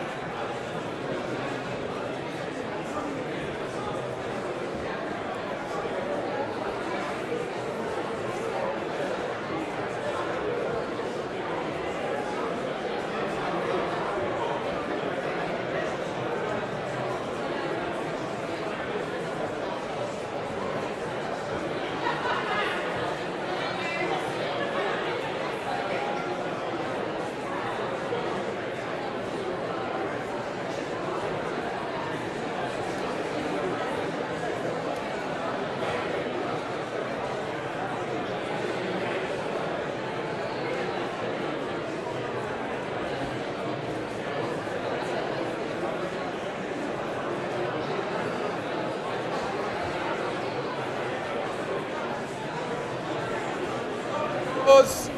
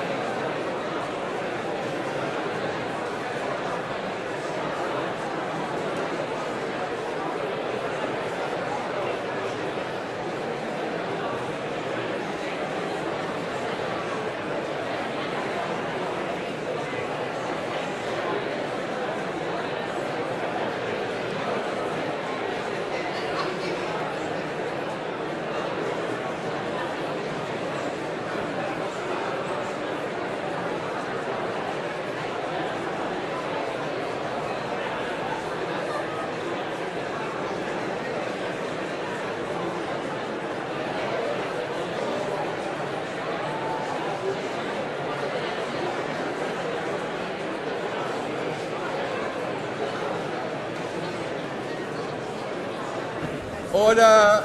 Order.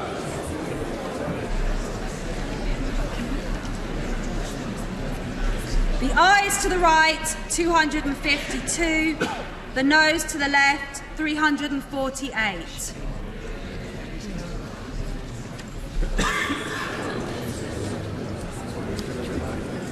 Thank you. So the ayes to the right, 252. The noes to the left, 348. So the noes have it. The noes have it. Unlock. We now come to clause 37, standing part of the bill. The question is that clause 37 stand part of the bill. So may that opinion say aye. Aye. Contrary no. The ayes have it. The ayes have it. We now come to clause 6. Caroline Lucas to move new clause 6 formally. Thank you. The question is that new clause 6 be read a second time. So may that opinion say aye. Aye. Contrary no. No. Division. Clear the lobby.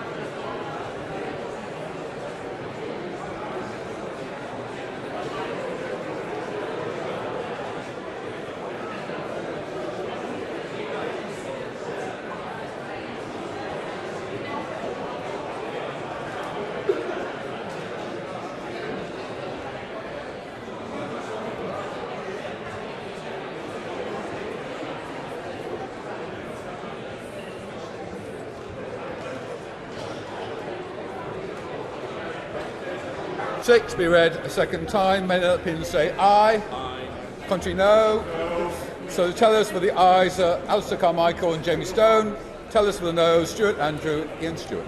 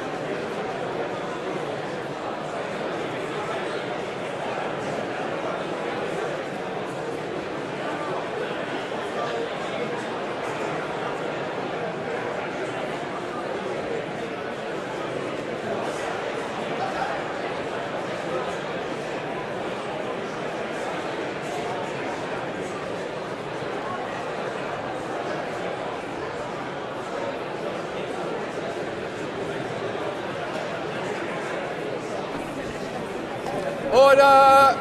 Order! Members, please take their seats. The ayes to the right were 251. The noes to the left were 347.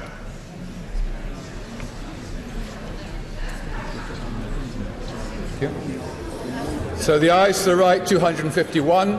The noes to the left, 347. So the noes have it. The noes have it. Unlock. So the question is that new clause 6 be read a second time. May that opinion say aye. Oh, we just did that. Come on to move new clause 55. We now come to new, as I was about to say, we now come to new clause 55. Sir Geoffrey Donaldson to move formally.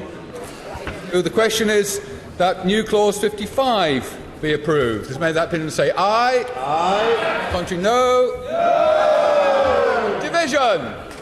Clear the lobby.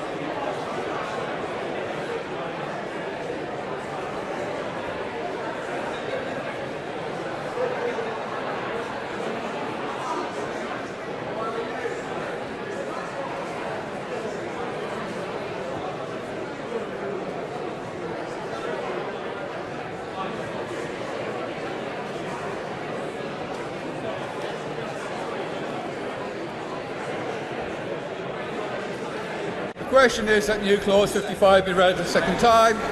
May that opinion say aye. Aye. Contrary, no. No. Tellers for the ayes, Bruce Thompson and Paul Govan. Brian Thompson, beg your pardon. Tellers for the no, Stuart Andrew and Ian Stewart.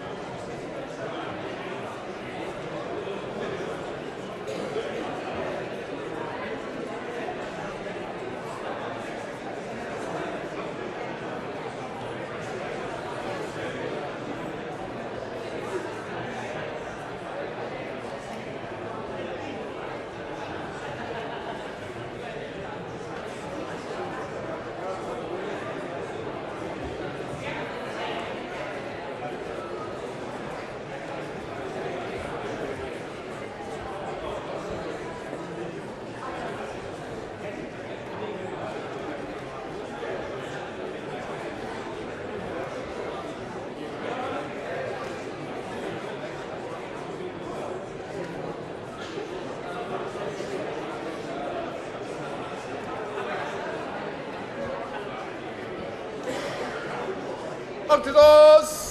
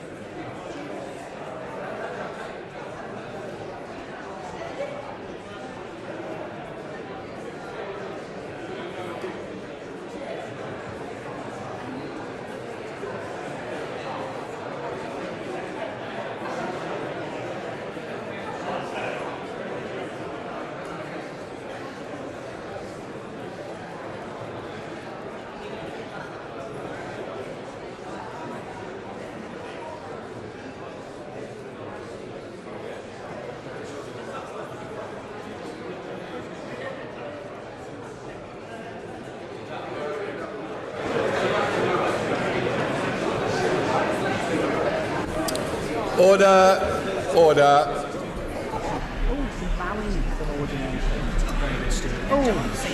The ayes to the right, 262. The noes to the left, 337. Losing your grip. We can build it. Thank you. The ayes to the right, 262. The noes to the left, 337. So the noes have it. The noes have it. Unlock. Colleagues, now we move on to the next group of amendments. We come to Amendment 11 to Clause 38, with which it will be convenient to consider the clauses, schedules, amendments and new clauses listed on the selection paper. And I call Thangham Debonair to move. Thank you, Mr. Streeter, and it's a pleasure to serve under your chairmanship. I rise to speak about not parliamentary sovereignty, but parliamentary sovereignty.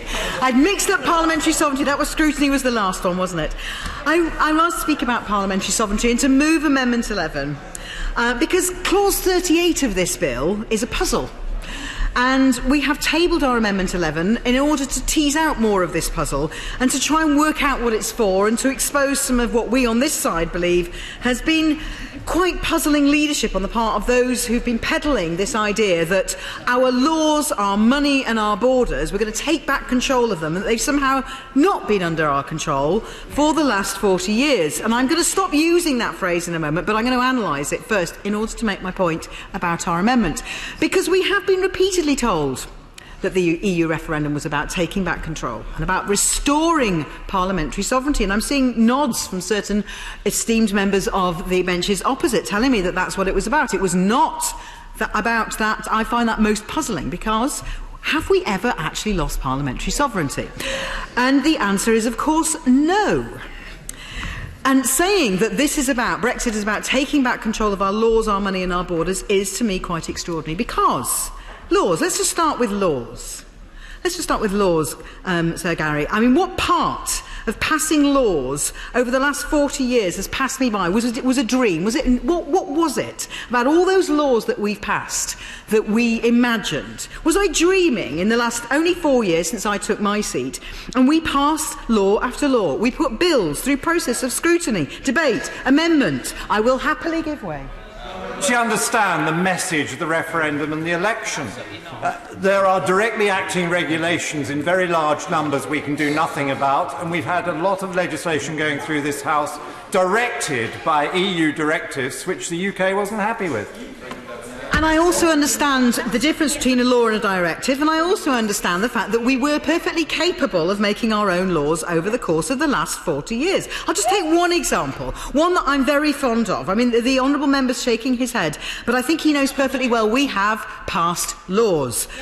For instance, let's take one that was passed on the very last day of the last Parliament. My dear friend Stephen Pound, the former MP for Ealing North, standing right here in his last speech at the dispatch box as Shadow Northern Ireland Minister. He was closing for the opposition on the final stages of the Historical Abuse Northern Ireland Bill to provide compensation at last for victims of historical child abuse. And he marked that occasion with tributes to victims, some of whom were in the gallery, and respect for cross-party collaboration and a heartfelt plea for the law to be implemented fully and speedily and never to be needed again. And anyone in the House that day, and I was here, cannot fail to have been moved by the speech, but also by the impact of the law, the value of which to lives of people who have suffered will continue for many years, and many of us will always remember that debate. Go ahead, I give way. Nobody's disputing that we can pass laws whilst a member of the EU as long as the EU allows us to. It's quite simple. I'm going to continue then with my example. This is incredibly puzzling. I don't recall any stage in the passage of this particular bill or any other bill that I've been part of. And as a whip, I've sat on many a bill committee in the last 4 years. The Historical Abuse (brackets Northern Ireland close brackets) bill, at no point did anybody have to ring up the EU and ask for permission. I will happily allow. Go ahead. Does she not understand how nonsensical her argument is? Of course there are laws that remain within the remit of this House and this Parliament, but there are equally very many areas of government and political activity in this country which are in the gift of the European Union. Right. There are also European Union regulations which are directly applicable within the United Kingdom, over which this Parliament has no control. Does she not understand that?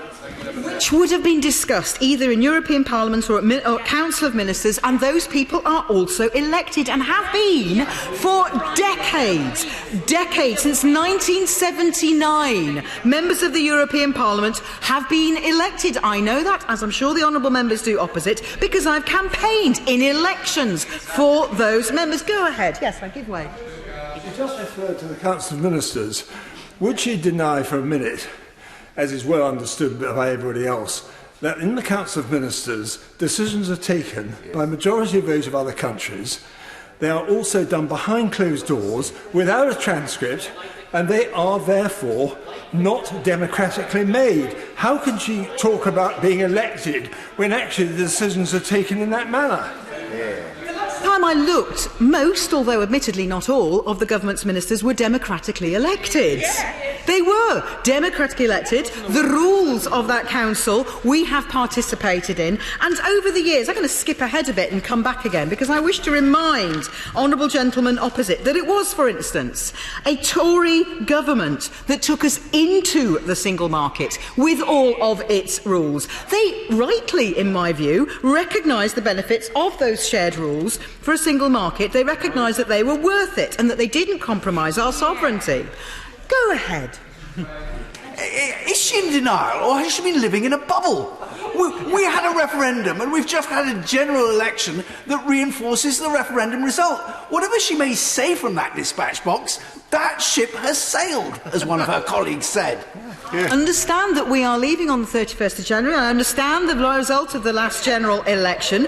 I am addressing this clause in this bill and our amendment to it, which is entirely proper, entirely in keeping with the rules of Parliament and the standing orders, and actually is what sovereignty is supposed to be about. Is not parliamentary sovereignty supposed to be about elected honourable and right honourable members holding the executive to account? Is it not supposed to be about that? Happily give way. Point. I mean, I think a lot of these folk on the other side of the House are going to be terribly disappointed when this all comes to an end, because their hobby horse of the past 40 years is going to disappear. But isn't it the fact that the real loss of sovereignty, the real power grab, is the amount of money, the amount of power that's being handed to mandarins in Whitehall and the cabinet ministers here to pass executive decisions without scrutiny in this House of Commons? Indeed, I do find it most puzzling that those members opposite who've argued for a so-called return to parliamentary sovereignty in this country are quite happy to nod through a bill which wipes away parliamentary scrutiny of the process of negotiating the future relationship. It's quite extraordinary. I will remind honourable gentlemen opposite that it was under a Tory-led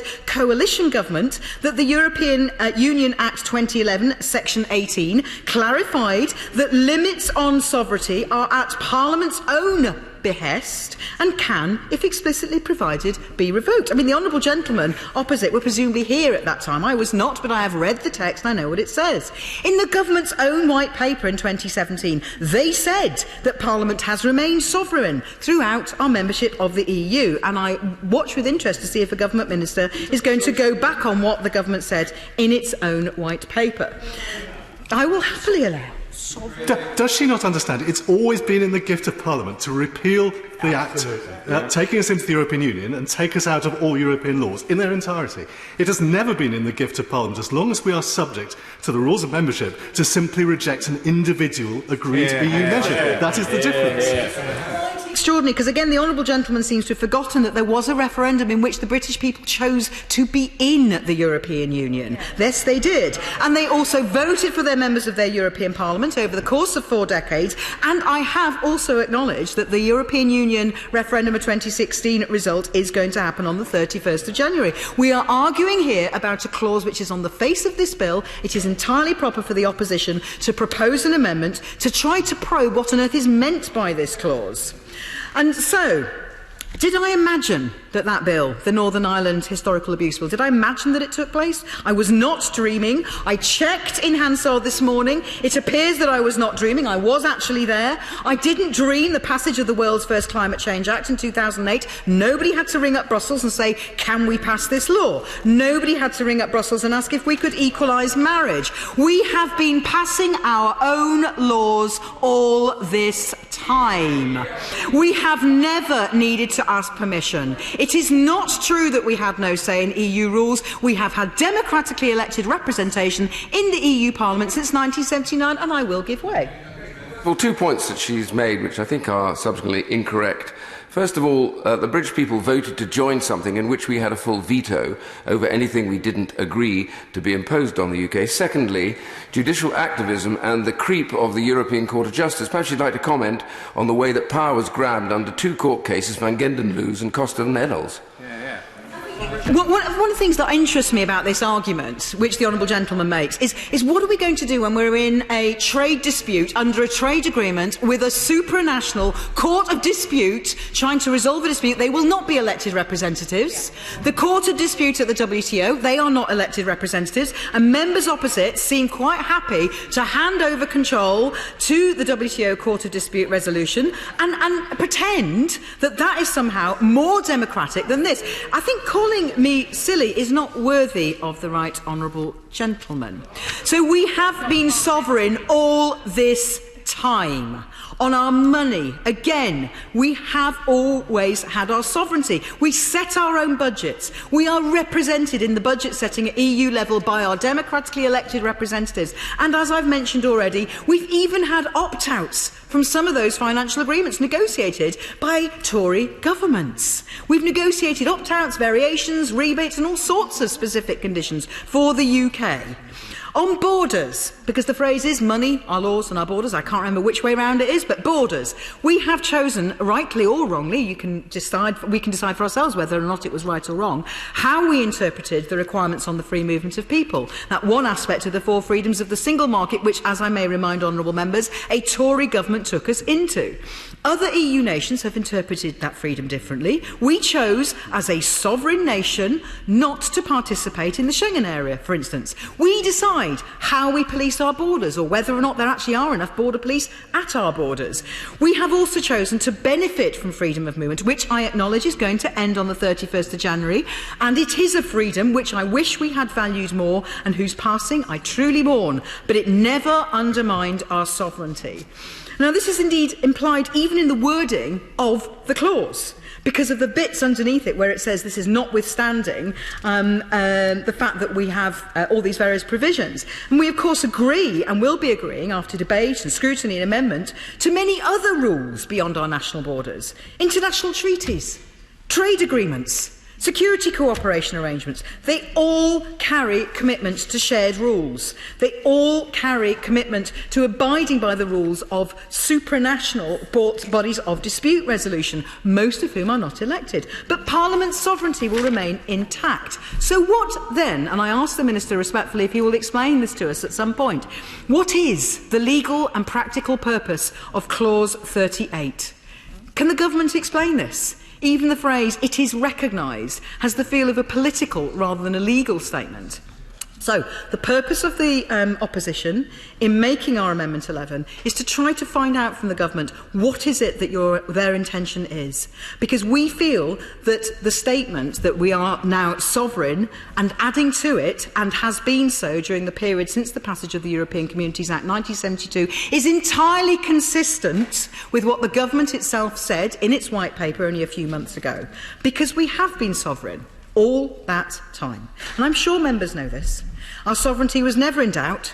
It was not diminished. And I could spend a long time asking what this has all been about, this non-argument about sovereignty. But I'm pretty sure that I know, in my opinion, that a lot of it, perhaps most of it, has been a false argument to distract attention from the desire to deregulate this country, to turn us into a bargain basement nation with no attention to our workers' rights, our environmental protections, our health and safety, or any of the other regulations in which we have taken a participatory role in Europe and which we have implemented and which have helped us help the people that we represent.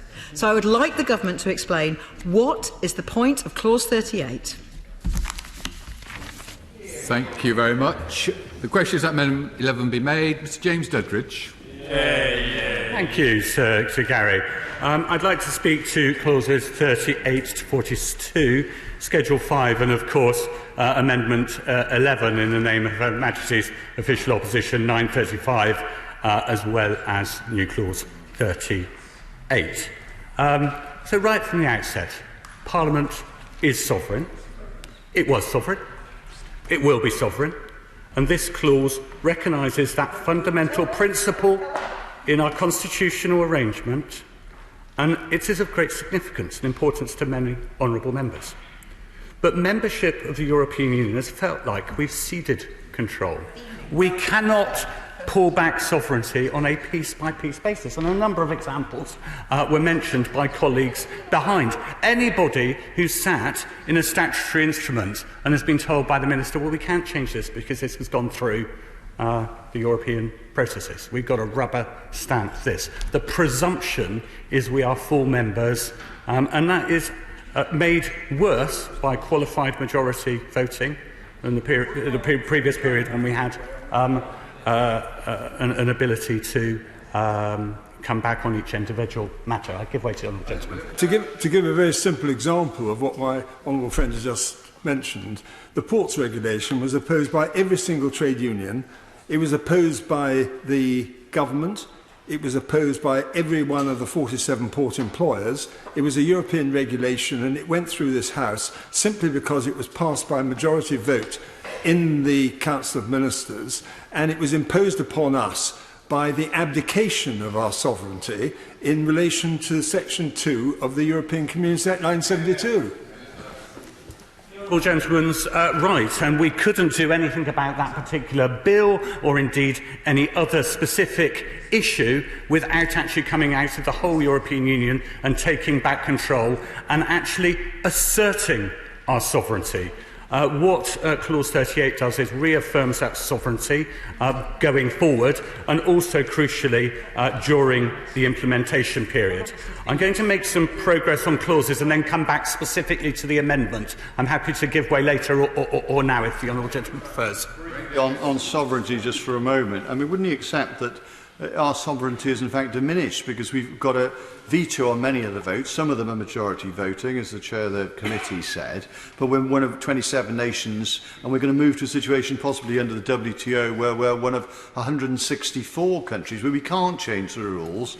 That will sort of jack up the cost of drugs, to stop people nationalising things if they want to, and basically constrain our sovereignty much more. So the idea that we've more or less sovereignty is quite wrong, and therefore this clause is quite misleading.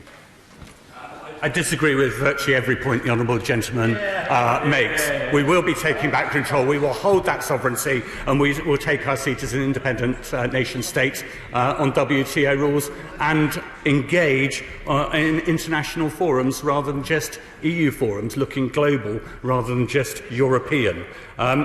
Turning to clause 39, Sir Gary, this is in relation to interpretation. This type of clause is standard practice in primary legislation and contains key definitions in the bill.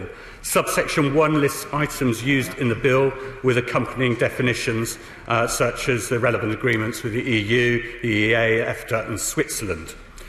Given the possibility of a change in EU summertime arrangements, Clause 39 makes provisions for consequential changes in the exact time of the implementation period on the 31st of December in the United Kingdom. I want to be very clear, this power cannot be used to change the time and date of the implementation period for any other purpose. This clause is fundamental to ensuring the operation of the bill. On Clause 40 and Schedule 4, this makes further provision for regulations to make powers under the bill, which is of interest and importance to members of Parliament. Schedule 4 provides for the parliamentary scrutiny procedure for secondary legislation under the powers in the bill. We recognise that our exit from the EU is momentous, and Parliament will want to scrutinise any changes we make to the statute book as part of the process. As I give way to my honourable friend. Very grateful to the Minister. One of the reasons I'm very much in favour of Clause 38 to reassert our sovereignty is if we got into the position in the implementation period where the European Union wanted to legislate penally against us, can I take it from him that we would use that clause to prevent it having effect? Yes, it gives us, it not only reasserts a historic position, but reasserts that sovereignty during the implementation period. And there's other things, such as the powers being taken by the European Scrutiny Committee, that will give Parliament extra powers. And that is important, Sir Gary, because we won't be participants in that decision-making process. I certainly give way and thank the Chair of the Select Committee. Thank you very much. In a nutshell, the making of laws is democratically made when it's made by the people in line with the manifestos and with the general election that takes place. The bottom line, therefore, is that when the decisions are taken in the European Scrutiny Committee in relation to vital national interests, those will go through departmental select committees as well, and then there'll be a vote on the floor of the House. That means that this House will decide whether or not it wants to obey a legislative arrangement which has come out of the European Union, which is completely different from anything that has preceded it since 1972. I thank the Honourable Gentleman Chair of the Select Committee, and as he knows, the power is also extended now to the House of Lords, allowing for an additional check. I give way. But wouldn't he agree that if we have to have a certain level of equivalence to sustain a reasonable level of trade, that when changes are made in the EU without our consent because we'll be outside the room, we'll be obliged to accept those or else take the economic cost? That's not sovereignty, that's just self-harm for the sake of opposing things. And if we just agree with them, what's the point anyway? I think if we took the Honourable Gentleman's version of Brexit, where we actually stay in dynamic alignment, he'd be right, but we're not going to do that. We're going to take back control. So we will be an independent nation-state. In terms of Schedule 4, the general position will be that the affirmative procedure will apply when core powers of the bill are exercised so as to modify primary legislation or retained direct principle EU legislation. While not all of these modifications will be substantial, this approach has been adopted given the exceptional context and unique nature of matters dealt with in this bill. And this role recognises the role of Parliament wanting a greater place in scrutinising legislation. There is one exception to this rule, and that relates to the exercise of powers to make provisions by regulation for appeals against citizens' rights immigration decisions. So this is a power to citizens to appeal. And this exception is made to ensure such a provision can be made in time for the 31st of January, and the made affirmative procedure is therefore adopted in the bill for this exceptional process. Parliament has a duty to provide the British people with a functioning statute book. This clause and schedule provide essential further provisions about the powers in the bill, and I urge honourable members to support it standing part of the bill. In terms of Clause 41 and Schedule 5, as honourable members know, consequential provisions are standard as any part of legislation, even legislation of great constitutional importance. Equally, transitional provisions are a standard way to smooth the application of a change in the UK statute book. This bill already indicates many consequential amendments in Schedule 5, but there will be more. As is standard practice, we're therefore taking a power to amend these constitutional amendments. Now, I understand members' concerns about delegated powers within this bill. However, I'd like to allay those fears and concerns here today. This power naturally is constrained. It can only be used to make provisions that are consequential to the Act. Transitional, transitory and saving provisions are equally standard in a way to smooth the introduction of the change in statute book. As we implement the withdrawal agreement, it's in everyone's interest that we ensure legal continuity for businesses and individuals. And again, Schedule 5 introduces some of these measures, but we will need the flexibility to ensure that the withdrawal agreement can operate smoothly and efficiently for the people of the UK. I'm going to come along to some devolved issues, so the honourable gentleman is more than happy to take the intervention now or later. I thank the Minister for taking the intervention. I just wonder if you can tell us then if the European Statutory Instruments Committee, which operated so effectively in the last Parliament, is expected to be re-established in this Parliament to scrutinise statutory instruments that are being made under this bill. I thank the committee for the work that they've done. I must admit my focus has been on the work the European Scrutiny Committee is doing during that implementation period. I'm more than happy to get back to him later on the specific points about that committee. But I do want to make some progress now. As honourable members will know, case law, an array of legal authorities, provide a very narrow scope for governments to exercise powers of these types. There's standard provisions to permit housekeeping modifications. Moving to clause 42, sorry, I will give way.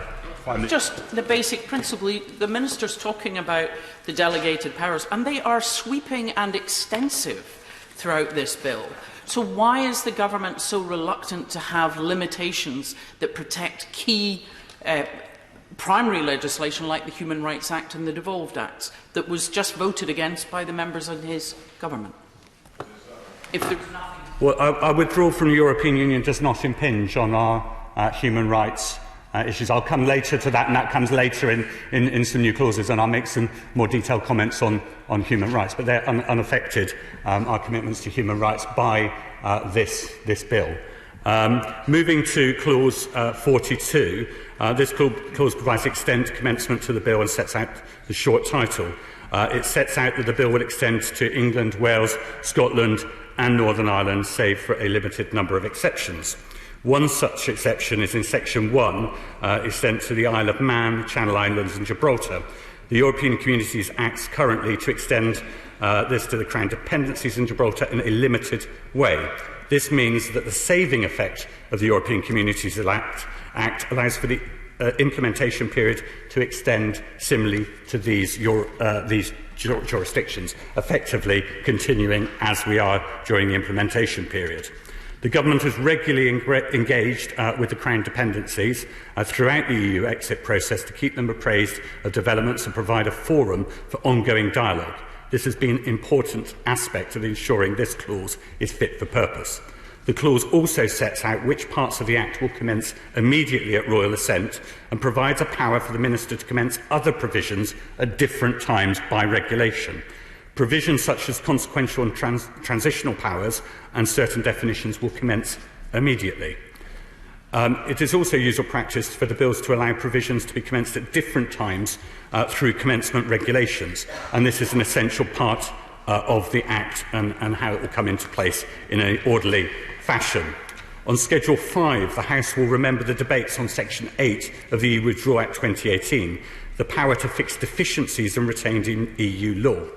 It was written so that in the event the EU left without a deal, deficiencies arising from our withdrawal would be corrected. Since that Act has been passed, the Government and the devolved authorities have laid secondary legislation under the EU Withdrawal Act and other primary legislation to ensure that a functioning statute book on exit day in the event of no deal.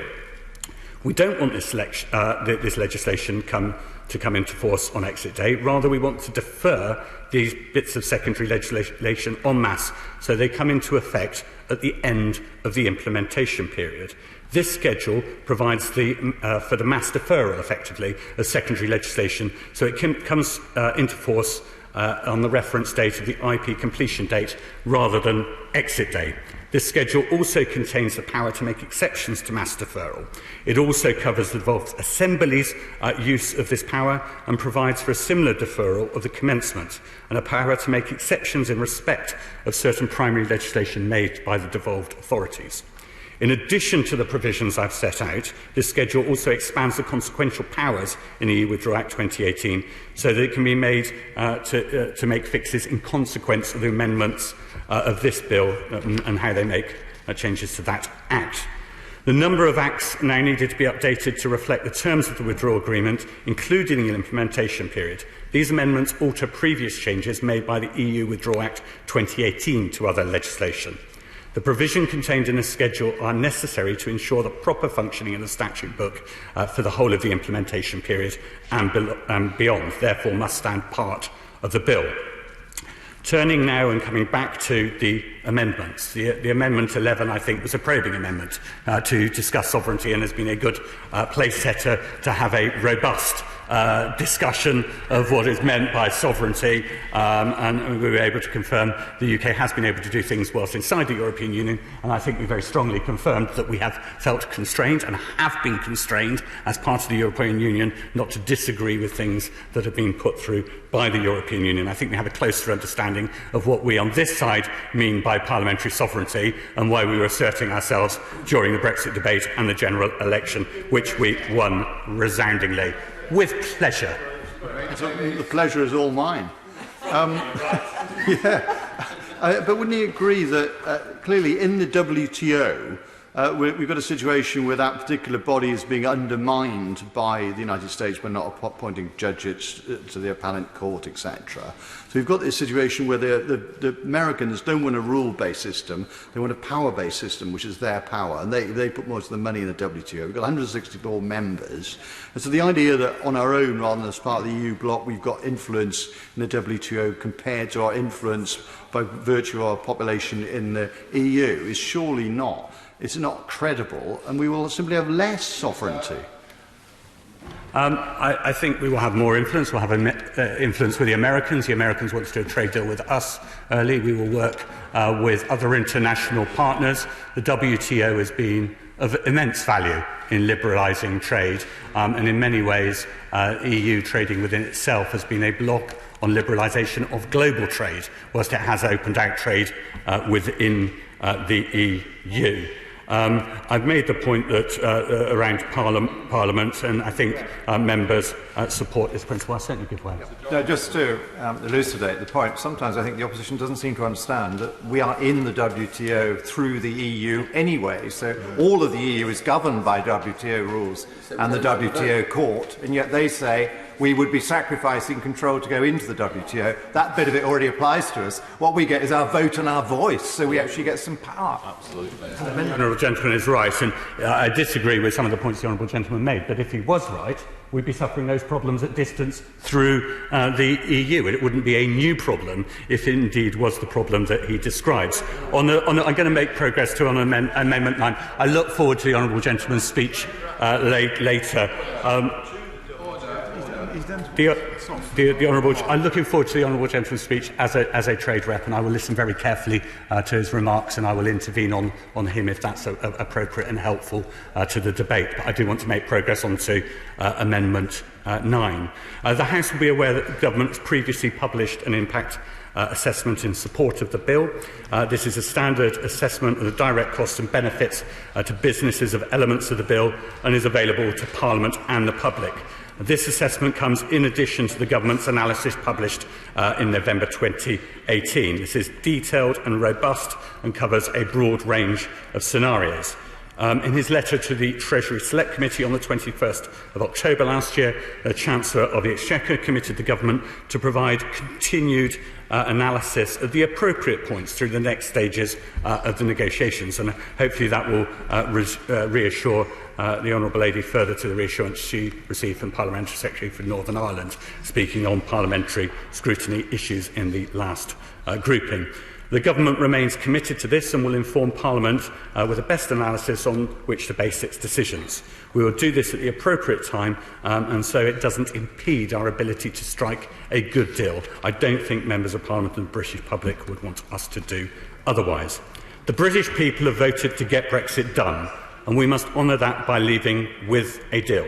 Fundamentally, this amendment, sadly, is another attempt to delay Brexit. We don't want to test the people's patience further by adding another step to the process. I therefore urge right honourable members not to move and withdraw these amendments. And the impact assessments already exist, and it's there for everyone to see.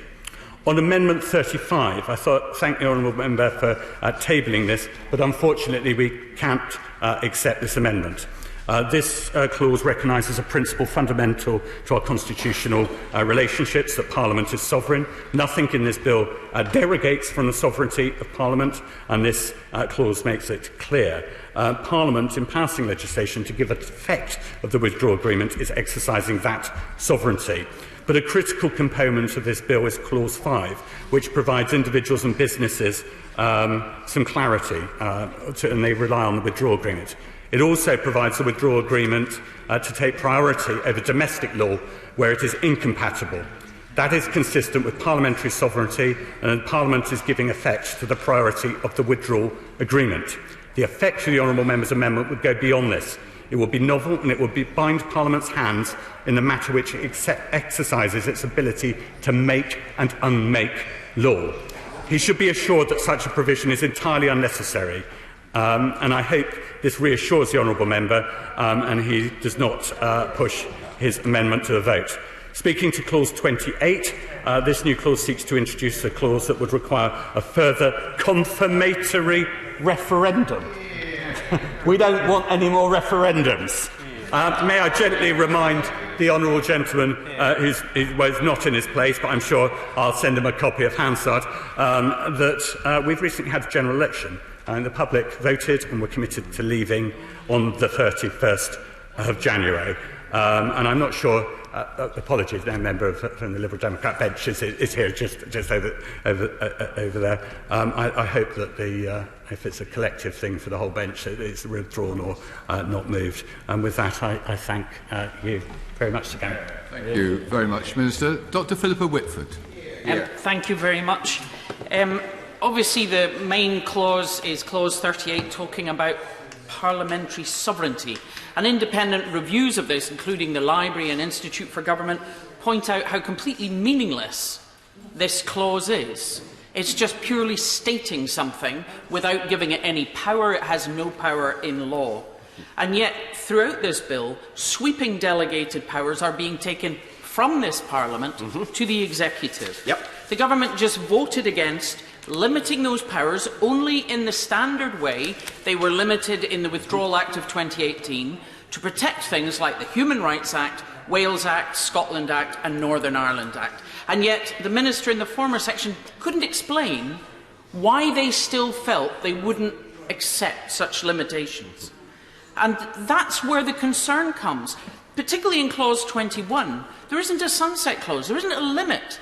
It's in the Tory manifesto, this plan to rebalance between the Executive, Parliament and the courts. And we literally see this coming to light inside this bill. The Minister himself mentioned Clause 5, which gives the withdrawal agreement supremacy over all domestic law. So it's actually not going to allow parliamentary scrutiny of any of the changes that result from that. It's these sweeping, broad-brush powers that are giving people concern. And particularly the removal of Clause 31 in its entirety, giving Parliament no voice, no influence, no ability to set the terms or aims of the future relationship, which is way beyond a trade deal, are absolutely making people afraid of what's going on. And we haven't heard any good argument from the Government as to why Parliament is suddenly being excluded in this way. So it's bizarre to stick in, almost like the lady doth protest too much, oh, we all believe in parliamentary sovereignty, when in actual fact what we see is a complete undermining of the sovereignty of this Parliament. And we also see an undermining of the sovereignty of the other three parliaments in the United Kingdom. The devolved governments are being undermined. They also will have no influence in the future relationship. They also are having to face delegated powers being taken to legislate on devolved areas, even without involvement of devolved ministers. This is something that 20 years after devolution is seen as an absolute power grab and an absolute attack on the devolved parliaments of this United Kingdom. In our amendment, Amendment 9, we specifically talk about an economic impact assessment, and that has not been done since 2018, and that was done on the Chequers Agreement. And frankly, having read the Chequers Agreement, which many members on the opposite benches, including the Prime Minister, didn't support, was a complete cake and eat it agreement, which was frankly never an agreement. It was just a wish list that had no chance of happening. There has been no economic impact assessment since then, and certainly no economic impact assessment of what this bill will do. We have heard all the representatives of Northern Ireland coming together across the divide of the communities to ask for regular economic impact assessments on what this does to Northern Ireland. Can I point out, as someone from a coastal west of Scotland constituency that will be looking across at Northern Ireland, which will be sitting in the single market, fishermen in my constituency are talking about losing their businesses or having to register in Northern Ireland to try to compete. Our farmers will face delays at ports, they may face tariffs, they will certainly face huge bureaucracy that farmers in Northern Ireland will not face. I have two big just-in-time industries, aerospace at one end, pharmaceuticals at the other. How are we going to keep those industries, let alone attract other businesses? You're looking at Ayrshire, you're looking at Northern Ireland. One's in the single market, one isn't. So I'm sorry, the idea that the economic assessment that was done on Chequers would count for this deal and this bill is frankly completely nonsense. Also, it is important when this government talks about its precious union to respect the devolved governments. They are being given no locus in the future relationship, and the fact that the Scottish Parliament will be voting on withholding a legislative consent motion for this is something that is being dismissed as irrelevant by the Prime Minister himself at the dispatch box before Christmas. If it is so important to members on the Tory benches to preserve their precious union, can I suggest it is a bit like a marriage? Turning round and saying to the missus, tough, I won't give you a divorce. Tough, I don't want to listen to you. Shut up because I'm in charge. And to turn around and say things like, yeah, give me half your wages and you can't leave me because I bought a big 4x4 and now we have an overdraft. That is what the relationship looks like from Scotland. And you cannot maintain a union, as the former Prime Minister and the Attorney General both pointed out, you cannot maintain a union of nations that is not voluntary. You cannot maintain a union of nations where countries do not wish to be part of it. This has been put forward as a Brexit argument repeatedly. And you will not keep Scotland in your precious union by the utter disrespect that's being shown for her governments, her people, and how her people voted. This is the party that people voted for. So standing up repeatedly and saying the people of Scotland don't want this, don't want that, is nonsense. If the members opposite believe in democracy, they should be respecting not just the Scottish Government, but the Scottish Parliament. And they cannot ride roughshod with delegated powers over the devolved governments of Northern Ireland, Wales and Scotland. It will certainly not protect their precious union. William Cash. Thank you, Mr. Deputy Speaker. The Honourable Lady for the Opposition made a very simple point. She said, what is this sovereignty? It's terribly simple. It's a mixture of the ability to be able to make your own laws in your own parliament in accordance with the elected decisions that are taken by the people in line with the manifesto and with their constitutional arrangements which have been in place now for many generations. It's very simple. It is this for which people fought and died in world wars. The reality is, it is very simple. It is about whether or not you can govern yourself. And my rebellion against the Maastricht Treaty was based on the simple proposition, which was that that treaty created European government.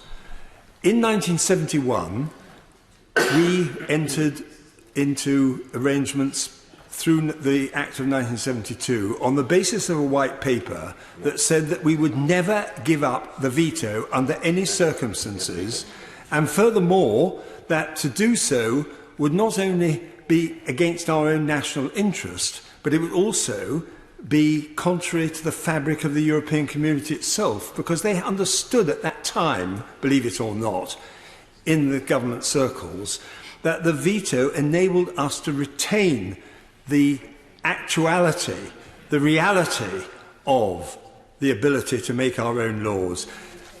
Gradually, over the next 30, 40 years, what happened was that that veto was whittled away to extinction. And the processes which I have to deal with in the European Scrutiny Committee day in, day out, and have been doing so now since I first went on the committee in 1985, demonstrated to me that, in fact, we were not governing ourselves. That is why I entered into opposition to the Maastricht Treaty and then Nice, Amsterdam, and ultimately Lisbon as well. The reality is that what has been happening is that the ability of this House, the individuals who sit on these green benches, have simply had their ability to make the laws that they are entitled to make on behalf of the people who vote for them being reduced to rubble. That is what has been happening, and in return we've been faced with an increasingly dysfunctional European Union that did not work in the interests of the British people, and that is why we got the result in the referendum. It was the people who voted, and interestingly, if I may make another point on this, when that decision was taken to hold the referendum, it was decided by 6-1 in this House of Commons. We voluntarily agreed that we would abdicate our right as members of Parliament to let the people of this country make that decision on their behalf. So that all the resistance we've seen over the last 3 years from the opposition benches and from a number of our recalcitrant colleagues, many of whom are no longer in the House, was based on a complete failure to understand that the decisions that were taken in that referendum were authorised by Parliament and indeed by themselves. Furthermore, when it came to the Withdrawal Act in 2008, and I did the first draft of that bill, which was accepted by the government, what it said in Section 1 was that the European Community Act 1972 will be repealed on exit day. That is now, in fact, the implementation period day. But for practical purposes, it comes to the same thing. What I'm saying is this: the opposition, religiously or irreligiously, depending on how you care to put it, decided that they would oppose that bill in principle, which they did on second reading and third reading. Every single Conservative, even my recalcitrant colleagues, even Kenneth Clarke, voted for the Withdrawal Act in third reading. But what the opposition did was to deny not only the sovereignty that was being restored by the repeal of the 72 Act, but also the democracy which went with it. That is a fundamental issue.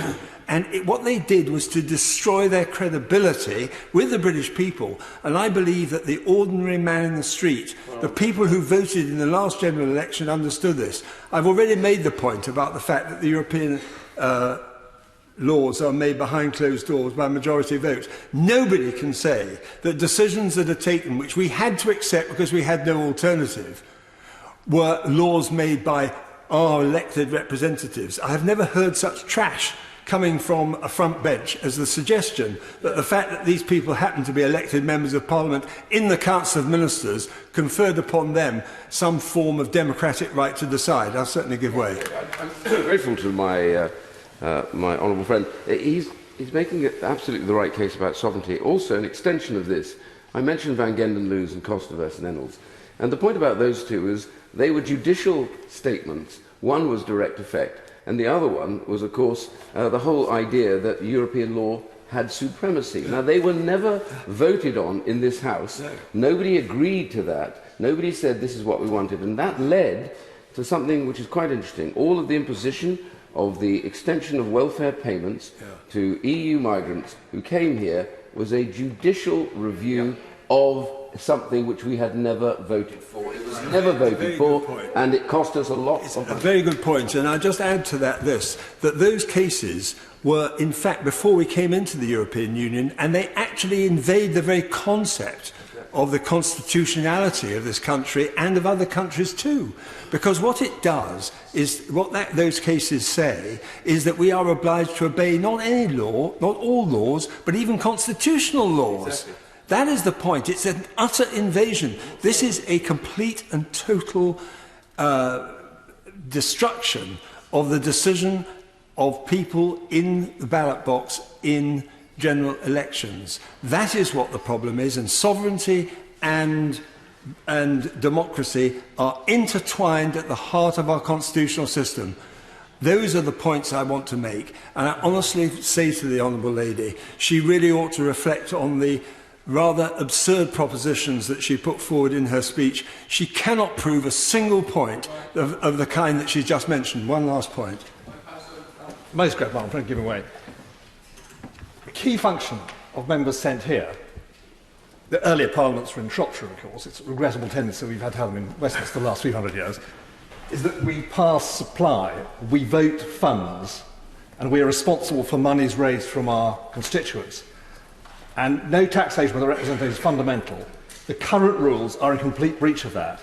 It's worth reading a national NAO report that between 2005 and 2015, the EU demanded £642 million back because of the unsatisfactory manner in which the last Labour government introduced CAP reform. There was absolutely nothing a single member of Parliament could vote here or do to stop that money being demanded from the UK government.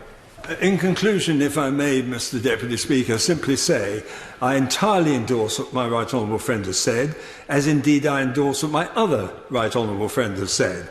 The bottom line is that what happened when we passed the Withdrawal Act in conjunction with the general election which we have just won gives us back the opportunity to be able to make laws on behalf of the people of this country in a democratic constitutional arrangement of such importance that I believe that this will go down as a historic moment when this bill goes through on third reading tomorrow.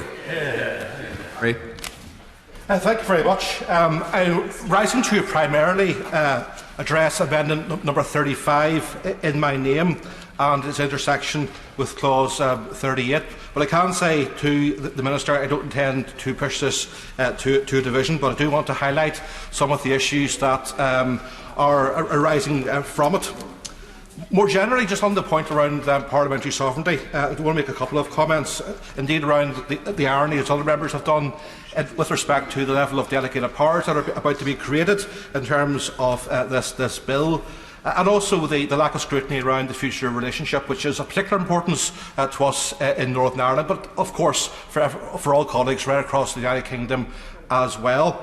And indeed, we've had the situation today where the Northern Ireland Protocol, which is of such importance to us in Northern Ireland, and indeed has almost bedevilled the process around Brexit for many years, was only programmed for, in effect, 2 hours today, and a lot of the Northern Ireland voices weren't properly articulated on that particular point.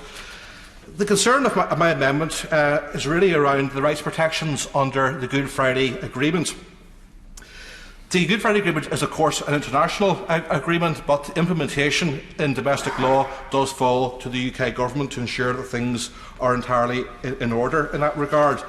And the agreement does set out a comprehensive set of rights, including issues such as the political participation of women, the right to freely choose one's residence, freedom from sectarian harassment, a statutory equality duty, and perhaps most significantly the requirement for the incorporation of the European Convention on Human Rights into UK domestic law.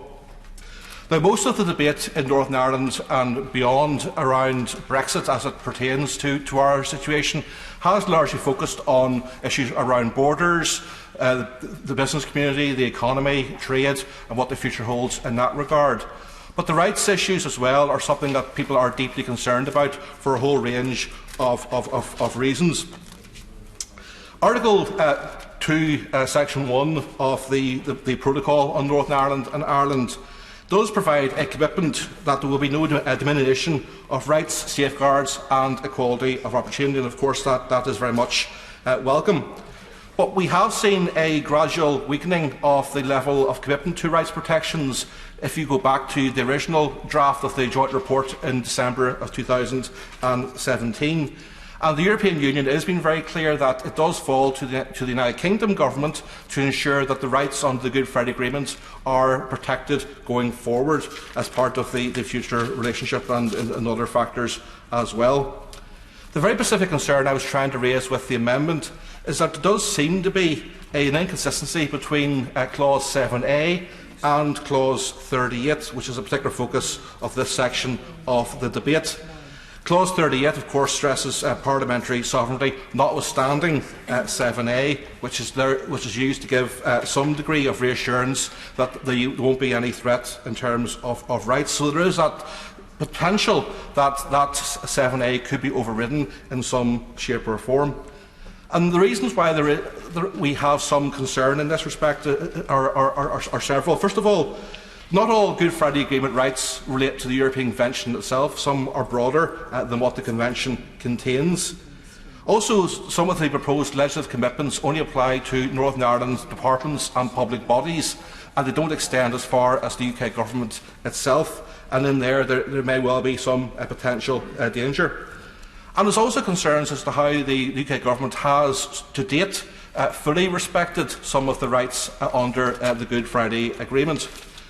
As members will appreciate, identity is a very complex issue across these islands, but it has been managed to date through a number of different forms, through, for example, the Common Travel Area, more recently then the Good Friday Agreement, and of course hitherto the joint membership of the European Union by the United Kingdom and the Republic of Ireland. And up until now, both of those jurisdictions have moved in tandem as regards issues around the European Union, including, for example, around matters such as the Schengen Agreement, which the Republic of Ireland have also opted out from. So we're now faced with the first time ever that we are going to see the UK and Ireland move in a different direction in terms of the European Union. And that may well throw up a whole range of issues and challenges and anomalies that will need to be managed successfully. So Brexit strips a lot of those protections away and perhaps does create a certain degree of risk. And if I could maybe just make one particular example in that regard, members may well be aware of the Emma de Souza case regarding the issue in terms of an immigration case.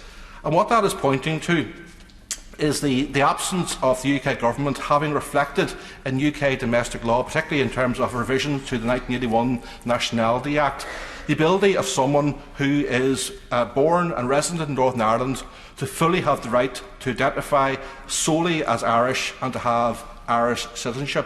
What the law is currently saying is that anyone born in Northern Ireland is by birth automatically British, and to many that goes against both the letter and the spirit of the Good Friday Agreement. As long as that case, and indeed other situations, go unresolved, there is this latent fear of these anomalies persisting and indeed potentially growing, particularly if there is greater divergence between the UK and the rest of the European Union, including in particular the Republic of Ireland, and the implications for what is a very complex situation that has been managed in particular by the Good Friday Agreement on a faltering basis over the past 20 years, but nonetheless managed, and we may well be into very difficult and rocky territory. So I think it's important that the Government does reflect in terms of some of the fears that are being expressed in Northern Ireland. And while I'm not going to push the amendment today, it's important that the Government reflects on that, and I certainly give way to. The member must, of course, reflect that the fact of the matter is that the Republic of Ireland is an independent country in its own right, and by being independent, it is entitled to go its own way.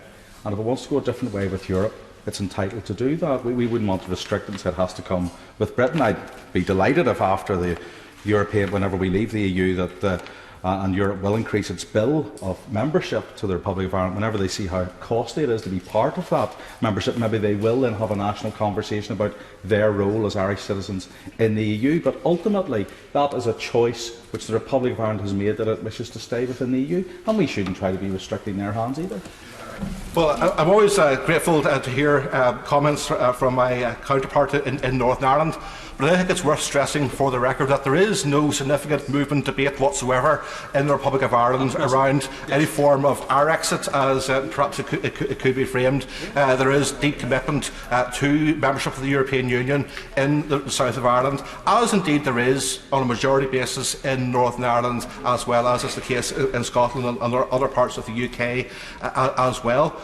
While, of course, Ireland will make its decision to remain as part of the European Union, it is, of course, the UK that is diverging, and that's a debate that has been had, and I recognise the outcome in that respect. But nonetheless, it is important to recognise that Northern Ireland is a complex society.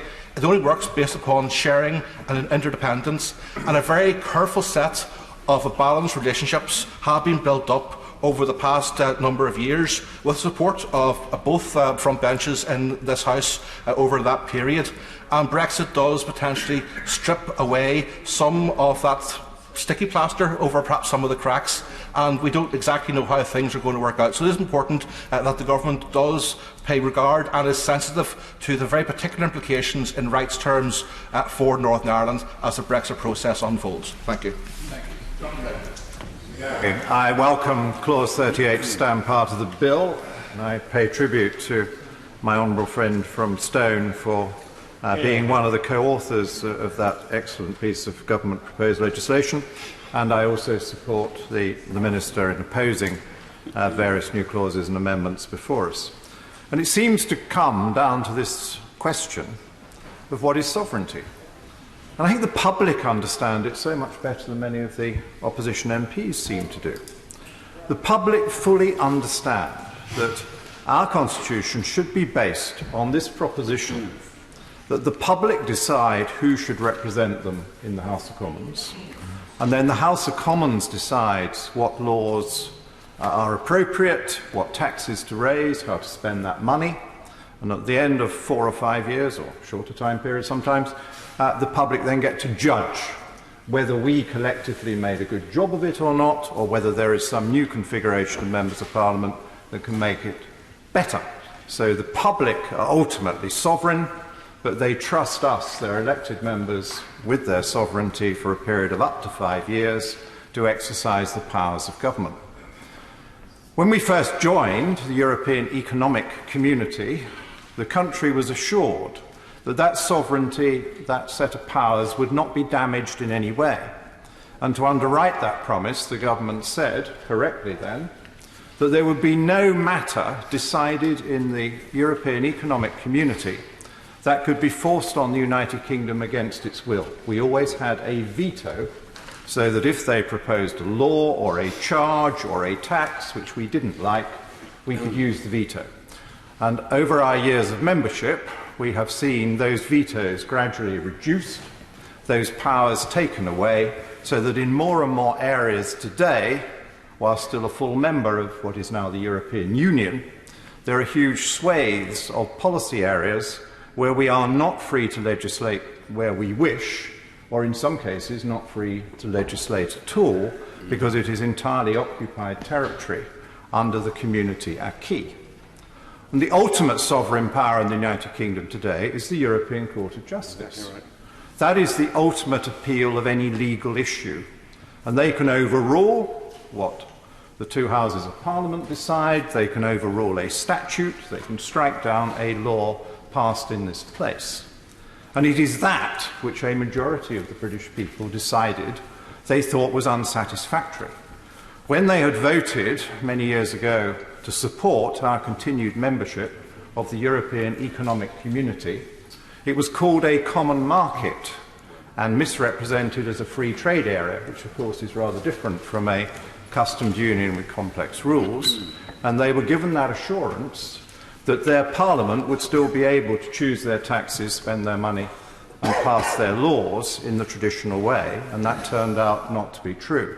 And the loss of those freedoms was progressive under the Single European Act, under the Maastricht Treaty, under the Amsterdam Treaty, the Nice Treaty, and above all the Lisbon Treaty, the final culmination of that journey towards a very strong European government, which was superior to the United Kingdom government, and the implied substantial strengthening of the wide-ranging powers of the European Court of Justice, because every directive and every regulation that was passed, and there were thousands of them, not only produced more directly acting legal power over our country that we could not modify or change, but it also gave so much more extensive powers to the European Court of Justice, because they are the ultimate arbitrators of that body of law. And it is that body of law which this legislation today is seeking to put under United Kingdom control.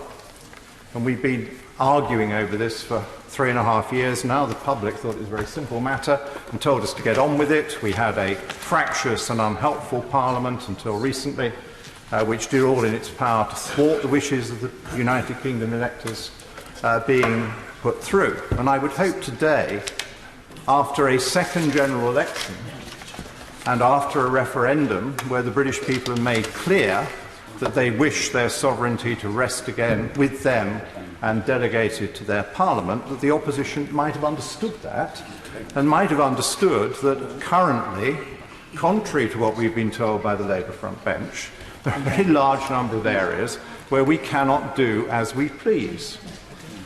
Let's start with the money. Yes, we wish to take back control of the money. This Parliament cannot decide to reduce the amount of money it pays to the European Union. They decide that. They determine the bill and they enforce the bill. And I hope that ministers can reassure me that after December, at the end of the implementation period, that will cease. And we will only pay when there is an agreement that we accept between us and the European Union for services or joint policies which we wish to undertake as a sovereign nation. We cannot go on accepting their hand in our pocket and taking our money under their legal powers.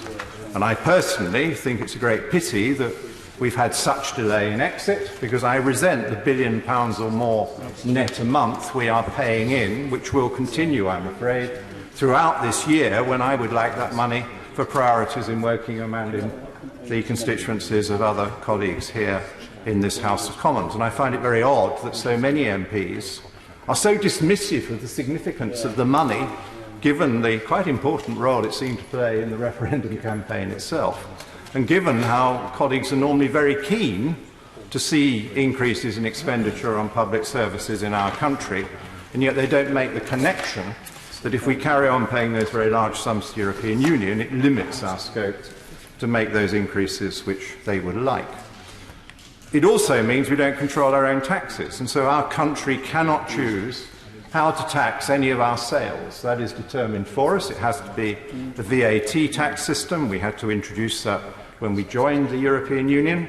There are arguments for continuing some kind of VAT system, but surely we want to decide what rates it's levied at, and we want to decide what items it is levied on, because there are quite a number of items which I think it should not be levied on, where I think I would find agreement across the chamber. But we are not allowed today to remove that from green products, for example, because that is against European Union rules. So I look forward to our opportunity to shape our own taxation system as soon as we are properly out. There is then the issue of when do we actually have control over our law.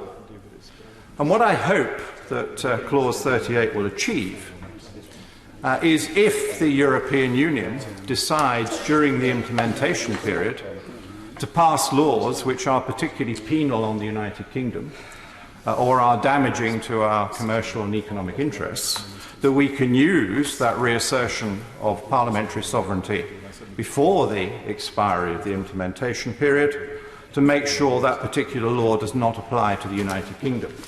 Because there is otherwise an invitation to anyone of bad will in the European Union to think of schemes which would be disadvantageous to the United Kingdom during this implementation period. There's then the issue of borders, where again the Labour front bench seems surprisingly dismissive of a very important question which has been in our debate through the referendum and subsequent general elections. And I think there is a general view in the country that goes well beyond Conservative voters that there should be a fair system of entry as between EU and non-EU people, whereas at the moment EU gets preference. And I think a lot of people feel there should be some overall limitation on the numbers of people coming in seeking low-paid work or speculatively seeking work, and that they favour some kind of a work permit system, which is quite common in many other advanced civilised countries. Because we wish people who join us to be welcomed, because we want them to live to a decent standard, because we accept a commitment to pay them benefits and find them subsidised housing if that is their requirement, surely it should be in our power to decide how many people we welcome in this way, and that should be related to our capacity to offer them something worthwhile and in relation to our economic needs. I give way to my right honourable friend who's done so much on this area. Yeah, can I just take him up on one particular point? He said, should we wish to give them benefits? The reality is right now that for the British government, they have to pay benefits even to families working over here who the families are not with them.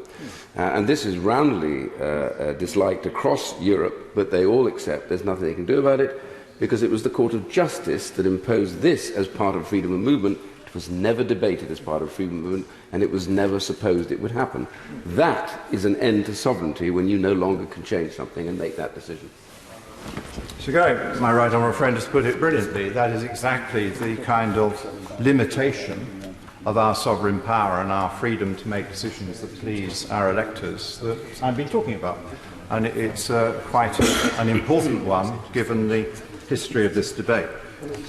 I then turn to the Scottish Nationalists, and I agree with something which the Scottish Nationalist spokeswoman said, and that is that we only want volunteers in our union. We are democrats. We believe that the union works, but that if a significant portion of the union develops a feeling that it's not working for them, that is something that we need to test. And so I was a very strong supporter of accepting the SNP idea just a few years ago that there should be a referendum, and that referendum had the full support of the United Kingdom Parliament, which is of course the sovereign authority for these purposes on union matters. And I also fully agreed with the then SNP leadership when I talked to them about it, and I think had formal exchanges recorded in Hansard, where they said that they agreed with me that whichever side lost should accept the result of the referendum. And they also agreed with me that this would be a one-in-a-generation event, not a regular every 5 years event until once I got the answer it liked. And I do hope the SNP will reflect on that, because, yes, we are democrats. We want volunteers in our union. But you cannot pull it up and examine it every 2 or 3 years with a referendum, which is very divisive and very expensive and damaging to confidence in economic progress. You should live with the result. The honourable member for giving way, but does he accept that we did respect it? We've been here for 4.5 years. We wouldn't have been here if we didn't respect it. We'd have been independent, and we wouldn't be being dragged over the EU cliff at the end of this month. Yes. But he should accept the claim of right that Scotland's had for 331 years didn't disappear in 2014, and it's his party that have changed the entire fabric of the United Kingdom and cannot continue to treat Scotland with disrespect as to their views going forward. Just before the Honourable Gentleman continues, we don't want to be dragged down a debate about Scottish independence on Clause 38. I appreciate it was in response to what he said. So let's continue to debate these amendments and this Clause 38. John Redwood. Good advice, but I'm trying to address the SNP point related to their proposals over how we treat devolved government fairly and whether we are listening properly to Scotland. And I think, yes, we are very much listening to Scotland, but we do have to understand that the matter of the Union is a responsibility of the Union Parliament, and the matter of our membership of the European Union is also a responsibility of the European Parliament. And it's the honourable lady's misfortune to have been on the wrong sides in 2 referendums, but it has been a deeply democratic process in both cases as to whether Scotland stays in the Union or whether we stay in the European Union. But I do wish to urge my right honourable friends on the front bench to remember that there is a fourth country in our union, and that is the country of England. And we are very reasonable people, and we don't go on and on about English issues. But I do think when we get to this debate today over how the different parts of the United Kingdom are consulted and respond to the issue of how we leave the European Union, England too needs to have a voice within the government and needs to be seen to be an important part of the process. Because the overwhelming vote for Brexit was an English vote, because England is a very large part of the Union in terms of numbers. And that is important, just as the Scottish and the Northern Irish view is also important. So I do hope the government will look at this machinery of government issue and make sure there is within government a clear and definitive English voice. And in due course, I think we need to discuss whether this Parliament should not only have an English Grand Committee that can veto proposals that England doesn't like, but also an English Grand Committee that can make proposals that England wants, because that would do something to correct the obvious imbalances which make this a particularly difficult matter to settle when the largest part of the Union, with the overwhelming Brexit vote, is not formally represented in the discussions. Thank you much indeed. It's a pleasure, thoughts, to follow the member for Wokingham and member for Stone. I think on the issue which we're talking about is sovereignty and democracy, it is worth just remembering that obviously the original referendum in 2016 was one person, one vote on one issue. And there was a clear majority at that point to leave. And sometime later, namely 2019, we had another vote. Obviously, we had a general election. And if that was counted on the same basis, one person, one vote, we had 14.5 million people voting for the sort of oven-ready Brexit that was on offer, and 16.5 million for a people's vote or remain. Obviously, that vote was done on a different basis. It was done on a constituency representation basis on a number of issues. And it's clear that what was decided was that we would have a Conservative government with an 80 majority. That's clearly understood. But to try and actually conflate those two issues, I think is wrong. And I will take the intervention just in one moment, but let me finish my sentence. And therefore, I think there still is a compelling case that the oven-ready Brexit that's being sort of railroaded through, that in my view will be a reckless Brexit that will undermine the sovereignty and power and financial credibility and trading credibility of Britain, should go back to the public for a final vote. I'll give way to the honourable member that during the election I remember senior Labour people arguing very passionately that it was fine for a Leave voter to vote Labour, and they weren't all in favour of what the honourable gentleman just said. So I don't think you can say the Labour vote was definitely a Remain or a second referendum vote in all cases. I think you'll find it was the proposition, and so we're clear on this. I said Remain or public vote on the deal.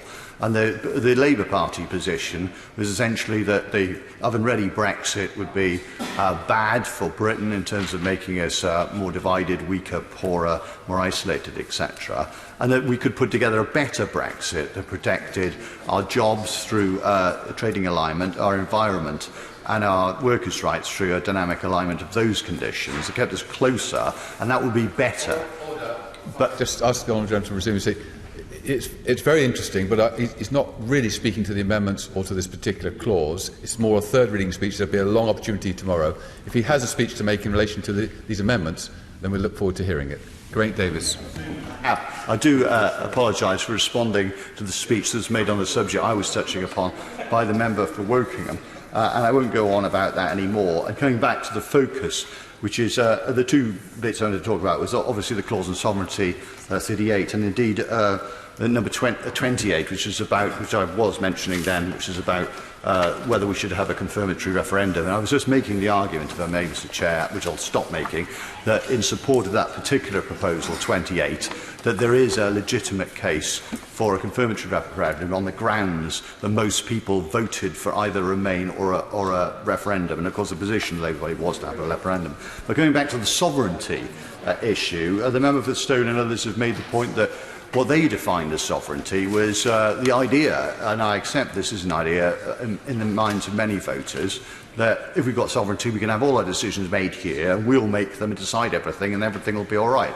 Now, intuitively, that sounds very sensible, but in practice, is that really going to be what's going to happen? I would contend that this Brexit will reduce sovereignty, and therefore this clause 38 is misleading. In particular, at the moment we have pooled sovereignty in the EU, where we have, we are one of 28 countries, but we have a proportional vote to our population. And what that means that in majority voting, where the honourable member was suggesting if things are rammed through and we have got no consultation, they just happen to us. We've got a veto opportunity, even on a majority vote, together with Germany, for example, which is obviously the biggest player, and therefore they're very worried that we're leaving, that they won't be able to exercise, in accordance with us, certain restraints or constraints on the EU. And ultimately, what will happen is, if we do have a close trading relationship with the EU, and after all, 44% of our trade goes to the EU. From a Welsh point of view, it's more like 60%. Then we will have to have some level of equivalence, which will mean we'll have to be in accordance with the standards that are decided in a closed room, without us in that closed room. So surely that isn't more sovereignty, it's less sovereignty. We'll have to make the decision, do we agree with something that's been decided without us, as opposed to where we could argue and block it with Germany and others? Or, I will in a second. Or do we want to be out of the room and deciding whether we accept the rules that are coming over, and if we don't accept them, it might hinder our trade. And that doesn't sound like sovereignty improvement to me. I will give way. Phil, I'd just be pleased if my honourable friend could tell me what definition of sovereignty he's using, because it's completely confusing me. I've just checked, and it's normally, the normal definition is the authority of a state to govern itself. But he's talking about majority voting when we might be in a minority. What is his definition of sovereignty? Yeah, what we're talking about in terms of sovereignty is the freedom of this Parliament to influence the outcomes for our electorate. And what I'm saying, as he chunters in his seat, is that we will be in a situation where we would move from a situation where we can influence rules that will be applied in Britain to one where we cannot influence those rules and they'll still be applied. We're not suddenly leaving and going to the moon. I know there is a move on the other side that we should be semi-detached or worse from the EU and sort of thrust ourselves into the fond arms of the WTO. But what I was saying earlier to the Minister, coming back to that point, and I have had some experience of this as being a trade rapporteur on behalf of the Council for Europe at the WTO, is that we end up in a situation where we're negotiating with 164 countries with one vote, not proportionate to our population. Some of these are dictatorships and all the rest of it, as opposed to being in a club of 28 mature economies with a very strong bargaining position within the WTO. The WTO, of course, as I mentioned earlier, is being undermined by the US, who just wants their own massive power to decide everything rather than rules. And also the WTO has got existing rules that are contrary to what we're allowed to do within the EU. So going to the point about sovereignty, we'll be in a situation where, and I appreciate the Minister may not want to do this, but if the government of Britain at some point in the future wanted to bring things back into public ownership of the railways or whatever, then the WTO would be able to stop us. The WTO also has rules about patents, which will increase the price of drugs. Now, I don't think this is something that people in the street, as it were, inverted commas, voted for. And then the other thing is, of course, they will impose, as will trading relationships, bilateral trading relationships with the United States. We will have new systems of courts, arbitration courts and panels with independent judges that aren't democratically elected in the way the European Court of Justice is, who will make decisions as to whether big companies can either sue us or threaten to sue us for not pursuing various activity, or they can block our legislation. And what I'm specifically talking about, just by way of example, in case there's any ambiguity here. So if you take the case of Lone Pine, it's a big fracking company, they sued the Canadian government because Quebec had a moratorium on fracking. And they said it wasn't in the interest of the climate change, the environment, or whatever they said, whatever it was. And so we might have a situation, for example, where we start some fracking here, which we have, then the Welsh government says we don't have fracking there, and we have a investor-state dispute settlement tribunal, and the frackers come along and say, well, look, we can't have this, we're fracking.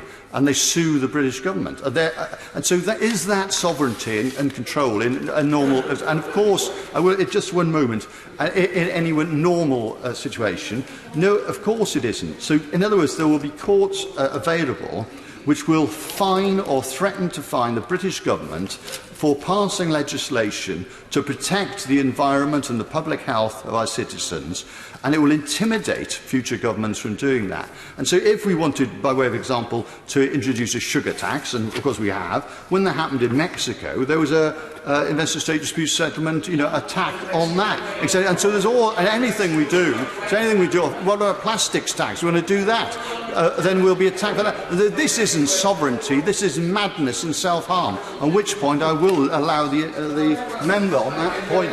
I really do not understand what his front bench and he are up to here. It is as though they are trying to rewrite the whole concept of what the world order in trade is about. The EU has to abide by WTO rules just like we will when we leave, and we already do. There is no issue here that is going to change. WTO rules apply to the EU as stringently as they apply to us, and when we leave and become a voting member, they will still apply to us. The difference is, if there becomes a debate for change, we have a vote in that, which we do not now, because we subsidiate. We have that underneath the EU. So his argument is specious and total nonsense.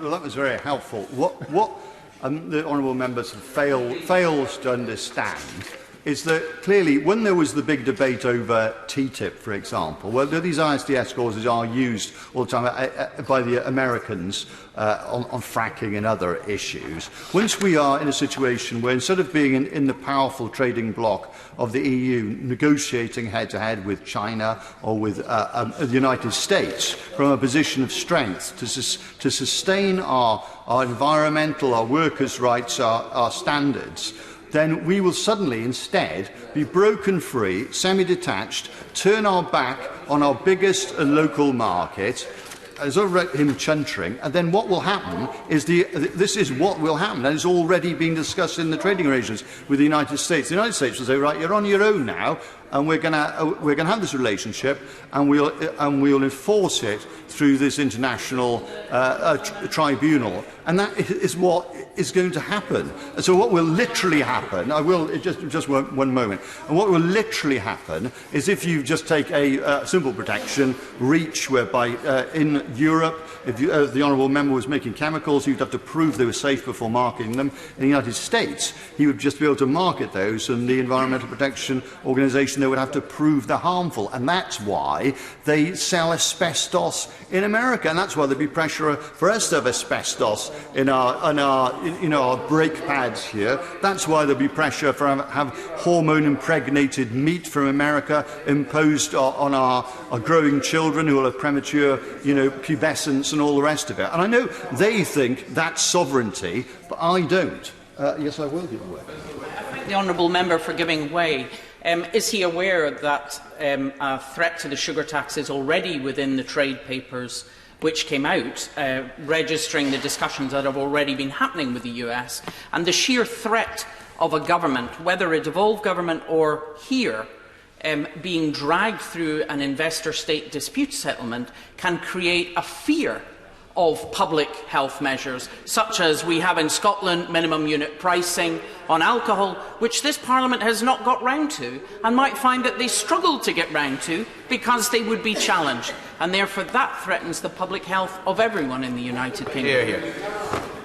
I mean, I think that is a very important and excellent point, that it is the chilling factor of the threat overhanging. And on the specifics, let's be clear, and lots of people talk about the health service here and the impact of this on our health, and you know, the Americans arriving and taking our data and all the rest of it, privatising the health service. But apart from that, let's think, as is being thought of, the public health impact of these sort of changes on sugar, because we spend £12 billion a year in the NHS on diabetes.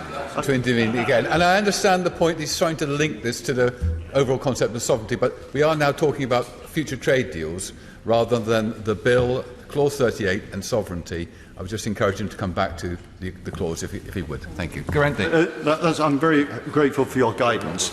I guess the point on track about this is that if sovereignty is about our ability here to make laws without intimidation, without interference. That's what sovereignty is. If we find ourselves outside the EU and we can no longer put forward, for example, a tax on sugar that would reduce our cost of obesity in the NHS, and so we've got a situation where 6 teaspoonfuls of sugar in a yoghurt light or whatever it is, a Muller yoghurt, or a 9 in a Coca-Cola, and we want to let people know that and drive down sugar content and drive down diabetes and drive down health costs. If we're instead fined because the projection of a manufacturer of a sugar-impregnated product isn't then less, then we won't be able to do it. So that isn't sovereignty. If we can't protect my point is, if we can't protect our environment, our public health, our trade, and we'll be under the cosh of these companies suing us in these arbitration panels, that isn't sovereignty. And therefore, this clause should be struck out because it's completely misleading. I will give way. Thank you. Look, there's an awful lot of what the honourable gentleman has said in terms of constructing his argument, which I actually agree with a great deal of what is said. But his conclusions are sort of hypothesised on a trade deal which have yet to be done. The important point about all of this is it's our sovereignty to decide what goes into the trade deal. And if we don't want to put stuff into a trade deal, it doesn't matter what the investor courts say. They can only adjudicate on that which is in a trade deal, and that what goes into a trade deal is decided by this sovereign parliament. And that's where his conclusion is completely wrong. To actually what was quite a strong argument that he was putting forward to start off with, I do agree with it. But the conclusions are completely wrong, given the sovereignty of this parliament. I'm very, very grateful for that. For that intervention if there's any lack of clarity, because what I'm saying here is that at the moment we are in the EU, and obviously we do lots of trade with the EU, 44%, etc., and we do quite a lot of trade through the EU and directly with America and elsewhere. So we're in a reasonable position, in my view.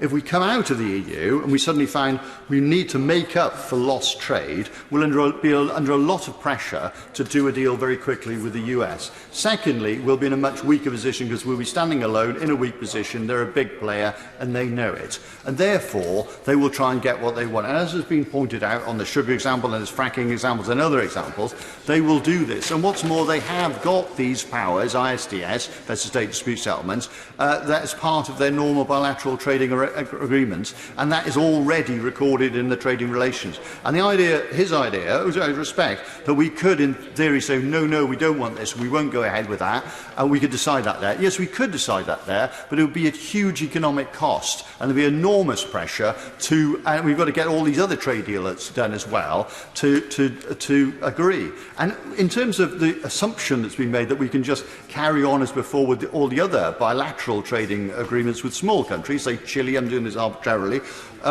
If you were Chile, Mr. Chair, then you would sort of think, hold on, I'm negotiating now, instead of with a big EU, with a relatively smaller UK, and so I want a better deal. So therefore our sovereignty in terms of our power to deliver what our electorate wants is reduced. And therefore, intrinsically, I feel our sovereignty is being intrinsically undermined rather than enhanced, contrary to what's been spun out here. Yes, I will. The member speaks of trade as all one way.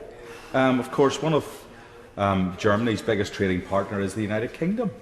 Do you think that they want to go down the road that the member's saying? The Germans will want to make sure that they continue to have good trade relationships with the United Kingdom, no matter where Britain is when it comes to its position within or outside of the EU. Yeah, no, that's very, very helpful. And that is a key point that's being made. And let's get that one clear, because something like 44% of our trade goes to the EU. So it's enormously important to us, our trade. But in terms of the EU overall, about less than 5% of their trade comes to the UK. So in terms of the balance of power, and within that, it is the case that two of the countries, Netherlands and Germany, have got a significant trade surplus with the UK, and the others don't. So and what the EU wants to do, quite reasonably, as a bloc, is to protect its standards, its environment, its workers' rights, and not be undercut. And already we've seen, in terms of we will have to, on the environment, in terms of sovereignty, we want a better environment. But the government's already deciding to we'll be withdrawing from the carbon trading situation. We will have our own carbon tax. But in fact, my understanding now is that the proposals for the government is that in terms of the carbon emissions tax, we'll be charging £16, and the EU emissions tax is £25 a tonne. In other words, we're already becoming the sort of pollution dumping ground. And the more we diverge negatively away from the EU, the less we'll be able to trade, and the more we'll be in the hands of whether it's the US or the Chinese or whatever. And that isn't sovereignty. That's just being in the hands of others. So on your guidance, Mr. Chair, I think I've made my point that in terms of we will be poorer and weaker and more divided. This isn't about sovereignty. This is about the abdication of sovereignty, and I deeply regret it. Right. Robert Courts. Thank you very much, Mr. Speaker. It's an honour to take part in this debate. I would like to make just very brief comments, and I would like them to be directly on the subject of Clause 38. I'd like to say a word or two about parliamentary sovereignty and the need for the clause as I see it. The phrase parliamentary sovereignty or sovereignty we've heard a lot of recently. It's a much used phrase, it's a much misused phrase. And whilst it's certainly something that is subject for debate, what it essentially can be understood to mean is that this place is the supreme law-making body in the country. It is one that makes the law, and it is one that cannot bind its successors, so the law can be changed. The law is made after an election, at which you stand on the basis of a set of promises, you enact those promises, and at the following election, the electorate judge how well you have performed and how well you have kept up with those promises, and then they make a judgment at the ballot box accordingly. That principle has been affected by European Union membership in significant ways. For these purposes, I'll just address the effect of the ECJ. The first of those comes from the effect of the Facts-Tame case in 1989, which meant that for the first time, an Act of Parliament could be disapplied, the Merchant Shipping Act in that case, if it was incompatible with European Union law. The second major case is Van Genderloos, which established the effect of direct effect, not direct applicability, but direct effect of rights enshrined in European Union treaties enforced by European Union citizens without recourse to Parliament. That has a serious effect on sovereignty because it means that rules are being made out with the procedure of this House. The Labour front bench are academically correct when they say that parliamentary sovereignty already existed from 1974 onwards, because it was always possible that this House could repeal the European Communities Act, which we have now decided to do. In essence, what Parliament decided to do was to hand over wholesale spheres of competence, as the European Union calls, in certain areas, meaning that they would make the rules in those areas, and Parliament would simply rubber stamp through the means of direct effect and regulations. So, when an individual rule was made that we didn't like, there was very little members of this House could do about it on those specific issues. They could, of course, revoke their consent for the entire scheme and repeal the European Communities Act, which is what we have now done, but they couldn't on an individual basis. So that consent came from this House. The reason why this is such an important clause is that there is a different period about to commence. Since 1974 all the way up to 2019, Parliament has consented to the rule-making powers and machinery of the European Union through the European Communities Act. Once 72, I beg your pardon, I'm very grateful for the correction. The 1972 European Communities Act. Once we are out of the implementation period, then all of the rules that affect the people who we govern will be made in this House. We will make promises when we stand for election, we will implement them to the best of our abilities, we will then stand on that record. And every point is subsidiary to this. So all of the points that we've been hearing about future trade deals, for example, all are follow on the principle of sovereignty and direct democratic accountability that happens in this House when we stand for election, when we speak and when we return for election. But that will not be the case during the implementation period. Yeah. Just imagine a scenario where the United Kingdom might have a trade deal with America and this Parliament decides it's going to say no to genetically modified or hormone beef or whatever. How free and how sovereign does he think this Parliament will be in a scenario with a trade deal with America? There won't be. I'm grateful for the intervention because it illustrates precisely the point that I'm trying to make, which is the nature of what sovereignty is. Sovereignty is held in this place, and this place makes the law, and it is the superior governing body. If there is a trade deal with the United States, then the electorate will have their chance to have their say on whether they agree with it at the next election. And if his party, or any other party wishes to change it, then they stand on that manifesto basis and then they stand for election accordingly. And if elected, then they enter into negotiations to change it. I'll take one more. I'm very grateful, and the gentleman's been very generous. When you have a trade agreement, of course, you'll have to have some dispute resolution mechanism. Currently, we've got the European Court of Justice to do that. When there's a trade deal, if there's a trade deal with America, there will be a dispute resolution mechanism which is giving away sovereignty. You're back to square one. No, that's a misunderstanding of the nature of a trade dispute body. Every treaty has to have some sort of dispute resolution. The Honourable Gentleman is quite correct about that. And if there's a trade deal with the United States or any other body, yes, of course, there will be a trade dispute resolution. But it will be adjudicating on the terms of the agreement that have been agreed and approved in this House. The major difference with the ECJ is the one that I've already referred to, which is its judicial activism, which is the fact that it creates law that is over and above and has to be applied by this House, whereas when law is made by our domestic judges, this House is able to enact legislation which overrides it. I won't. That's okay. I just want to make my final point, and then I'll sit down. All right. Grateful to the member for giving way, but does he recognise that the existing investor dispute settlement resolution systems that exist in all the treaties are very one-sided? They allow private business to sue government, but it does not allow government to sue business for the deaths of smoking or pollution or other damage they've done.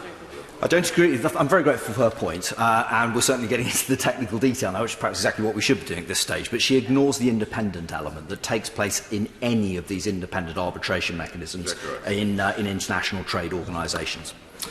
I won't. That's what I've taken a number of interventions and I've made the point I'd like to make. I would like to conclude simply by saying why I think that Article 38, Clause 38 is necessary, and why the Amendment 11 simply misses the point, which is that up until while we remain members of the European Union, Parliament had consented to the lawmaking facility, the lawmaking structures of the European Union. That consent has been withdrawn once the European Communities Act 1972 has been repealed, and we're in the implementation period.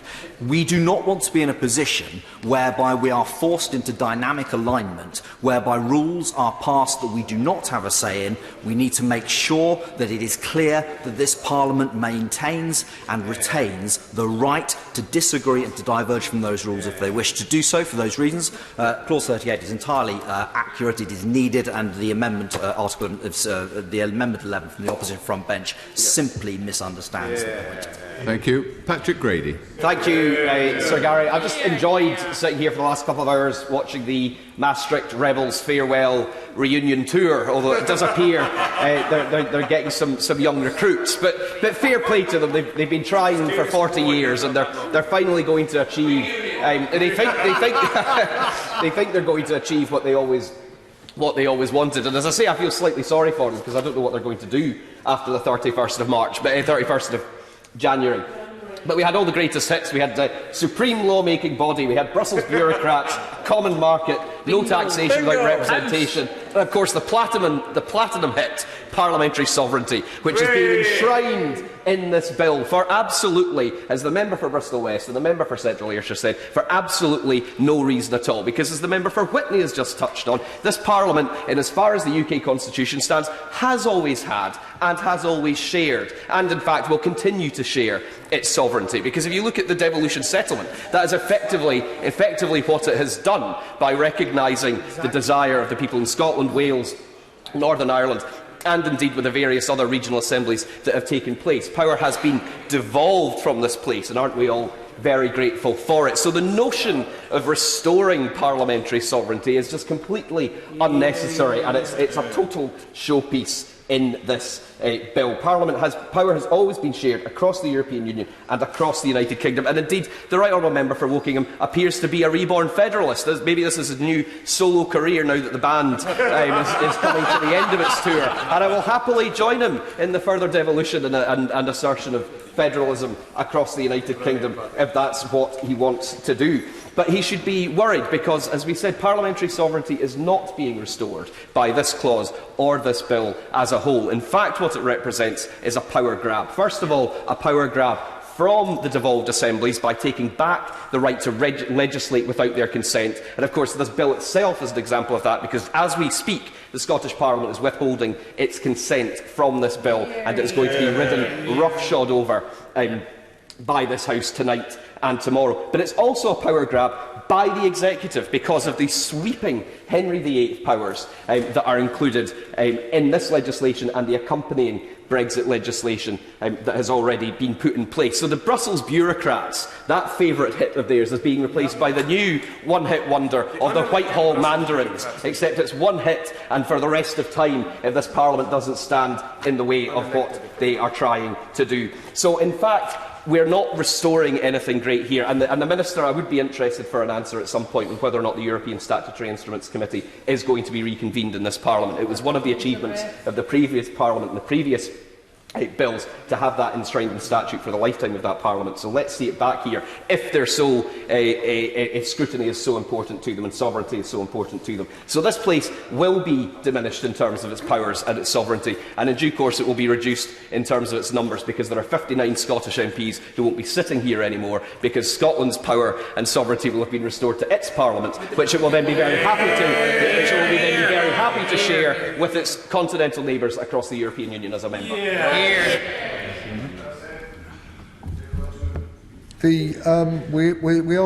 The question is, as regards clause 11, is it the intention of the opposition front bench to press that? As the Minister had cleverly spotted, this was a probing amendment, and we have explored the concept of sovereignty extensively, so I therefore withdraw the amendment. In that case, is it your pleasure that the amendment be withdrawn? Aye. By amendment by leave, withdrawn. We now come to, with leave of the committee, I'll now put together a single question on all the clauses and schedules to be agreed at this time. So the question is, the clauses 38 to 40, Schedule 4, Clause 41, Schedule 5, Clause 42 stand part of the bill. Many of that opinion say aye. Aye. Of the contrary, no. I think the ayes have it. The ayes have it. We now come to new Clause 2, with which it will be convenient to consider new clauses and new schedules listed on the selection paper. To be moved by Mr. Thomas Simmons, I think.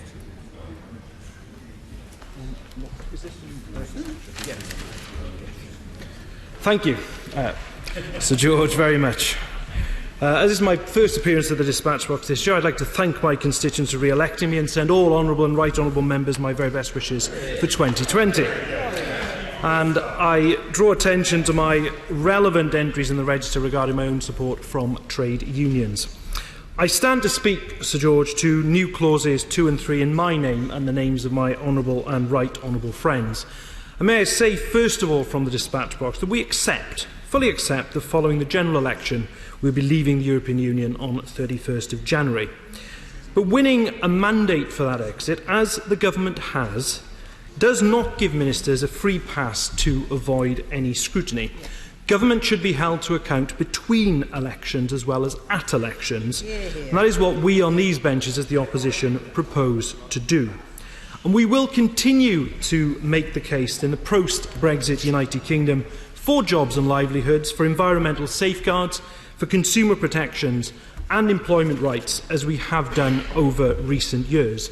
And it is, Sir George, to the issue of workers' rights to which I first turn, which is the subject of New Clause 2. New Clause 2 is about protecting vital workers' rights, and Part 1, subsection A, ensures that the government cannot introduce any measures which would in any way have the effect of reducing in any regard the protections provided on the day the transition period ends. And we believe too that this must go further. 1B confirms that the government, after our exit from the EU, will ensure that workers' rights in the United Kingdom will be, as a minimum, at the level they are in other EU member states. I'll finish this part and I will come back to another one. We will insist too that the government is held to account in Parliament on these objectives. The government must never be allowed to sell out the workers of this country, and we will not let the government off the hook. We will stand with those to whom this government and the Prime Minister has made promises, and I give way to the honourable gentleman. I'm very grateful to the honourable gentleman for giving way, and I welcome his tone and his acceptance of the results of the general election. But will he in turn accept that in fact workers' rights here are enhanced, are greater than those enjoyed within the European Union? We don't need to be members of the EU. Let me just give you the example of sick pay, of maternity leave, of the minimum wage. Does he accept that those rights are already enhanced, and it's this sovereign Parliament that guards those rights, not the EU? I'm absolutely delighted to see the honourable gentleman giving credit to past Labour governments and their achievements. He's absolutely right about the national minimum wage. We can go back even further, talk about the Health and Safety at Work Act back in the 1970s, another fine achievement by a UK Labour government. But it is also the case that there are rights that have had their genesis in European law. Talk, for example, to agency workers. Think about the Working Time Directive. These are things we should be praising and things that we on this side say not just should be preserved but enhanced in the years going forward. And that's what this clause is all about. And I do say to the honourable gentleman that the government record on workers' rights is concerning, to say the least. And let's just take the previous incarnation of this bill, back in October 2019, because Schedule 4 of the bill at that time outlined that, firstly, a minister would have to consult with businesses and unions on the impact of workers' rights on any new proposed legislation, and then state formally how that would happen. Secondly, the government would have to regularly report on any new EU directives. Now, at the time, those proposals were described by the TUC's General Secretary as meaningless procedural tricks, and that's why we on these benches put down a similar amendment to the one that is before us today, so that stronger protections would be in place. Now, I think quite simply that the position of the government in October 2019 was weak on workers' rights, and now it is even weaker. And let's be fair, if the Prime Minister cared so much, he wouldn't have moved the provisions on this from the legally binding withdrawal agreement to the non-legally binding political declaration. Why bother to make that change if it isn't to prepare the ground to make those changes in the future? And it isn't a surprise either, Sir George, that the government started off this Parliament indicating that what they want to do is attack the right to strike in the transport sector. None of these are the actions of a government that wants to, as it claims, protect and enhance workers' rights as the UK leaves the EU. These are not the actions of a government that claims it wants to make Britain the best place in the world to work. The party opposite, let us not forget, are the party of employment tribunal fees that were a barrier to those whose rights at work had been infringed and were seeking justice, and now they seek to ask for trust on workers' rights. Their record on this bears no reasonable scrutiny. The Home Secretary in the EU referendum campaign talked of, and I quote, the burdens of the EU social and employment legislation. Another member of the government said, and I quote, the weight of employment regulation is now backbreaking. The Collective Redundancies Directive, the Atypical Workers Directive, the Working Time Directive, and 1,000 more. Who was that? The man who now claims to be the workers' friend, the Prime Minister himself. This government can't and won't be trusted on workers' rights, rights that have been hard-won over successive generations by the Labour movement. That's why this clause is needed in this bill, to safeguard millions of workers in this country who deserve that continuous protection of their rights, and that's why the opposition will be pressing that new clause when the time comes. If I can move now to new clause 3, which sets out details about our future relationship, putting the protection of jobs and livelihoods at the very top of our priorities as we depart the EU. And it sets out the arguments that have been made by the opposition for some years now about a UK-wide customs union with a say in external trade deals and for strong, high-quality single market access. To ensure rights and protections, workers' rights, of course, as I've already said, but in other areas too, never fall behind those across Europe. And I also think, Sir George, of our manufacturing sector, our exporters, currently benefiting from tariff-free access to the single market. In all our constituencies, whether through direct employment or the many supply chains that exist, workers and businesses will rightly look to this House to protect their interests going forward, and that is what we should do. In the course of this Parliament, we will hold the government to account on its record on jobs and investment, the basis upon which it secures the new relationship with the EU will have consequences for now and for decades to come. Now, Parliament has lost its right to set a negotiating mandate, so that task now falls squarely on the task of the government. They will be judged on what they do and the impact it has on employment prospects up and down the land. Now, Part 3, subsection D, sets out about participation in EU agencies, many of which have been debated in the course of our deliberations on Brexit in recent years. But I do want to focus and make some remarks about the issue of security, because in a digital age when crime knows no borders, the task of keeping the public safe faces extraordinary new challenges. Now, nobody can doubt the value of working together and continuing to work together on security with the EU and indeed other international partners. But I do say to the government that the government hasn't produced as yet a credible plan on how the current advantages we have, the current set of tools, will continue in the post-Brexit age. Now, in the political declaration, I'll give way to my honourable friend. I thank my honourable friend for giving way, and he's making a crucially important point, because whilst I agree with the other parts of this amendment on customs union and the single market, security is an aspect that was largely lost in many of the debates that we had in this House, and yet we heard regularly on the Home Affairs Committee evidence from experts, from law enforcement agencies, from the Metropolitan Police and others, of the risks to our security of not getting that comprehensive security arrangement in place. So would he agree with me that we should be listening to those experts and the government should be listening to them too?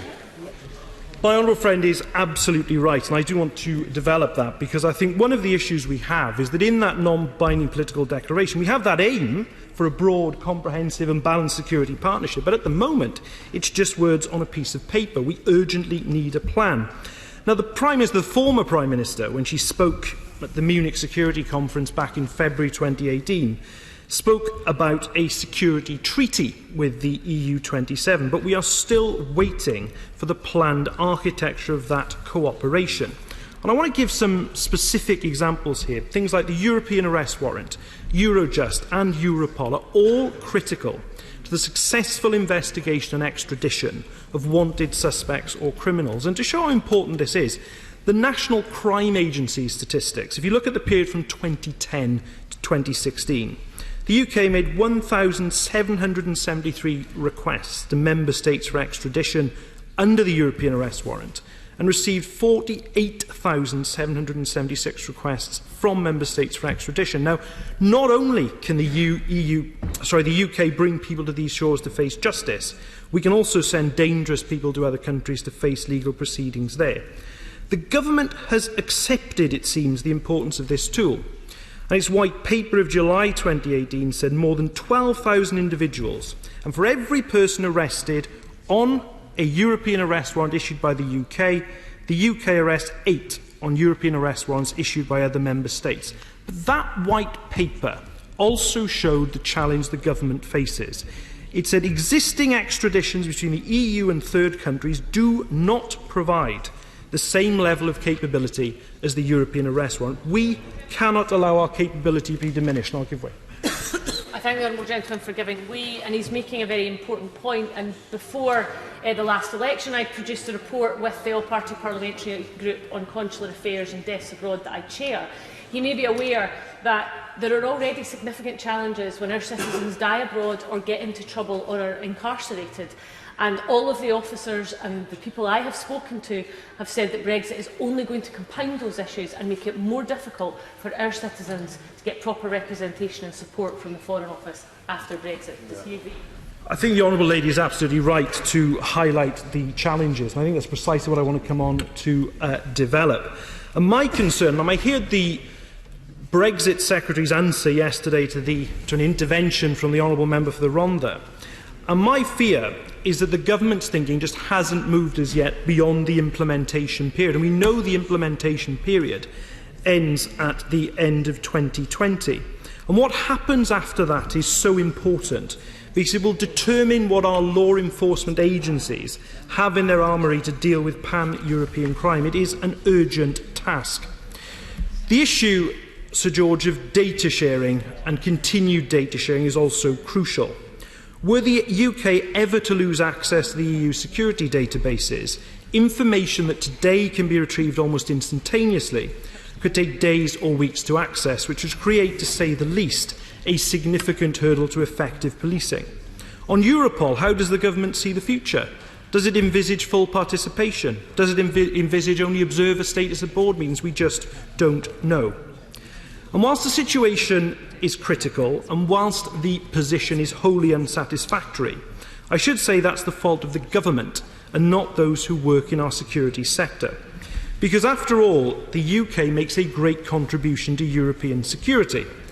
Through the Schengen Information System, through SIS2 as it's known, the UK is contributing to the sharing of real-time data on wanted criminals, missing persons and suspected terrorists. And that cooperation is beneficial to us all.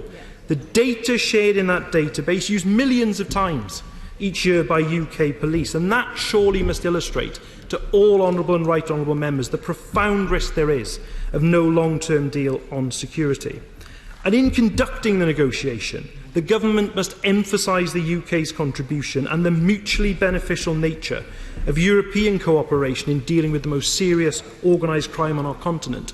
I listened carefully to what the new European Commission President said today. She said the threat of terrorism is real and we have to share the necessary information to stop terrorists from crossing borders and attacking us. She's right.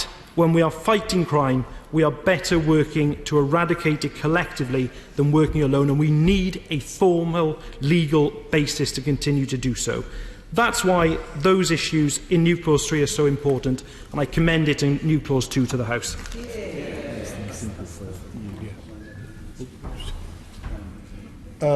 Joanna Cherry. Thank you, Mr Chairman. I rise to give support for the support of the Scottish National Party to the official opposition's New Clause 2, and to speak to the following amendments: New Clause 8 in the name of my right honourable friend, the member for Ross Skye and Lochaber, and New Clauses 50, 51 and New Schedule 1 in my name and those of some of my colleagues, and also New Clauses 45 and 46 in the name of the SDLP. I want to look first of all at the issue of workers' rights, because I think what is being done in this bill is very serious, and that's why my amendments, New Clause 50 and New Clause 51 and New Schedule 1, seek to reinstate the missing clause and schedule that were in the October version of this bill. The government suggested that the substance of the deleted clauses will be covered in a separate employment bill, but this bill is yet to be laid before Parliament. and so we are understandably suspicious given the history of these matters. Now, it's simply not true or not accurate to suggest that the United Kingdom has done a better job than the European Union in protecting workers' rights. There are some respects in which the United Kingdom has progressed matters, and it's true to say that those came under a Labour government, and I congratulate Labour for that. I'd just like to develop my point before I take any interventions from the honourable gentleman. But there are many other respects in which the European Union and our membership of the European Union has advanced the cause of workers' rights. And also, judgments of the European Court of Justice expanding the law in the way which some honourable members seem to find so objectionable have also led to greater protections for workers in the United Kingdom. And of course, as well as the disappearance of Clause 34 that was in the October bill, as I said earlier today, this bill also removes the provision that pre-Brexit judgments of the European Court of Justice will continue to be binding on UK courts until the UK Supreme Court departs for them. Instead, now it has provision for ministers of this government to make regulations under Clause 26. I see the ministers frowning at me, but we spoke about this in some detail earlier today. Regulations to certain courts and tribunals to depart from the CJEU case law. And of course, I think that underlines the concern of many of the trade unions in relation to this matter. And certainly I've read very carefully what Unison have to say about this matter, what the TUC have to say it, what the Scottish TUC have to say about it, and also what Thomson Solicitors, a well-known legal firm which many of us have had dealings with in the past, who've worked hard in the area of protections of workers' rights, have to say about this. And the fear is this, Mr Chairman, that the combination of the missing clause and the power which the government are taking to themselves to interfere with the Supreme Court's ability to overrule previous European Court of Justice decisions is that what will happen in the United Kingdom is a chaotic free-for-all on workers' rights, where the courts potentially could weaken existing workers' rights and ignore past ECJ rulings which trade unionists and workers across the United Kingdom have benefited from. And if that doesn't happen in the courts, then it could well happen as a result of unilateral action of government ministers in delegated legislation. And it's important to remember that working people in the United Kingdom have benefited from a number of recent landmark judgments by the Court of Justice, including the requirement for employers to keep records of all hours worked to comply with the Working Time Directive, something that's very important to many of our constituents. The ruling that employers might not have to factor overtime into holiday pay calculations, again very important to many of our constituents, particularly those who aren't as well paid as members of this House, including those who don't have a second job. And so, you know, really, we hear often from the benches opposite about how much they care about the working man and woman. But if they really cared about the working man and woman, they would support these amendments that I've put forward and the Labour Party have put forward. And they would give us the guarantees we require that there won't be a regression from the rights which many of our constituents have enjoyed as a result of European Union law. I give way to my honourable friend. I thank my honourable friend for giving way, but isn't there also the other suspicion is that those who advanced the Leave cause during the referendum campaign, many of them now in the Treasury bench and occupy it, were saying that one of the reasons they wanted to leave the European Union was to do away with workers' rights and to do away with employment rights.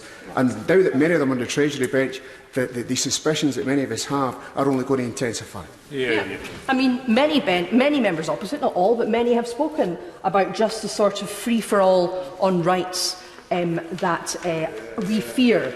And of course, this partly comes from the conceit that somehow the United Kingdom, by which they normally mean England, has a monopoly on rights which is not shared by other countries across the world, including the other countries in the European Union. Unfortunately, the lived experience of working men and women across the United Kingdom is not one of confidence in governments of the UK to protect them, particularly when the governments are of the Conservative and Unionist Party. And that's why they've been so reliant on the jurisprudence of the European Court of Justice and also on directives and regulations passed by European Union institutions, in which, of course, Britain has had very significant input over the years. So really, I guess what my amendments seek to achieve and what the Labour Party amendment seeks to achieve is some minimum guarantees in relation to the continued enjoyment of many of these rights which exist only because of the European Union. I give way to the Honourable. Would you agree with me that the European Court of Justice fundamentally underpins our fundamental values of democracy, human rights and the rule of law, including what she said, and then outside it, all of those things, workers' rights, the judiciary itself, which is under attack, and the rule of law is under attack, and our civil service, our BBC, that all these institutions are now a free-for-all, and it's not just workers' rights, it's the judicial system itself. Well, I mean, as I said earlier, it's clear from the Conservative manifesto that they intend a rebalancing of the balance of power between the Executive, Parliament and the Judiciary. And I think this comes from a sense of hubris about the Prime Minister's defeat in the Supreme Court at the tail end of last year. But of course, it's important to remember that wasn't a political decision, it was a legal decision. Yep. And I'd like to quote what Lord Drummond-Young, the distinguished Scottish judge, said in the Scottish Supreme Court when he said, "It's not for the judiciary to scrutinise the government. That's the job of Parliament. But when the government prevents Parliament from doing its job, then it is the job of the judiciary to step in to make sure that Parliament can fulfil its function." Now, I see that that comment from a distinguished member of the Scottish bench is going down like a lead balloon on the other side of the House, but it simply mirrors what Lady Hale was careful to do in the Supreme Court to underline that these were legal judgments and not political judgments. So I think, our membership of international institutions like the European Union and the European Convention on Human Rights separately have given important guarantees that regardless of the complexion of government in the United Kingdom, there will be certain minimum standards. The withdrawal from the EU undermines that in a number of areas, particularly workers' rights, and that's why these amendments are so important. And that brings me to the second point I have to make, which is in relation to the Charter of Fundamental Rights, which was, of course, removed by the European Union Withdrawal Act and is not dealt with in this bill. However, there does remain widespread concern about the effect of the removal of the Charter, because, as we heard at length in the last Parliament, there are certain rights guaranteed by the Charter that are not guaranteed by the Convention on Human Rights and aren't guaranteed by the domestic legal systems of these islands. And so I and my SNP colleagues believe that this Parliament should ensure that this bill doesn't lead to the diminishing of the rights of UK citizens or EU citizens living in the UK. And one way of doing that would be for the government to commit to conducting and publishing an impact assessment on the effect of the removal of the EU Charter of Fundamental Rights later this year. And that's what my new Clause 50 seeks to achieve, and I would respectfully suggest it's in the interests of certainty that no reasonable parliamentarian in this House who cares about the rights of his or her constituents could oppose an inquiry into the impact of the withdrawal of the Charter on their constituents' rights. The next clause I want to address, which is in the name of my right honourable friend, the member for Rossguy and Lochaber, and a number of other of my colleagues, is new Clause 8, which sets out a requirement for the UK Government to negotiate a deal keeping the UK close to the single market and the customs union. Now, I have no intention of moving this amendment. I know the ship has sailed on this, but the reason for this amendment is really just to remind the House and put in the record the position of the Scottish National Party and the Scottish Government in relation to membership of the single market and the customs union. Because earlier today, Mr Chairman, the Minister said that the UK Government have engaged with devolved administrations throughout the negotiations to leave the European Union. But I'm afraid to say that the evidence of the last 3 years shows that while engagement has taken place, it has been very much a superficial box-ticking exercise. And that's not just the view of the SNP. I see others who represent seats in other devolved administrations nodding their heads. Now, in December 2016, the Scottish Government published a document called Scotland's Place in Europe, which was the first comprehensive proposal from any government in these islands to address the outcome of the EU referendum. And it contained an evidence-based analysis showing that the least damaging option for leaving the European Union, the optimum case being to remain, was to continue membership of the single market and the customs union. And the document demonstrated how that could be done for the UK as a whole, which, failing other parts of the United Kingdom, such as Northern Ireland and Scotland. And these proposals represented what was a very considerable compromise by the Scottish Government. But despite cross-party support in the Scottish Parliament, they were almost instantly dismissed by the former Prime Minister. Indeed, Mr Chairman, they were read more carefully by Michel Barnier than by the British Government. Yes. So Scottish Government colleagues engaged fully in good faith thereafter with the processes set up by the UK Government to apparently, and I use the word apparently advisedly, involve and consult the devolved administrations in formulating the UK position for withdrawal. And indeed, if we look back to the terms of the Joint Ministerial Committee on European Negotiations, which was set up for this very purpose and agreed in October 2016, it said that through that Joint Ministerial Committee, the governments would work collaboratively to seek to agree a UK approach to and objectives for Article 50 negotiations, and to provide oversight of the negotiations with the EU, to ensure as far as possible that outcomes agreed by all 4 governments are secured from these negotiations. Sadly, it was soon clear that the UK Government had no intention of honouring these commitments. There's more to engagement than simply turning up and speaking at people. Engagement involves listening, compromising, collaborating. I'm grateful to the Honourable Lady for giving way. She's making a very important contribution to the House, as she often does. And for me, it's not even about what's happening with withdrawal. Would she agree we can't even get discussions about the Shared Prosperity Fund and what's happening to that? We are 19 or 20 months from when the consultation should have taken place and ended. And I understand from Welsh Assembly member colleagues and Welsh Government colleagues that they can't even get a discussion with the Treasury, with BEIS, the Wales office, the Scottish office. So if we can't even get what happens to our funding right, there is little hope on having genuine consultation with devolved administrations on the process of leaving. I mean, that is very much the experience of my Scottish Government colleagues across the board in this engagement which takes place with the British Government. And in fact, in a recent keynote speech to the Institute for Government, my friend and colleague Mike Russell, the Cabinet Secretary for the Constitution in the Scottish Government, said that at no point have the views of the Scottish Government or the Welsh Government or Northern Irish representatives been addressed in a way that has left him believing that he's been listened to and would be taken account of in any meaningful way.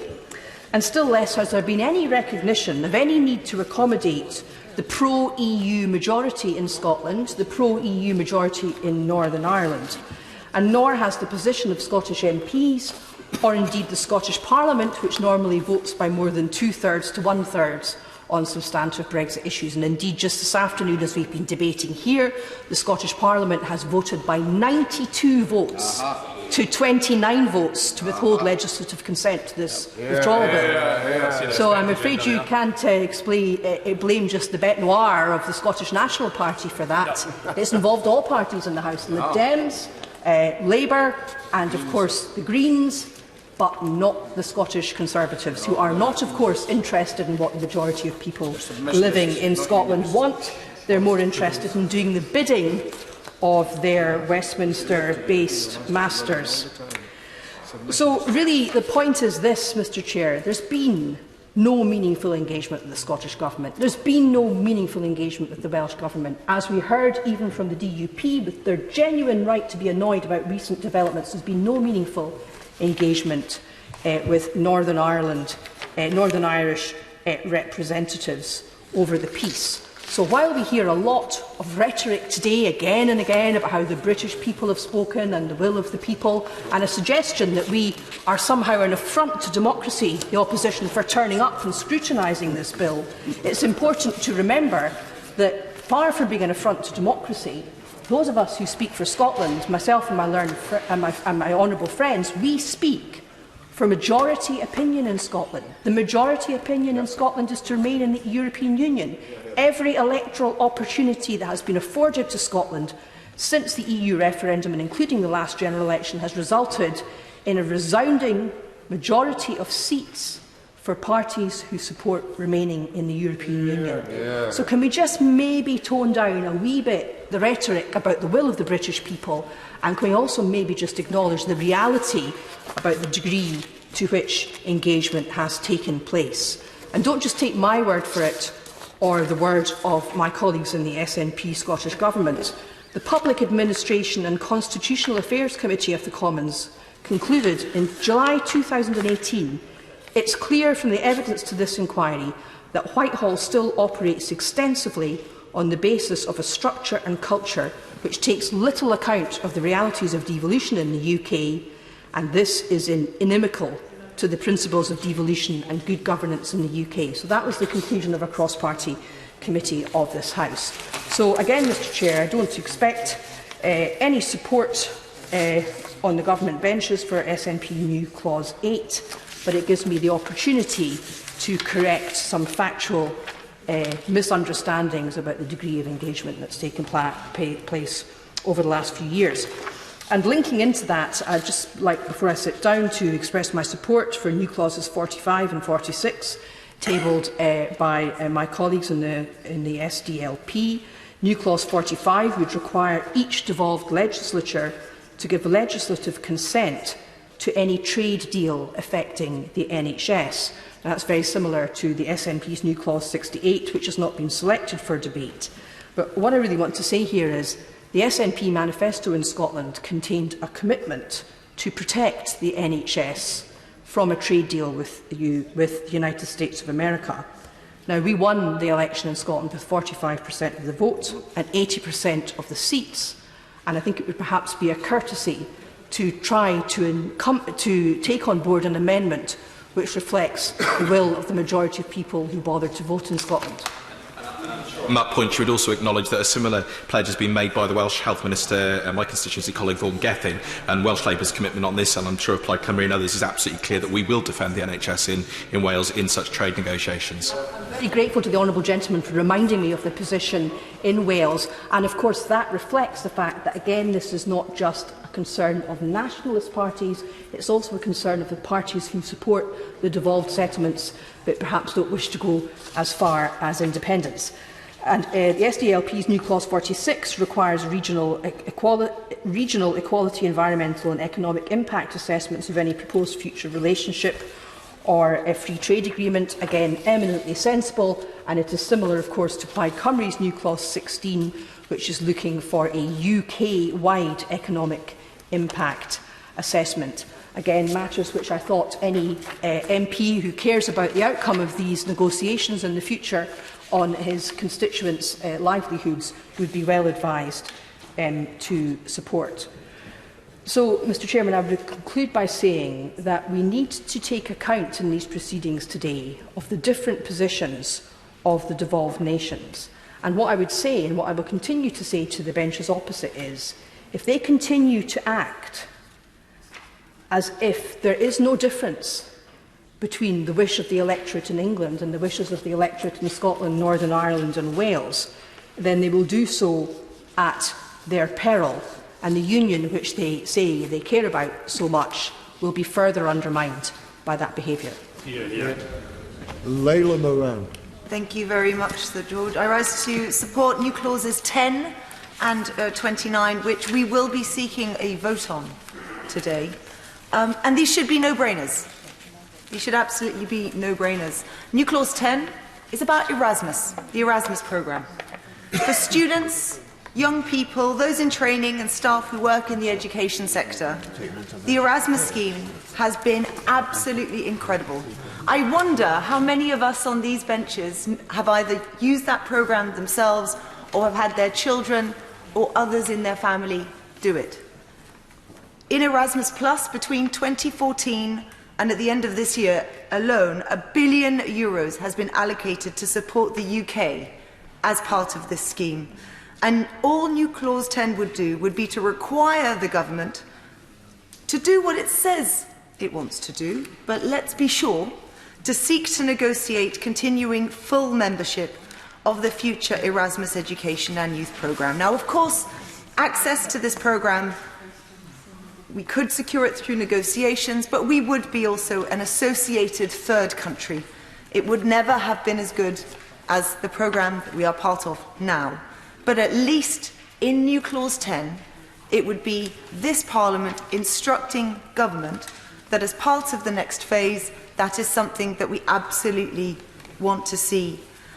Let's remind ourselves of what Erasmus does.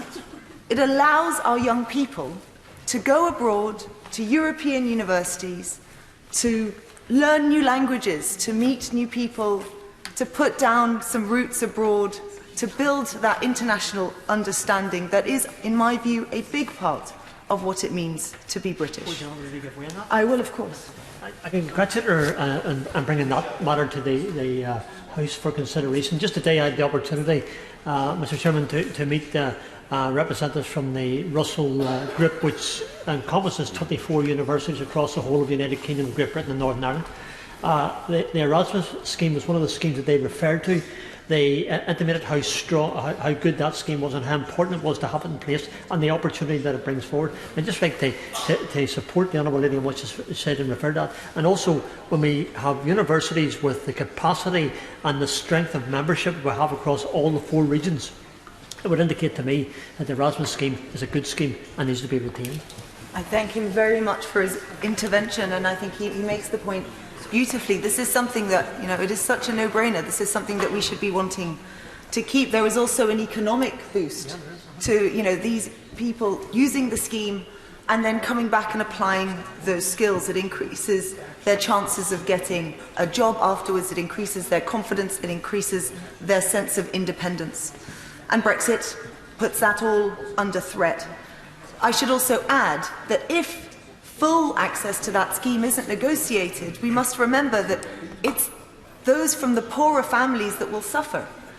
Those who come from well-off families will be able to go and study abroad if they want to. Their parents would be able to pay the fees if they wanted to do that. It's the Erasmus scheme that gives those from poorer backgrounds that ability to do that in a way that simply wasn't available before that scheme came to fruition. I will, of course. Erasmus Plus and the reasons why we should keep it. But is she aware that Pollock Shields Primary in my constituency is one of the very few state primary schools that participates in the exchange programme and broadens the horizons from children of a Scottish Pakistani background to twin with a school, Colegio Hernandez from Spain. So our horizons are being broadened in all kinds of different ways under this scheme, and it would be such a shame to lose it. I thank her very much. Again, this is another reason why we need to keep it. And I'll simply say this. Whilst Brexit does suggest to those abroad that Britain might be not quite as international facing as it was before, every time I meet a young person, and particularly in that last election, it was things like Erasmus that they pointed to as the older generation pulling up the drawbridge to the opportunities that we had that they wished that they had for their futures.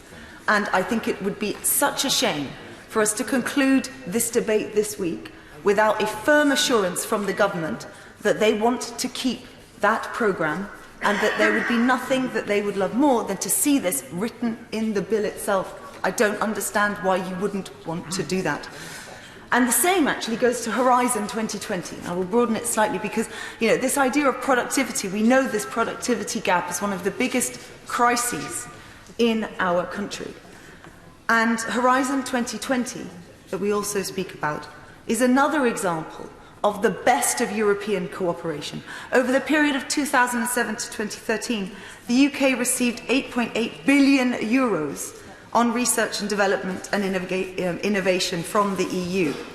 But I will point out, because I've heard the government from dispatch boxes over the last few years when I've raised this, say we will replace the money.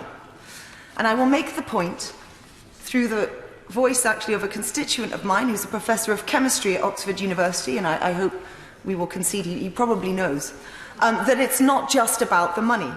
He says, it's important for ministers to recognise that access to EU funding only plays a part and is certainly not the full sum of UK scientists' concerns.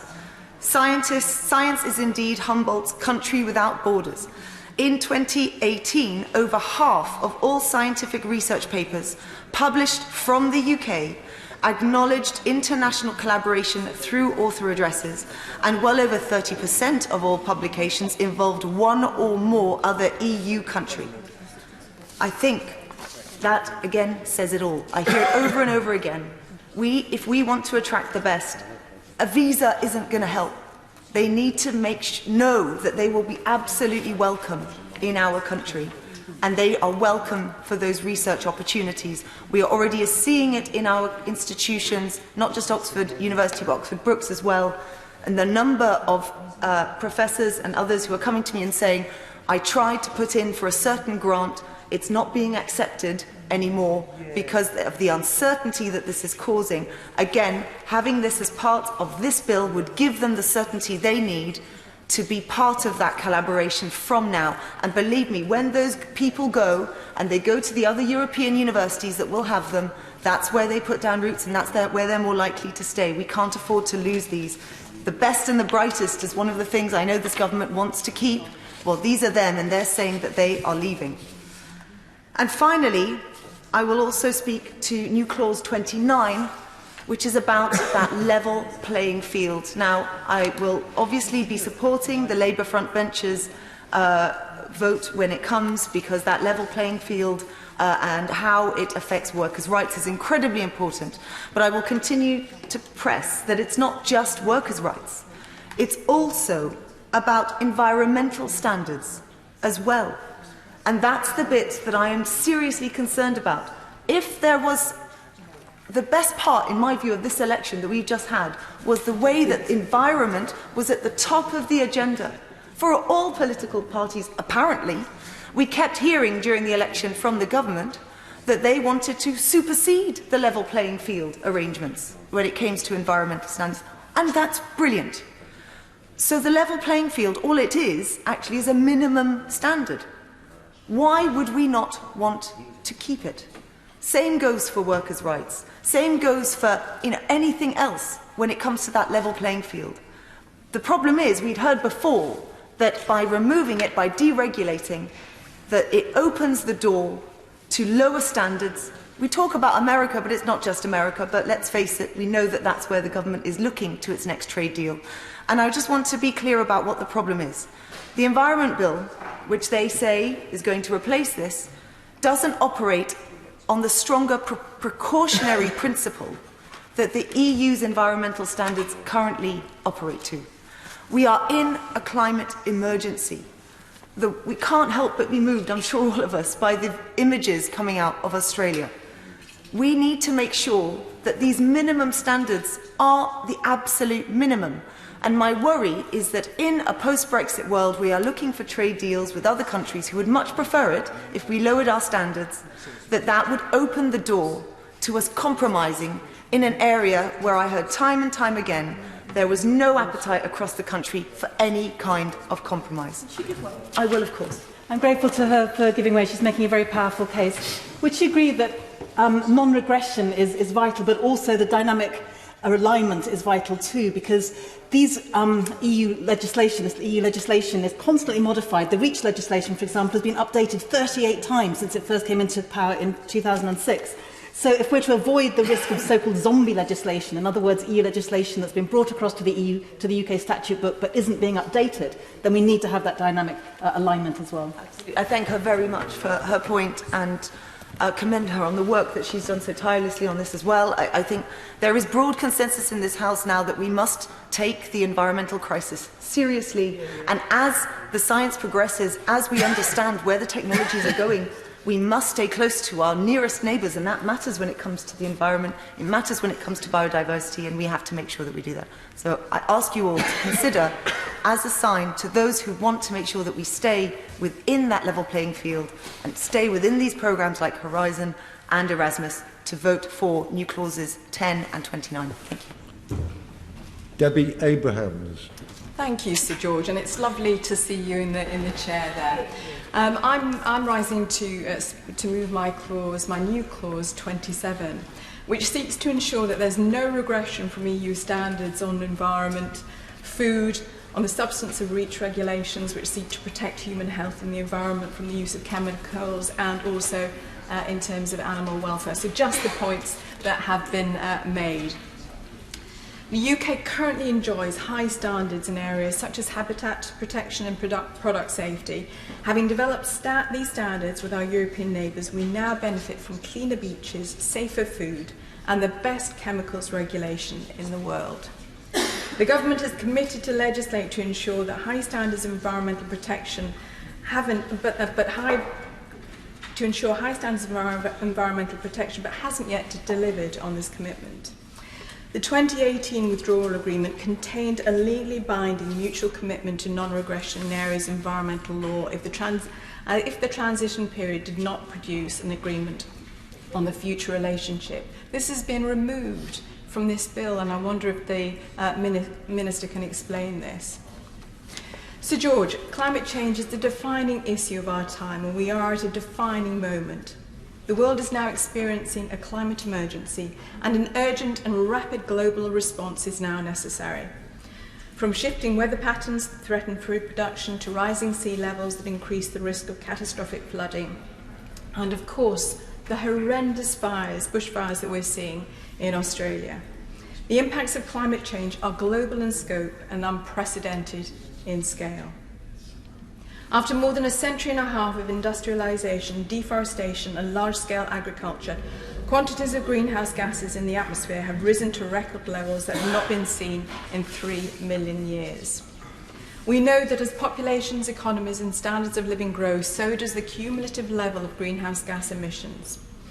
In October 2018, the IPCC issued a special report on the impacts of global warming of 1.5 degrees, finding that limiting global warming to 1.5 degrees would require rapid, far-reaching and unprecedented changes in all aspects of society. The IPCC said we must cut global emissions in half by 2030 and achieve net zero emissions by 2050. The UK should be leading both nationally and internationally, and the government must play their role. Yes, of course. I'm grateful to her for giving way. She won't be surprised that I completely agree with what she's saying, but she'll know that the Prime Minister has said that he wants to bring forward what he's called the most ambitious environmental programme of any country in the world. That being the case, does she share my bewilderment that ministers could even be conceiving of not supporting this amendment? And what would they have to fear from an amendment that simply seeks to make sure that we don't actually go backwards if they're absolutely serious about delivering on the environment? Absolutely. My honourable friend makes absolutely the point that I'm trying to make. If the government is committed to doing this, then why aren't they actually putting it on the face of this bill?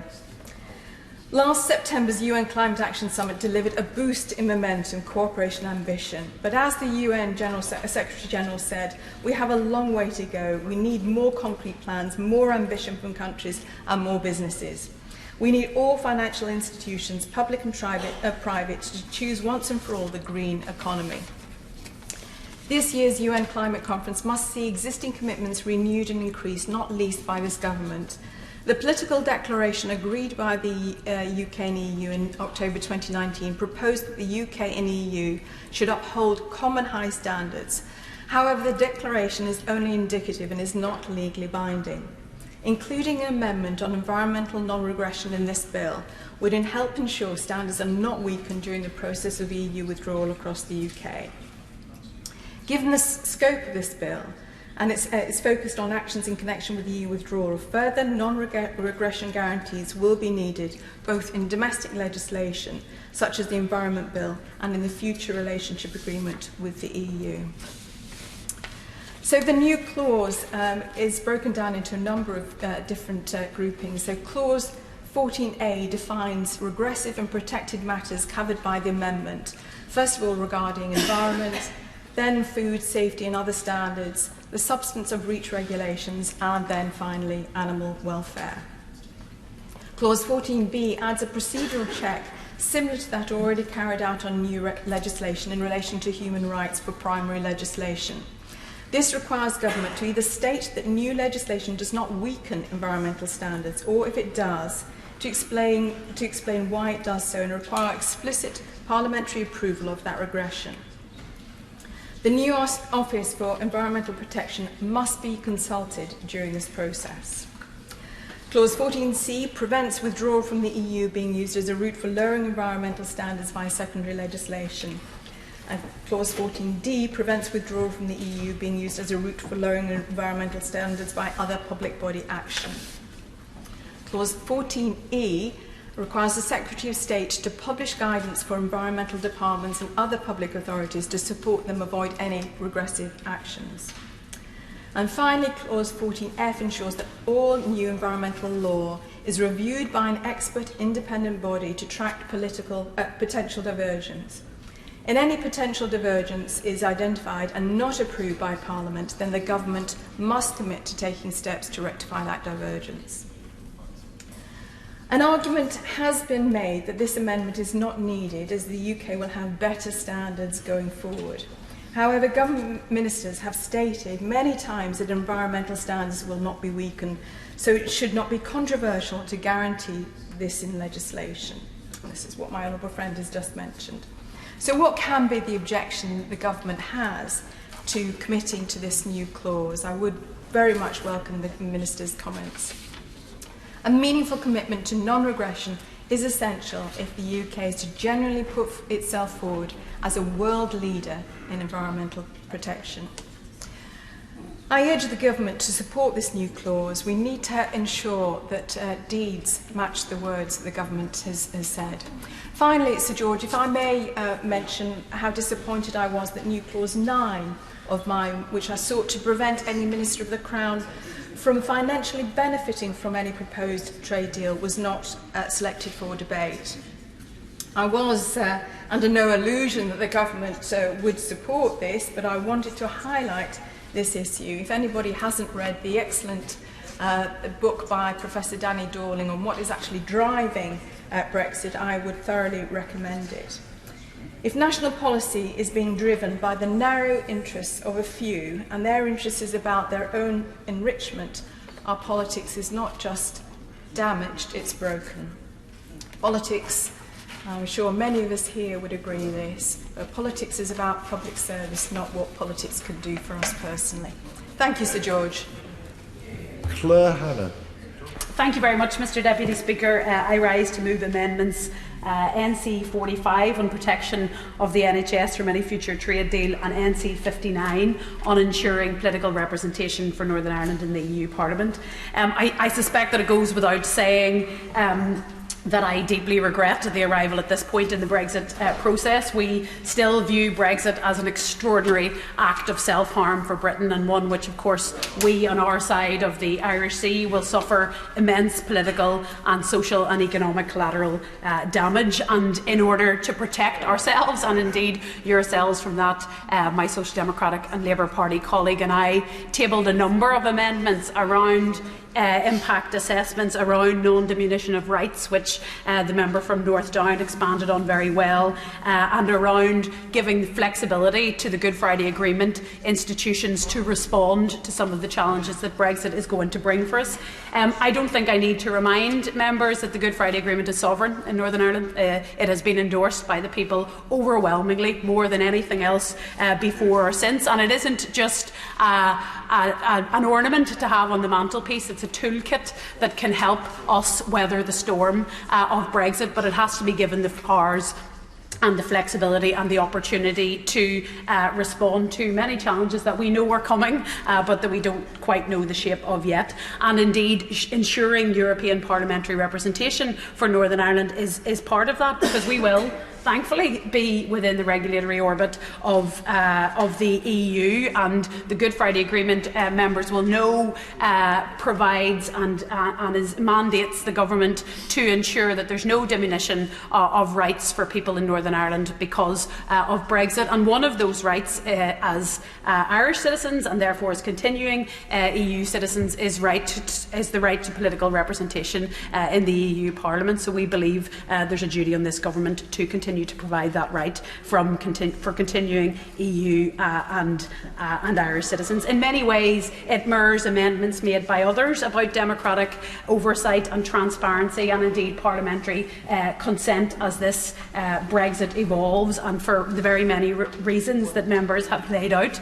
If Brexit is going to deliver even a fraction of what the members on the benches opposite are promising, they should have no concerns about oversight and about allowing people to see this as it evolves. I have always found in matters of public policy that sunlight is the best disinfectant. Allow people to see how processes are happening.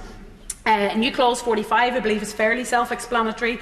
It seeks to ensure both that the National Health Service is protected from any future trade deals, and also that if any future relationship affects the devolution settlement regarding health, that legislative consent is sought from the Northern Ireland Assembly, and fingers crossed it will exist again next week, and also from the Scottish Parliament and the National Assembly for Wales.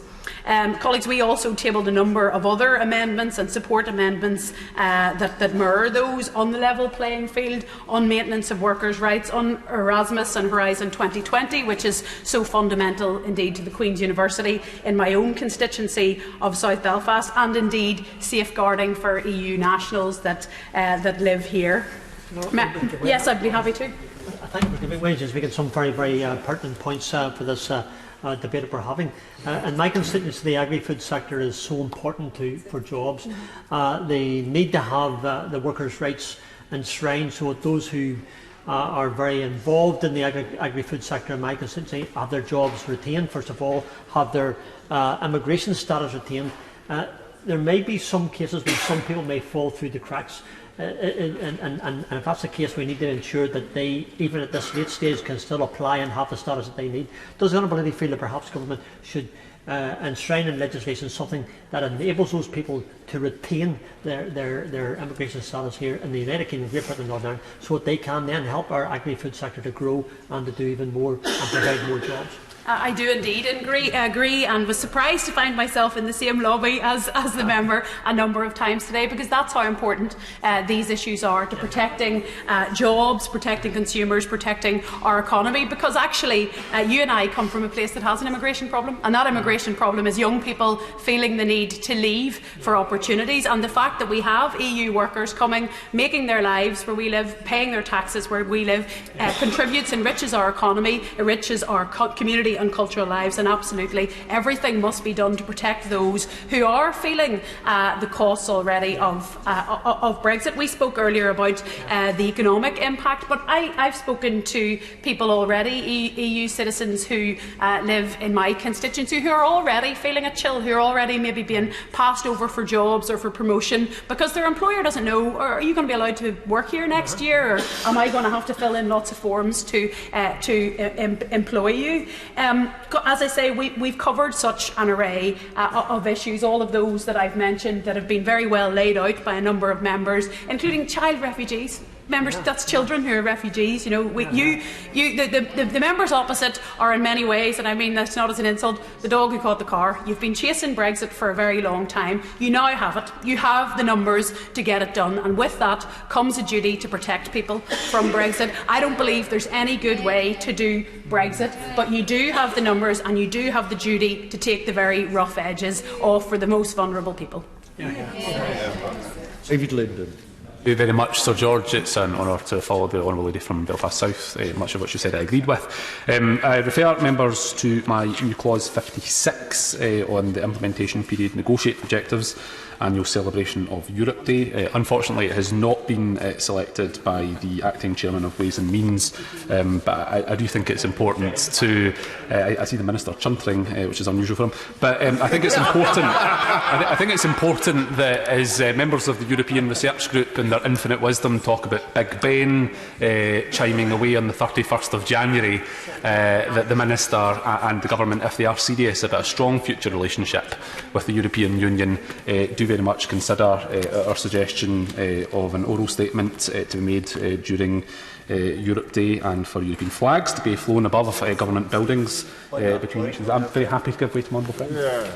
Thank him for giving way so early, and he makes a good point there. His new clause is about celebration and recognising what we had in Europe. versus the triumphant attitude of the ERG and the Brexiteers talking about sounding Big Ben on January 31st. I was contacted by constituent Paul from Kilmarnock, who requested the government does not do a triumphant celebration on January 31st because of despair so many other people feel because of what they're losing. Need to recognise what will EU citizens feel like on that night when we exit Europe and they're wanting Big Ben sounding. Does my honourable friend agree? Yeah, no, absolutely. Well said. Very grateful indeed to my honourable friend from Kilmarnock and Loudon for that intervention, and I think that his constituent Paul makes a fair point. And I think that when we go forward with Brexit, this isn't about the kind of narrow nationalism of the European Research Group and this kind of inward-looking, little Britain attitude. And actually, the suggestion in my new clause 56 is a way of expressing a more outward-looking view about the future relationship. So I'm sure that when the bill goes to the other place, perhaps the government could bring forward an amendment to that respect. But I do want to stay in order, so I rise to speak in favour of new clause 8 in the name of my right honourable friend from Ross, Skye and Lochaber, and to speak to new clauses 50 and 51, as well as new schedule 1 in the name of my honourable learned friend from Edinburgh South West. Now, I won't detain the House for too long this evening, but I'll confine my remarks to amendments specifically on membership of the single market and customs union, and after that I shall move to workers' rights. But before I do go further, I think it's important to reflect on the new reality of where we're at following the general election. Like it or not, the Conservatives must accept that their Brexit message failed in Scotland. They lost more than half of their seats, and the SNP now holds 80% of Scottish seats in this House. And in the most undemocratic manner possible, the Tories are simply choosing to ignore Scottish voters by pressing ahead with their hard Brexit plans. Sir George, put simply, we are being dictated to by a minority party in Scotland. Hear, hear. And during the general election campaign, one of the Prime Minister's more bizarre media stunts saw him drive a JCB digger through a polystyrene wall to deliver his Get Brexit Done message. Now, Mr Howarth, it's very clear now that that wall represents Scotland, and this Tory government intends to force ahead with their bulldozer Brexit. And like so many people in Scotland, I distinctly remember leaflets being delivered during the Scottish independence referendum campaign imploring people that a no vote was a vote to protect our rights as EU citizens and to maintain our membership of the European Union. And understandably, and even though it wasn't how I voted, many of our fellow citizens voted no in good faith that this truly was the best way of protecting our EU membership. And 5 years on, having voted to stay in the United Kingdom, the people of Scotland now face the harsh and sad reality of our country being dragged out of the European Union by a British government we did not vote for, and by an intransigent Prime Minister who has no mandate from Scotland for this utterly reckless move. Hear, hear. And early on, following the Brexit result, the Scottish Government sought to compromise with the British Government to ensure that if Brexit was indeed to be pursued, then it would be done so in a way that would cause as little economic damage as possible for our nation and its people. And for those of us who closely followed the consequences of the 2014 referendum, an expectation of compromise and respect was perhaps not an unrealistic ask. And if we voted no, we were promised in 2014 that Scotland wouldn't just be treated equally and with respect. Indeed, we were told that we would lead the United Kingdom. So somewhat naively, when the First Minister of Scotland outlined a compromise position which would see Scotland remain in the single market and the customs union, many people thought that this would be considered in good faith by the British Government. And my honourable friend from Edinburgh South West has already outlined the document Scotland's place in Europe from 2016. And so we asked for that compromise and that goodwill to be considered, but it was not. We were told that it was impossible. So imagine our surprise when this Prime Minister came to power and negotiated an amendment to the Withdrawal Agreement which sees Northern Ireland have unfettered access to the single market and customs union, unquestionably putting Scotland at a competitive economic disadvantage. And what we see in its starkest terms is an unequal and broken United Kingdom, with Scotland being left out in the cold. Every other nation in the UK other than Scotland gets compromise or what it voted for. Northern Ireland, which voted to remain, gets access to the single market and the customs union. England, which voted for Brexit, gets Brexit. Wales, which voted for Brexit, gets Brexit. But Scotland, which voted to remain, gets economically trashed and utterly ignored. And so New Clause 8 is a last-ditch attempt from the SNP to make the British Government see sense and protect Scotland from the inevitable job losses of leaving the single market and customs union. The cost of leaving the single market and customs union is just too high to contemplate for Scotland. And put simply, it means up to 100,000 jobs being lost, thousands in my own fragile constituency of Glasgow East. So I implore honourable members opposite, particularly those from Scotland who claim to come here and stand up for Scotland, to support New Clause 8 in the name of my right honourable friend. And I'm looking around the chamber tonight. I don't actually see any Conservative members from Scotland, but perhaps that won't be a surprise. I wish to turn now to New Clause 51, which seeks to protect workers' rights. Because quite simply, the British Conservative Government cannot be trusted with workers' rights. Let us never forget, theirs is the government which brought forward the draconian Anti-Trade Union Act. Quite simply, trusting the Tories with workers' rights is akin to putting a lion in charge of an abattoir. Because we know what they already think. It's on public record. Take, for example, the current Foreign Secretary, the Right Honourable Member for Esher and Walton. He has been attacking workers' rights ever since he became an MP in 2010. 9 years ago, he wrote a research paper calling for, and I quote, a total opt-out from the Working Time Directive. Even though the Working Time Directive ensures millions of workers have the right to paid holidays, time off work and guaranteed lunch and rest breaks, the current Foreign Secretary singled it out as one of 10 obstacles to British business. His paper, entitled Escaping the Straitjacket, also urged the UK Government to ensure that this, quote, costly anti-jobs legislation cannot cause further damage to the economy. Very happy to give way to the honourable gentleman. I thank the honourable gentleman for giving way. Isn't the principle, though, whether it be on workers' rights or indeed on anything else, that this House will be the place where the decisions on those issues will be legislated upon? And so, look, of course, there are political differences on all sorts of issues. I happen to take issue with the way he characterises them, but that's beside the point. However, this House will decide what the workers' rights for UK citizens should be. Surely that is the aim of this House. To the honourable gentleman from Hitchin and Harpenden for that intervention, but that is that's my concern. We have a Tory majority government that will morph into Thatcherism and steroids over the course of the next 5 years. And so for me, the idea that we'll just sit back and let the Prime Minister and the current Foreign Secretary dictate which direction we take with employment rights is not a chance that I'm willing to take. My honourable friend from Glasgow South West, of course. Well, I thank my honourable friend for giving way. But isn't the reality is in the last 20 years the advances in workers' rights have mainly come from Europe? When you look at the Fixed Term Workers Directive for those in temporary contracts or for those who are part-time in agency work, that it was not this place who was advancing the cause for those workers. It was the European Union and the European Parliament. Absolutely, and I think it's for that very reason that 62% of people in our nation voted to remain in the European Union and did not want to see the control of workers' rights being somehow controlled from London. But I want to go back to what I was saying about the Right Honourable Gentleman, the member for Esher and Walton, in his remarks about the Working Time Directive and some of those obstacles that he identified in relation to British businesses. The fact that he did so in an article calling for a renegotiation of the UK's future relationship with the European Union doesn't bode well now that he's in one of the highest offices of government. And our hard-won workers' rights secured from 40 years of EU membership cannot be forgotten, diluted or even abolished by this right-wing neoliberal government that Scotland did not vote for. Therefore, I urge honourable members to support New Clause 51. But let's be honest, we know the results of tonight's division before they even take place. And I think we need to face the truth. There is, of course, a majority Brexiteer government which thinks Scottish voters will simply lie down while they steamroll over their interests. So the choice for the people of Scotland could not be clearer, because Scotland does unquestionably have the right to choose its own future. Do we stay shackled to Brexit Britain and failed Tory economics, or do we rejoin the family of European nations which is outward-looking, progressive and treats its member states with respect, dignity and equality?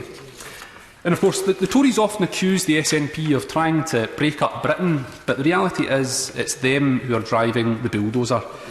Make no mistake, the Scottish independence referendum is coming, and the passage of this legislation tomorrow will doubtless result in people taking a very different view than they did in 2014.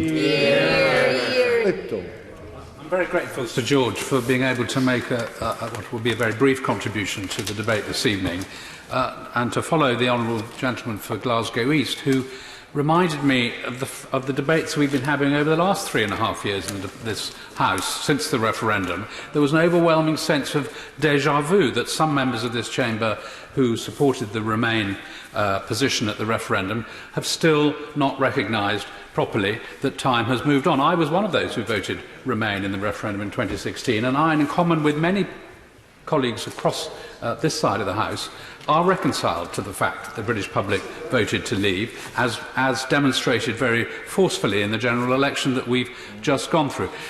So the déjà vu that I'm experiencing is that many of the arguments that we've heard ad nauseam for hours and days and weeks in this chamber are still being trotted out again in this debate today. The reason I have stood, I'm just going to make a small progress, if I may. Is that it was a debate on the EU which I participated in for my maiden speech on the day that, in the first month that I arrived in this House 14.5 years ago, and therefore I think it's fitting that I should say something in this debate just before we hopefully cease debating whether or not we are leaving the EU at the end of this month, because that matter has now been resolved, and I wanted to make a specific contribution in relation to the new clause 27 introduced by the Honourable Lady for Oldham East and Saddleworth. The spirit and principles underlying the new clause, which she spoke eloquently on earlier, I have very considerable sympathy with. But the reason I wanted to make reference to that new clause is really to ask the Minister in his summing up before we leave the committee stage this evening as to how the government intends to take account of the spirit and the intent underlying that new clause in future legislation.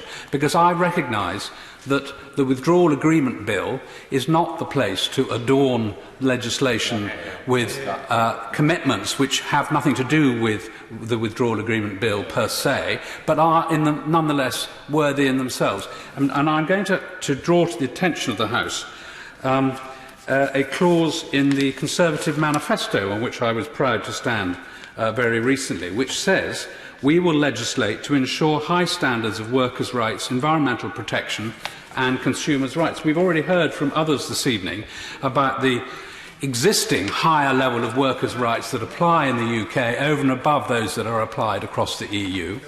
And we as a government have an ambition to maintain environmental protections in many areas as a higher level than currently apply across the EU. I have to give way. To the honourable member, and this isn't meant to sound trite, but there were a number of different commitments that were made in different manifestos. So, for example, I could mention the commitment to halve the disability employment gap. In the 2015 manifesto, I could mention the commitment for new starter homes, neither of which were delivered. This is about backing up. If you are seriously committed, and I understand the honourable member certainly is, if you're seriously committed to that, what is wrong with putting this on the face of the bill? Well, I'll give one example of what is wrong with the clause that she's drafted, and that is its territorial jurisdiction. Environmental protection, I'll remind her, is primarily a devolved matter. And in relation to the environmental bill that will be brought before this House and was in the Queen's speech, the territorial jurisdiction of such a bill will be primarily to England and to a small extent to Northern Ireland. And I'm rather surprised that the honourable members representing the Scottish National Party, who are here in force this evening and have been speaking just before me, didn't choose to raise that point. Thank you for giving way, and it's great to hear that he's such a great defender of devolution. So, as a defender of devolution, does he respect the fact that the Scottish Parliament rejected the UK Government's legislative consent motion today, and does he also respect it's the right of Scotland's people to choose their future? Well, as the Prime Minister said far more eloquently than I at Prime Minister's questions earlier today, the Scottish people did decide in 2014, and that's the vote that should be respected by this House. I'm going to, Sir George, move back to my point rather than engage in... No, I'm not going to take his intervention because I know what he's going to say.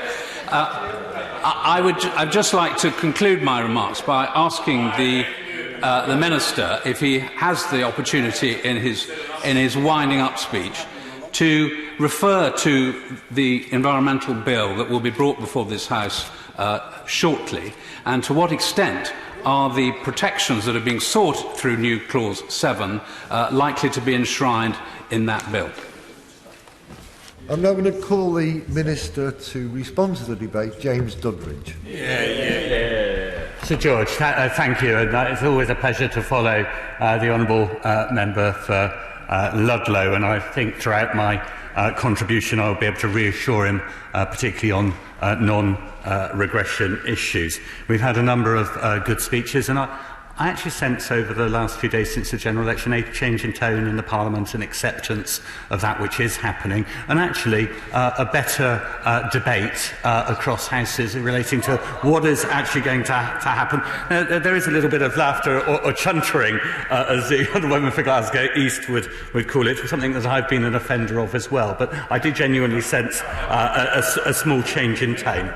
I would like Sir George to speak to 21 new clauses. I'll focus my time, because I understand the House wants to progress on the substance of the amendments rather than the ones that are technically flawed, because broadly speaking, and this point has been made a number of times, specifically that they're probing amendments, but hopefully there are a few more that are more probing than substantive that are wanting to be pushed to a vote.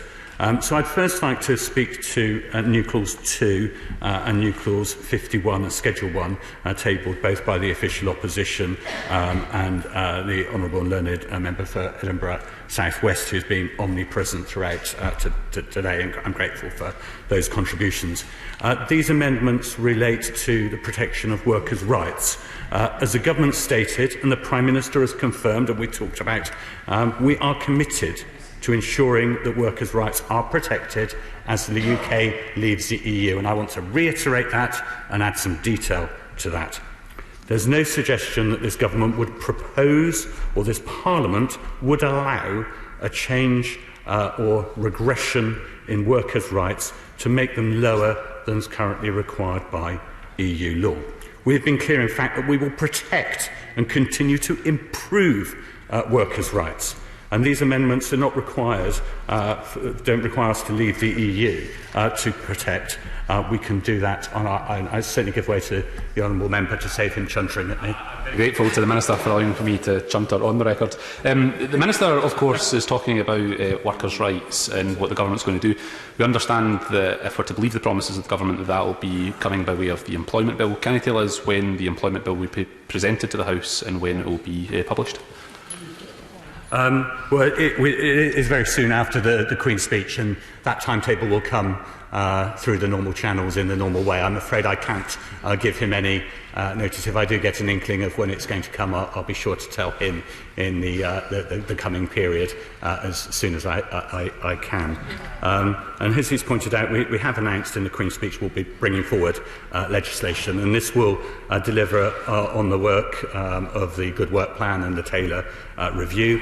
This will also give workers in the UK the protections that they need in a changing world. I think there's an increased recognition that the world of work is changing.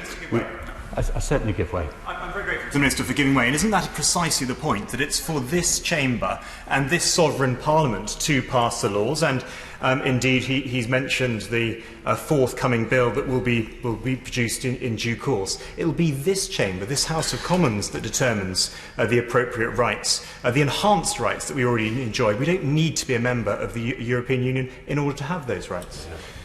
The honourable gentleman for his contribution succinctly made. He's entirely right. We will have the freedoms to determine our future on this issue, to give the best. I'm going to make a tiny bit of progress and I'll give way to the honourable gentleman. New Clause 2 would require the UK to negotiate to become effectively a rule taker in perpetuity, would be subject to EU employment rules with little or no influence over how these are actually developed. And the type of alignment envisaged by this amendment is unnecessary to maintain the high standards and protection for UK workers. This Parliament has set higher standards than many of the EU directives. For example, the UK's race and sex discrimination protection, equal pay, were all decided before we entered the EU. I will give way, with your permission, to Her Majesty's official opposition first. I'm very grateful to the Minister of Giving Way. I just wanted to clarify what he's actually said there about dynamic alignment. Is he actually saying that if rights were to be enhanced by the European Union, it isn't the government's intention to follow? No, that's not what I said or the intention, but it is for this Parliament to decide what it wants to do, not to simply follow what an outside body recommends. I give way to the honourable gentleman. This is the point. Firstly, I was not going to withhold consent to an intervention. But can I seriously ask him? He mentioned the Taylor Review. Now, the European Parliament and European Commission are actually debating similar issues and will offer something that's stronger than what the government proposed in the Taylor Review. So can I ask him, if the European Parliament goes further than what the UK government is going on in terms of the Taylor Review, will it be the aim of the UK government to at least match what comes from the European Union? Yes. I'm actually going to go on later on in my speech to highlight areas where we are going to go further. So perhaps I'll give way to him again if he doesn't think that has given significant reassurance. So the government are committed to delivering high standards, and as I say, I'll come on other clauses and provide a bit more detail. I just want to move on now to new clauses 3, 8 and 30, and I thank the confirmation on new clause 8 that it is just a probing moment which relates to alignment or continued membership to the EU single market and customs union. The Prime Minister has set out a deal, and that's in the political declaration, a framework for a comprehensive and ambitious free trade agreement, and the result of the general election has shown the public supports that across the whole of the United Kingdom, notwithstanding the points made in the Chamber today about different areas. That mandate did not include negotiating the customs union or maintaining the UK's place in the single market as proposed by this amendment. The public, I think, now wants to move on and get on to negotiating a future relationship without any unnecessary hurdles, and that is what the government will do. It's only by leaving the EU customs union single market that the UK will be able to pursue an ambitious and free trade agreement and strike new trade deals with new global partners and existing partners across the world. And it is the political declaration that provides a framework for all of this. It will also provide a framework in the political declaration, as already done, on security cooperation, which will include access to the European arrest warrant, which a number of colleagues have mentioned, to Europol and SIS2. So both we have committed to being involved in those, and our European partners have committed to engaging through the political declaration in that. We've also agreed to put in place a streamlined extradition arrangement and continue to work with Europol and Eurojust in that regard. And we've also agreed to look at further areas of cooperation beyond that, on the exchange of information, on the broader point the honourable gentleman's raised, and beyond SIS2 that would also include Icarus. The detail, though, means that this is best done in cooperation over the period at the right time. That is, after all, the point of the level playing field, to do this in a paced way. But I myself, as the cross-cutting minister, have engaged in this issue. A number of ministers have already engaged much more directly. And I think as this issue rolls out, the honourable gentleman will be reassured. But that's not really for today in the Withdrawal Agreement Bill, although it was perfectly acceptable as a placeholder for the probing amendment. Moving to new clause 29. We want to be clear, we want an ambitious future economic partnership with the EU that allows us to control our own laws and benefits from trade with other countries around the world. And adopting this amendment, Sir George, would prevent that. We do not believe that dynamic alignment with the future EU rules is in the best interests of this country. It is here and not in Brussels where the decisions should be made over laws that are taken and governing our country, points that have been ably made elsewhere in this chamber. We will maintain and uphold the high standards of workers, consumers and the environment. We don't have to follow EU rules to achieve this. We can do it on our own. We have made it clear in the revised political declaration and through our commitments to bring legislation that will enshrine these high standards in our laws. And I'm more than happy to give way, and I'm coming back on non-regression in a bit more detail, but at this juncture I give way. apologise to the Minister, but I'm grateful for him taking the intervention. So can he confirm, as his honourable friend mentioned before, that the principles of my clause will be included in a new environment bill if they're not going to be included in this bill? Well, forgive me if I'm not definitive, because I've not ticked off every single point. But the underlying point, there will be no regression. We're committed to environmental rights, and slightly later on, I'm going to go into more detail in how we're going to go ahead of what the EU are currently do and what they are proposing to do. So, in the spirit, yes, but I don't want to give a resounding yes, just in case there's one comma in one part of her amendment that there's some deviance between what we're doing. I've just finished this point, and I'll give way to the honourable gentleman before moving on to the Erasmus programme. With regards to broader suggestions about participation in EU funding programmes, the political declaration envisages close cooperation across a range of areas, including science, which we're coming onto, and education. And it already provides the possibility for programmes, and that will be done during the negotiation period. The political declaration sets out that the parties will also explore the cooperation of the United Kingdom with all the other EU appropriate agencies, and the nature of this cooperation will be subject to the negotiations. I will go into a bit more detail. I promised to give way before, sorry, to the honourable gentleman. Apologies.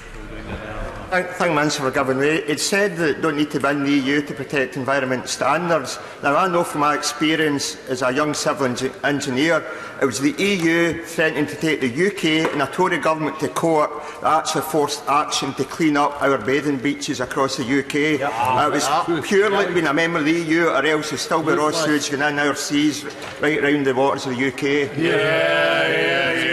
I thank the honourable gentleman for that contribution. I'm going to come on a bit more to the environment. If I don't answer his underlying points, then feel free to intervene again. But I will come to Erasmus and then Horizon. It's good to see the member for Oxford West and Abingdon in her place, who has spoken to New Clause 10. And this seeks to ensure... I'll come back, but I'm trying to move on to Erasmus. I'll either take an intervention on Erasmus at the end of the Erasmus or at a local point. So the government secured agreement during the implementation period to participate in all elements of the Erasmus Plus programme, and that will be done in the future relationship. We made it clear that we're open to maintaining cooperation and expanding cooperation in education. We strongly believe, as she does, in the value of international, not just European, exchange, and it is very much part of our vision for global Britain, so extending the concept, not simply looking at the narrow area of the United Kingdom. And we believe that the UK and European countries should continue to give young people and students the opportunities around the world, in universities and elsewhere, other elements of Erasmus and the lower area of sport, post-Brexit. And the political declaration envisaged the possibility of the UK participation in EU programmes, and we will negotiate the general terms of participation where appropriate throughout the period of the implementation period. Ultimately, decisions about our participation will be a matter for wider negotiations, but we will look at all the available operations. Turning now to New Clause, would the honourable gentleman still like to... Be grateful for the Minister for coming back to me. He mentioned EU funding programmes. Scotland currently benefits from €872 million over the past 7 years of EU funding. In the Highlands and Islands, that is a net benefit, a net contribution benefit to the Highlands and Islands, and has changed communities across our entire area. Does he have any idea, can he give us any inkling of when the Shared Prosperity Fund is going to be launched and what it will cover? Can he give us any information on that at all? And the honourable gentleman makes a really important point. I will answer a specific question, but on a broader arena, we will be taking back control of our money and spending that as we choose, so we can. On his specific point, those decisions will come after a cross-governmental spending review, and I'm more than happy to commit the Treasury to write to him with any more detail if it is available. Moving now to New Clauses 16 and New Clause 46 on economic assessment in the name of the SDLP.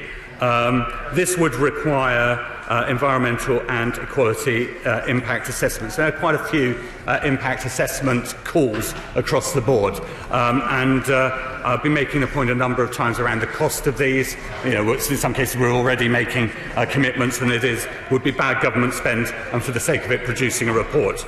But this debate is about the Withdrawal Agreement Bill and exiting from the European Union. A lot of these reports are about the future relationship. It would be an inappropriate place to put those reports, even if it was the right thing to do. And it simply wouldn't be possible to agree to publish a detailed analysis of something that hasn't yet been agreed. In November 2019, the government published a detailed analysis that covered a broad range of... So, a great discourtesy for people to be carrying on separate conversations during the course of any member of the House while they're speaking. Minister. Thank you. I suspect the House is encouraging me to make progress, which I will take the hint. But please do bear with me, because there are 21 new clauses, and I think it's quite important to cover them off. They've all been put down very seriously and deserve the attention of the government. Turning to new clause 38, the government's committed to producing and publishing an objective spending analysis of the UK's withdrawal since the people have voted to leave the European 3.5 years ago. On the economy, we've already spoken to the objective analysis. I don't think I'm going to say anything more on new clause 38. On human rights, I'll cover that in a slightly later clause in more detail. On new clause 20, on mutual recognition, this raises a number of important issues on adequacy and equivalence with the EU in a number of areas for the future relationship. The government fully agrees that in some areas it would be appropriate for the agreement of arrangements, the sort that my right honourable friend mentions. For instance, the political declaration envisaged reciprocity and of adequacy decisions in the area of data protection. But we do not believe, the government does not believe, that adequacy decisions, mutual recognition or equivalence arrangements are always in the best interest of the country, for interest where they rely on alignment with future EU rules.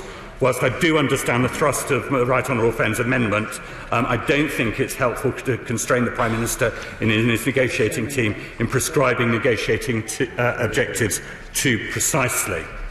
The government will always listen to the Right Honourable Member's views, and are particularly grateful for him as the stewardship of the department, which is about to come to an end due to the success of his work and the success of many other contributors, including some fantastic civil servants and a truly exceptional Secretary of State in my Right Honourable Member for Cambridge. Moving on, before being nice about my boss, Sir George, always a good idea. New clause 27 deals more with the environment issues. Sadly, the government can't support this rule. I'll go into a bit more, can't support this clause, and I'll go into a bit more detail. The UK is an advanced and a modern economy with a long history of environmental protections supported by strong legal frameworks, which predates, in some cases, the EU. We will shortly be bringing forward an Environment Bill which will set new ambitious domestic frameworks for environmental governance, including, crucially, establishing the Office for Environmental Protections. This will build on the 25 environmental plan, which we're part-way through, admittedly early in the 25-year plan, and provide the assurances that will be upheld. Certainly.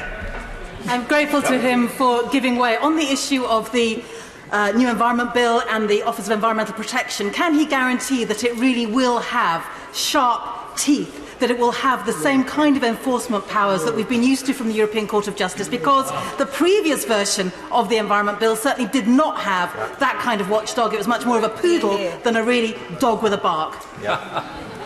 Well, there ain't no point in having one of these things if it doesn't have teeth, and it doesn't bark, and it doesn't have a bit of bite.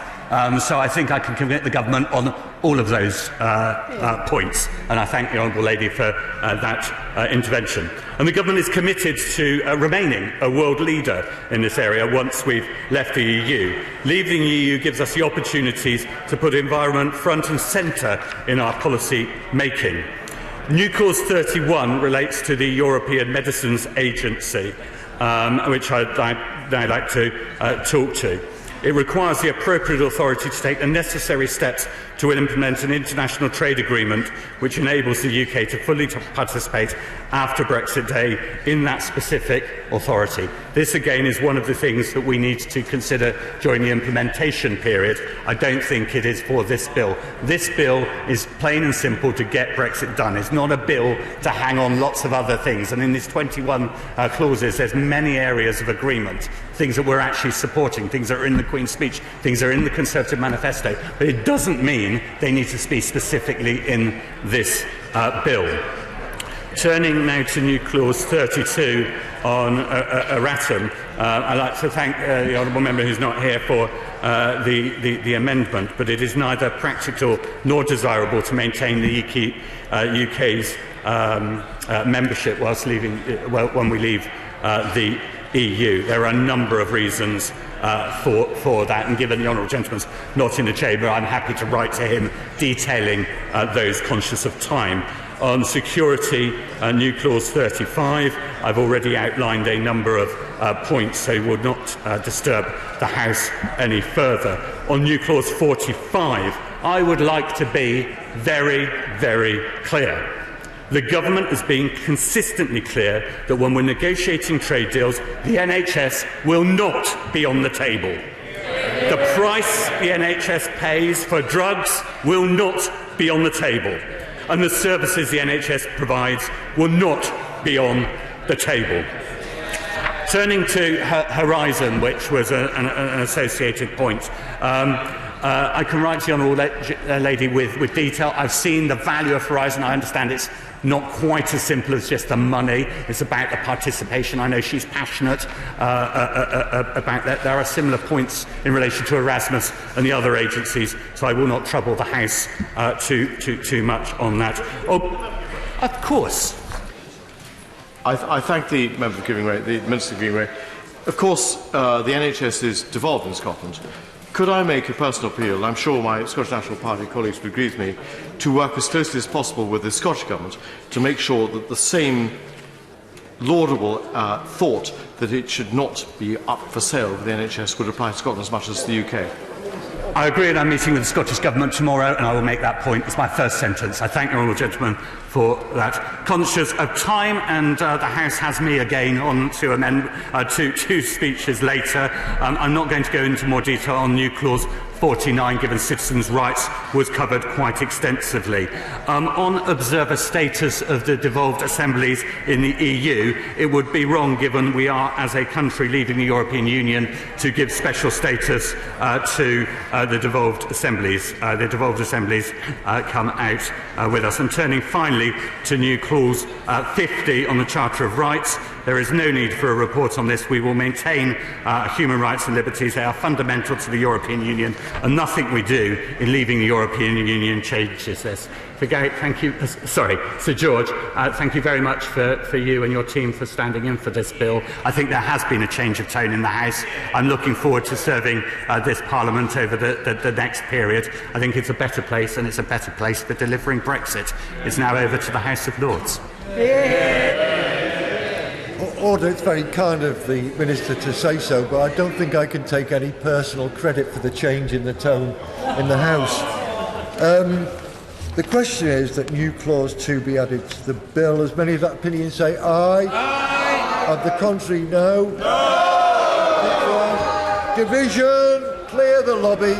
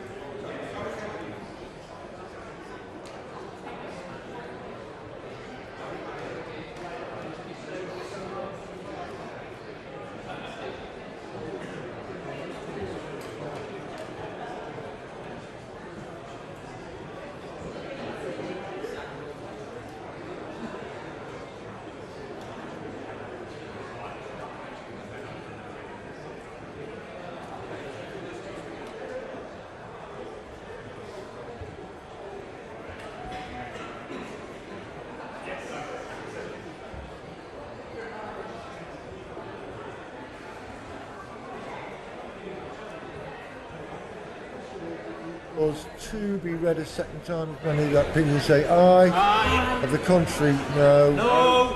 Tellers for the ayes, Liz Twist and Jeff Smith. Tellers for the noes, Tom Pursglove and James Morris.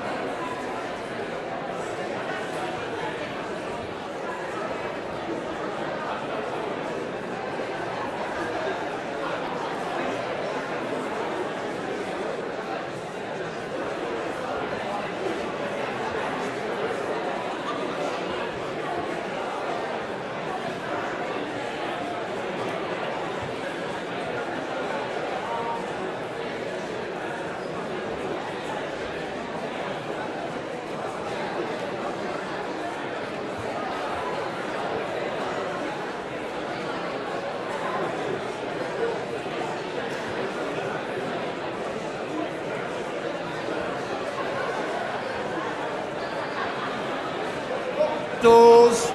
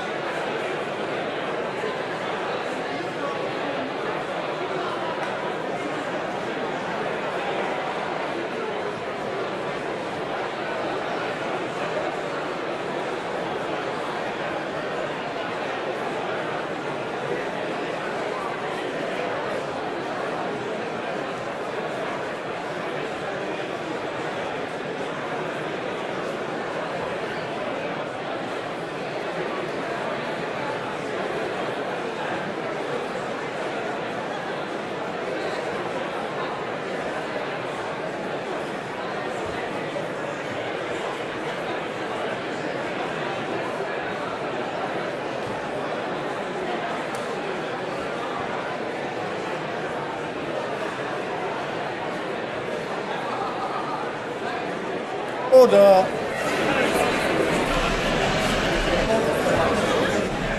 The ayes to the right, 255. The noes to the left, 344.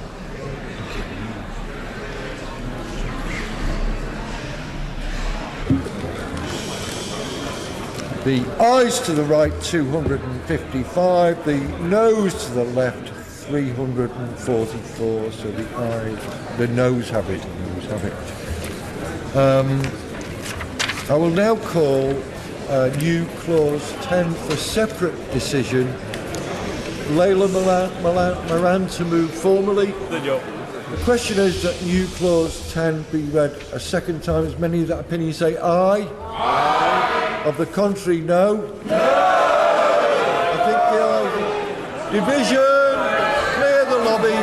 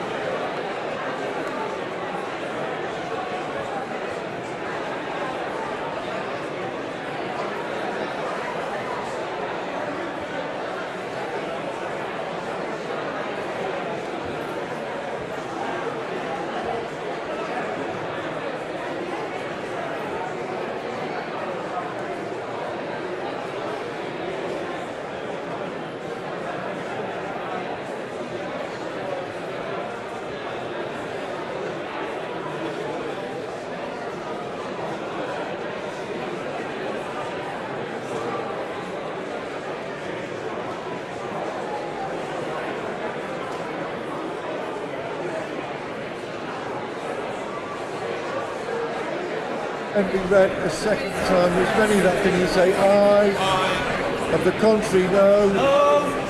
Tellers for the ayes, Alistair Carmichael and Christine Jardine. Tellers for the noes, Tom Persgloves and James Morris.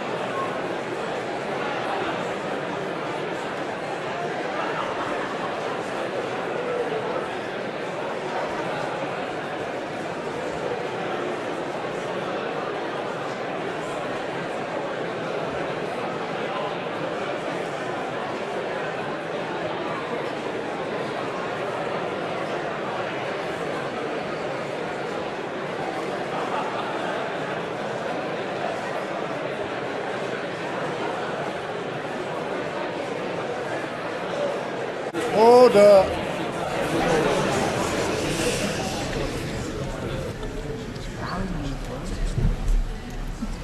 The ayes to the right, 254. The noes to the left, 344.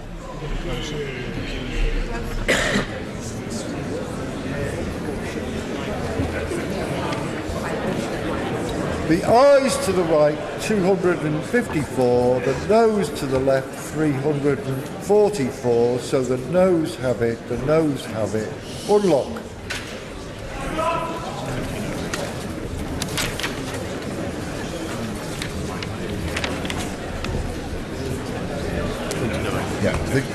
I will now call new clause 29 for separate decision. Layla Moran to move formally. The question is that the new clause be read a second time. Many of that opinion say aye. Aye. Of the contrary, no. Division.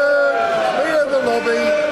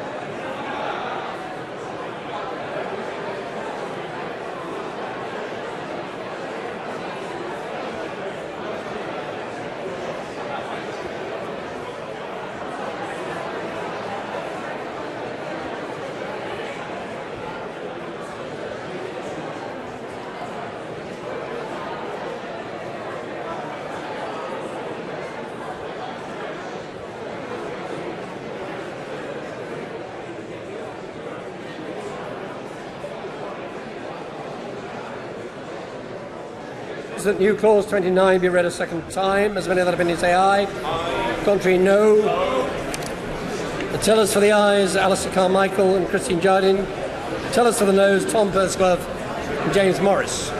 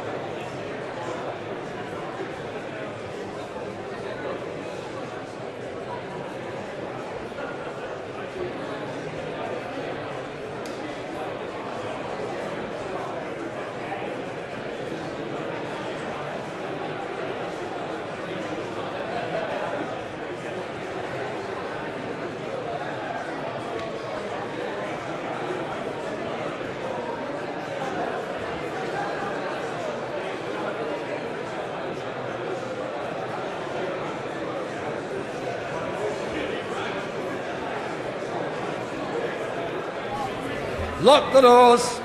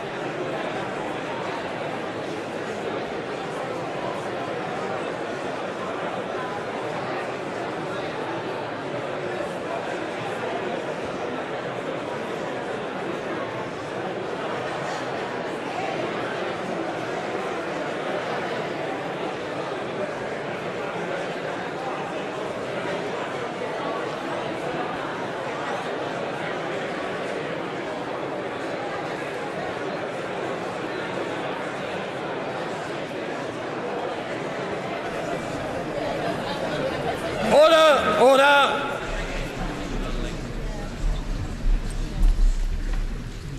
The ayes to the right, 250. The noes to the left, 345.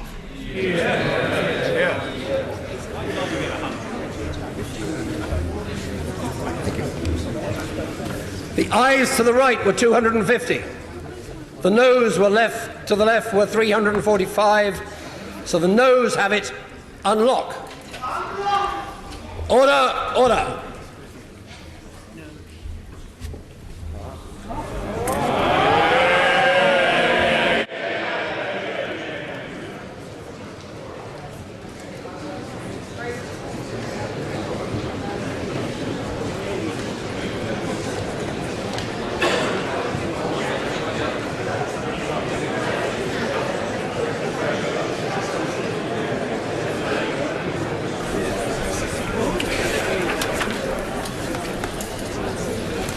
Third reading?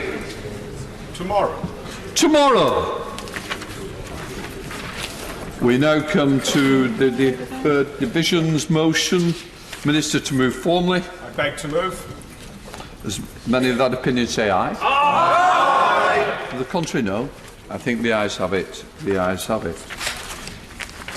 We now come to the announcement of the election of deputy speakers. Before I announce the results, I would like to thank the Right Honourable Member for North Thanet, the Right Honourable Member for Knowsley and the Honourable Member for South West Devon for serving as temporary deputies.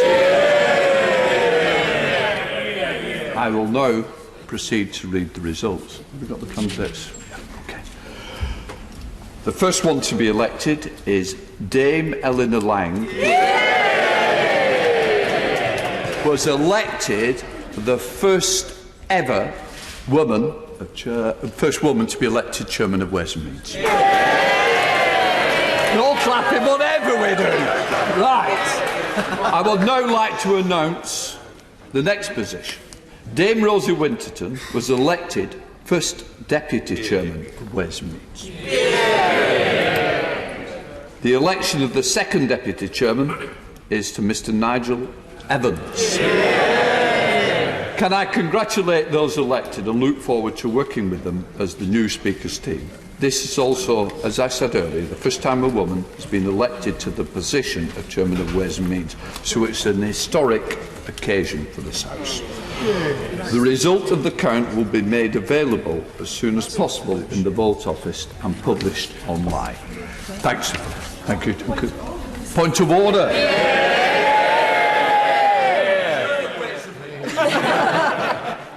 Thank you, Mr. Speaker. It's just that I want to stand up in the chamber because it's my one opportunity in very many years to do so.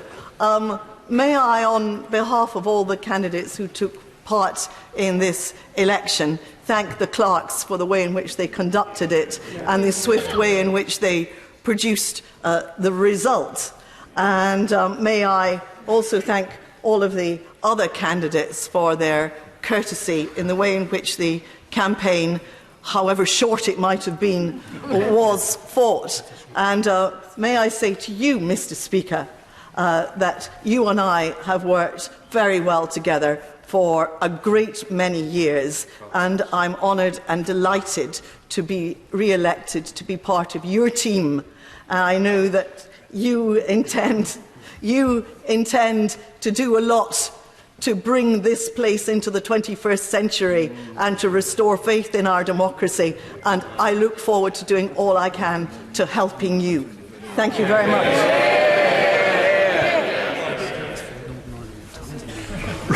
Right. With leave of the House, we will debate motions number 2 on section 2 brackets A brackets of the European Withdrawal Bill number 2 Act 2019 and number 3 on section 13 bracket 6 brackets A of the European Union Withdrawal Act 2018. Together, I call the Minister James Duddridge to move the first motion. Minister. Thank you, Mr. Speaker. In a bid to improve my popularity, I'd like to make it very clear I'm going to be very short, and this debate should be short and be on the front benches and a few speeches. We should be able to.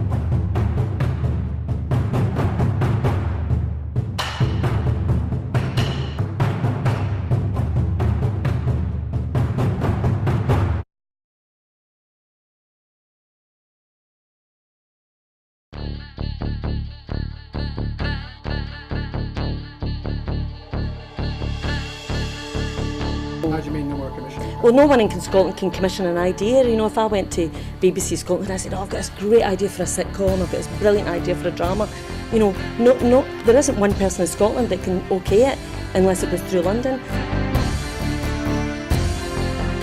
Good morning and welcome to another edition of Full Scottish. What's happening today?